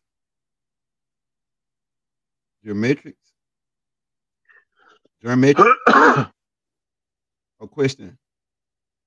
Not related to the subject, but can you post the question up? Because I can't see it. Yeah. Okay, go right here. We got a $5 shout out Carlos, man. Shout out Carlos. Not related to the subject, but can Chief talk about the Burkhardi? Man, I can't even say what the hell it's a certain tribe. Borcarda. B-O-R-I-C Borica. Oh, those are Puerto Ricans. Okay, all right. Oh, Puerto Ricans. Okay, all right. Puerto Ricans from the like our Latino light-skinned brothers. Yeah, so Puerto Rico was annexed by the conquistadors. The conquistadors is using you see Pirates of the Caribbean? Yeah. Puerto Rico was an island where the thieves was keeping their stash at before they moved it back to Europe. Okay, yeah. I know you're talking about. Right. Yeah. So they built military outposts, Spanish outposts on all corners of the island, and fought the natives to the center of the island, right? So once they finally, once French lost, they moved their wealth. Now they moved their wealth back to Europe.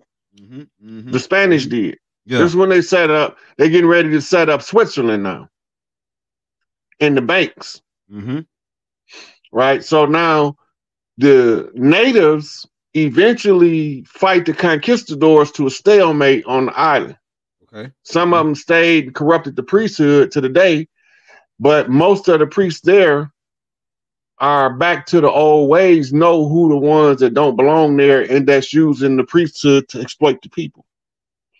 That's the only way you know the difference. When you're looking at the priesthood, the ones begging for money, exploiting people, offering them to do conjures, that's not what a priest do. Yeah, that's all kind of shit. And we got another one, Skyfi. Shout out Sister Skyfi for the super chat. It says, Rod, what's up with the month of May? They said something big's supposed to happen in the month of May. Well, you can't say what's gonna happen. You can look at the stellar alignments. And according to the stellar alignments, the energy that's coming to the earth, and something should happen according to that energy. But you can't never say exactly what it is without a past frame of reference that lays over the future. That's why they say look back to see the future. Yeah, so it's the alignments. If you don't have a similar alignment to the event, you won't have a comparative analysis to figure out what the event going to be. Yeah. All right. Somebody said, Rod. That boy Rod cracked heads on this one. It says, what about those whose mother abandoned them or had a toxic relationship with their sons? How do the sons receive the mitochondrial energy? I guess he was trying to say. The female he get with is going to come in to clean up his mother's generational curses. He got to be perceptive enough to know she there, or he going to miss her. Okay, that's fire. That's fire. Yeah, Big Mama always sends somebody to reground your mitochondria. You can't be on the land unrestricted mitochondria wise from the sisters. You always gonna have a relative or somebody that's gonna be partial or that's gonna take on the responsibility of honoring the mother role in your life. You know it until later on. Yeah. All that time. Yeah. Damn, right now when I look back at all of the people that passed codes to me coming up, I'm like, why do we not be more consciously aware that we code flipping even as children?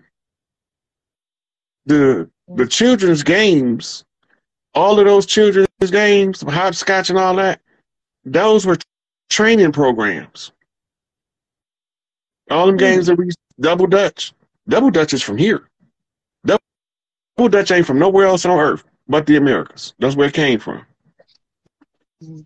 Right? I never learned. Yeah, but other cultures have a similar practice. Like in Asia, they got this thing with the bamboo poles that looks like they hopscotching. I know what you're speaking of. But that's all how we learn how to read the culture versus the training we get in the educational system of miseducation and deception. So when you get older, you become an elder on the land, right? You coming into who you are, you're responsible as an elder to tell everybody what you see until they understand what happened to our people so we can break free as a collective. One of us can't break free and leave everybody else in bondage. We have to find a way to free the most people we can free are the earthborn, right? And that's what I have been working on. And the task is so big that when Everett X told me what I had to do, I said, man, I don't think I could do that. He looked at me and started laughing. He said, you got this. Yeah, because here you are. I did not see my capabilities. Now, you got to keep in mind, I'm coming from perception to others of me. I'm an idiot. I ain't really that smart. Right? So now I got to learn how to find out how to read all these different tribal customs and traditions across the land to see what's going on with our people And then I keep seeing these sore thumbs pop up. That's not how we move. Who is this? Mm-hmm. Signing treaties to sell land? Where did these people come from? I need, who is these people signing these treaties? This ain't us. They land. We don't believe that you can sell Mother Earth. That's like somebody saying, yeah, I'll sell you my mama. It doesn't compute to a seasoned chief that becomes an elder. Right. It's irrational logic. I can't sell you my mama, fool. Okay. Right, so when you're reading in the treaties that Chief White Dog, what the fuck? Who is this? It's talking about that you can buy this land. Mm-hmm. You know, so that's how we know that there's imposters on the land, because they not moving like the tribes. Mm-hmm. All that stuff made up to trick us. Oh, and I'm gonna keep saying it until we understand it. And that's all we can do is keep saying it. You know, some people gonna catch on, some. Now they about to catch on fast because we're getting close to end game. We getting close to the big rollout. Yeah. Yeah. Right. Very close. Yeah. My dreams, I tell you, my dreams. I don't even see how I get rest. From the time I close my eyes, I wake up in the morning. It's like I'm everywhere. Yeah, we do a lot of traveling in our dreams. Now remember, if you notice, the time in a dream doesn't match the time of the sleep. You can be in a dream and go through a whole week and wake up 8 hours later. Yes. But in the dream, you lived a week. Listen, Brother Rod, that is so true. The other day I lay down and I woke up. I was like, oh, it's almost time to get up. I slept so good. I had only been asleep for an hour and a half. Mm-hmm. I thought it was time to get up. So that's true. You know, I went through years of insomnia. I used to read myself until I fall asleep. That's how I ended up reading so much material. Couldn't sleep. I had to read at least about 30 or 40 pages to make my eyes tired enough for me to fall asleep. That add up fast. Well, I don't have that problem.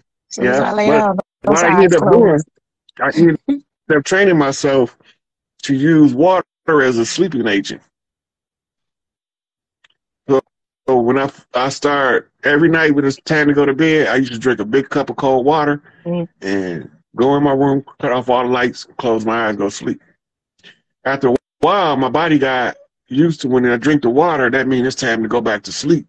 So when I started experiencing my bouts of insomnia, I smashed a big cup of cold water. I'm out like I took a sleeping pill. And it only took me about 3 months to train myself to do that. Now I can do it at will.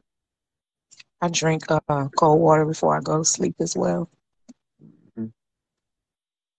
Yeah, most of us build up a dehydration anyway, because we're not properly, our system's not working at optimum levels, and it causes more water than we would normally need to run the mechanical system of the body.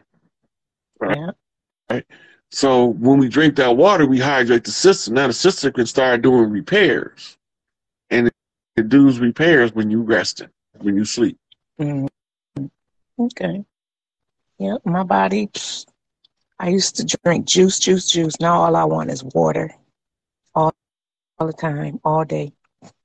Yeah, I went through phases: juice, water, pop, juice, water, pop, and then I found out I was calibrating to energies doing that. When I was going through a phase, I only got the appetite for this. And then I said, okay, calibrate myself. Then I had to say, well, who energy am I calibrating to with this particular thing? Whether it was, I got an overwhelming craving for chicken. Oh, that's me. Yeah, I'm tapping into me. I'm tapping into me. I love fried chicken. So, but when I go through I found that when I'm trying to channel my mama, I get an overwhelming craving for Pepsi. Well, most of my life, my mama drank Pepsi. Before that, she used to drink Royal Crown Cola, but then they mostly went out of business and forced her. She didn't like Coke, so she started drinking Pepsi. Mm-hmm.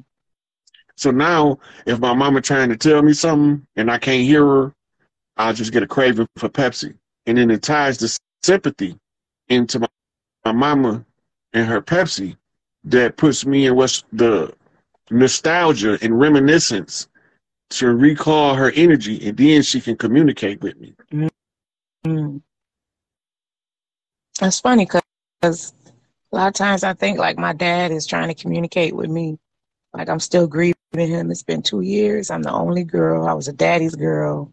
And I just crave like these beef sausages all the time. My dad he was like the sausage connoisseur. He was die for a good sausage, you know, down south.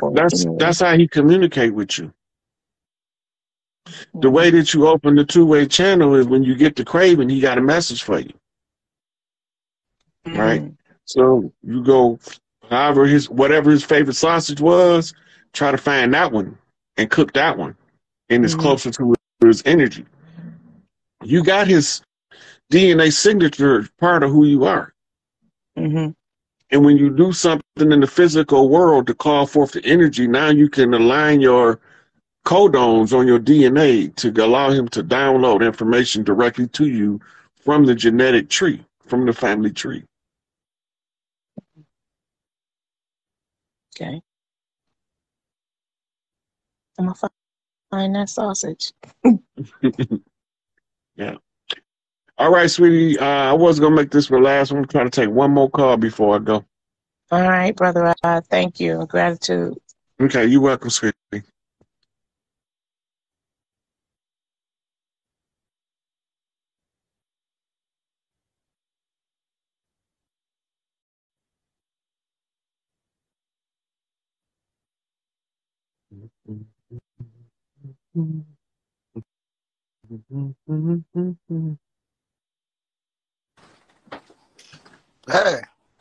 Hey. Hey. I was trying to get a hold of you forever. Oh, how you doing? I'm all right, not too bad. Where you calling from? Ohio. Ohio? You right down the street anyway. What part? Not too far. How you been? I've been doing pretty fair, four square. That's good. That's good. What you want to talk about today?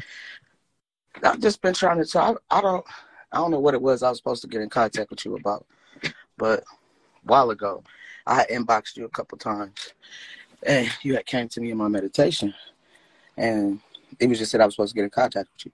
This when you was on Rod Hayes, and you'd be so busy though.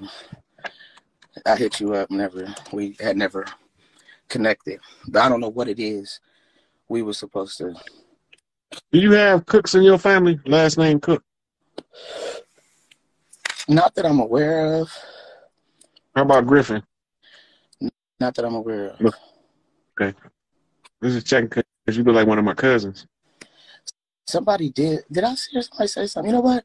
My cousin did just say something about some Cooks being on our side of the family. I want to say she did.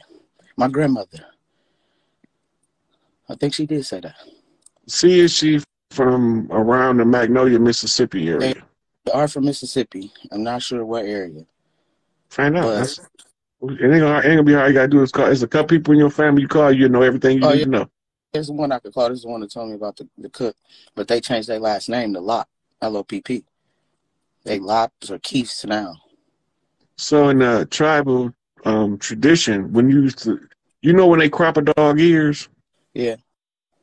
They used to call that Lopp. Right. She changed her name because she's telling us somebody's trying to cut the line, trying to cut the family tree. So she had to hide. She had to conceal herself. She had to lop her ears off. Yeah, she married my grandfather, and his last name was Lopp. And she changed her last name. He might be the one who was hiding from the enemy because he's the one carried the last name. It's normally tied to a profession, too.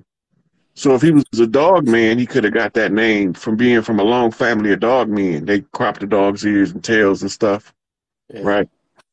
But that was a term that you would hear when somebody's trying to cut off the family tree right before we went into the amnesia. Oh, I didn't know that. That's interesting. I know, we was in fucking amnesia. Yeah. Now I gotta try to piece this shit back together and give it back to us. I'm trying to. And I know it's a lot on my mom's side with them losing their land. I know my grandmother had a bunch of land in North Carolina, and it illegally got took. And they got an airport. Yeah, all of the Carolinas going back to the Gullahs, and most of Florida. The Gullah Geechee Big Mama is gonna have to reassign land. It's not a grant. It's a you responsible to caretake this area. Because I know she full-blooded, and she was full-blooded. She was Blackfoot and Chippewa Indian. Yep. So when they started saying Blackfoot, that was a name we got from traveling across the desert. We didn't wear shoes in the desert, right? And the sun used to cook the feet darker than the face. When we got over there, the feet were so dark, they laughed at us and called us Blackfeet. Oh, wow. That's a different clan. Yeah. They a splinter clan of the Iroquois off of the Crow. It's a couple more clans. I can't think of them all right now. But they was all branch family tribes that came to fight the Gullah Wars. Yeah. This is how we all end up in the Southeast, concentrated in such high number in the Southeast. And when they do their surveys, they can't find us in the other parts of the land. We was fighting war. And then they wanted, that's why they came with the slave narrative. That keep us from rebelling against the war that they imposed upon us. Right? So their whole system, Plato's Republic, being played out in our face behind our back. My grandma used to always say, I don't know about no slavery. I wasn't no slave. I don't know nothing about slavery. Like, they teach y'all that in school? So yeah, grandma, they was teaching us we were slaves. She was like, nah, we owned our land. We wasn't no slaves. We had stores, land. We ain't slavery. I don't know about that. Yeah, they came to the mainland to fight in the wars. Once Chief Pontiac and Toussaint beat the French, they was done over here. They was done over here. They had no more business. They lost twice. Right? And because they lost, on their tail end running out, they sold the protectorate agreement, but they didn't really have a protectorate agreement. They made that shit up. They had sacked Port Nola down there. It was we didn't call it that. The French named it that. Right. But we had a base. This is where this is where the intake was to the land. Right? But once they invaded, it ended up where they first settled in what we call the Northwest Territory, right? Northeastern Territory, what we call the New England states. The New England states is where they came in, so that became where the immigrants was brought in at.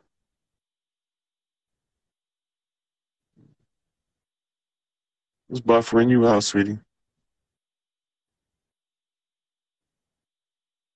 Can you hear me now? Can you hear me? Can you hear me now? Okay. Yeah, it was buffering you out for a minute. Yeah. Yeah, but once we beat the French, they leave. They sent the Statue of Liberty back to tell us who was behind it.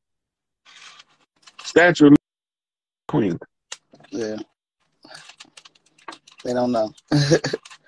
I know I'm getting my land back. It's coming back. I know I ain't even gonna have to fight for it or nothing. It's coming back. Mm-hmm. The bigger picture and the little picture. You gotta look at what's immediate around you, and then you gotta look at what's playing out on the bigger scale. This whole system, they keep telling us by not executive orders, but presidential announcements and congressional announcements of how long we got, and they telling us when it's gonna all fall apart, and it's about fell apart. So whenever the AI can stretch out, I don't know what the last governmental function is gonna pay for, but once that's over, there's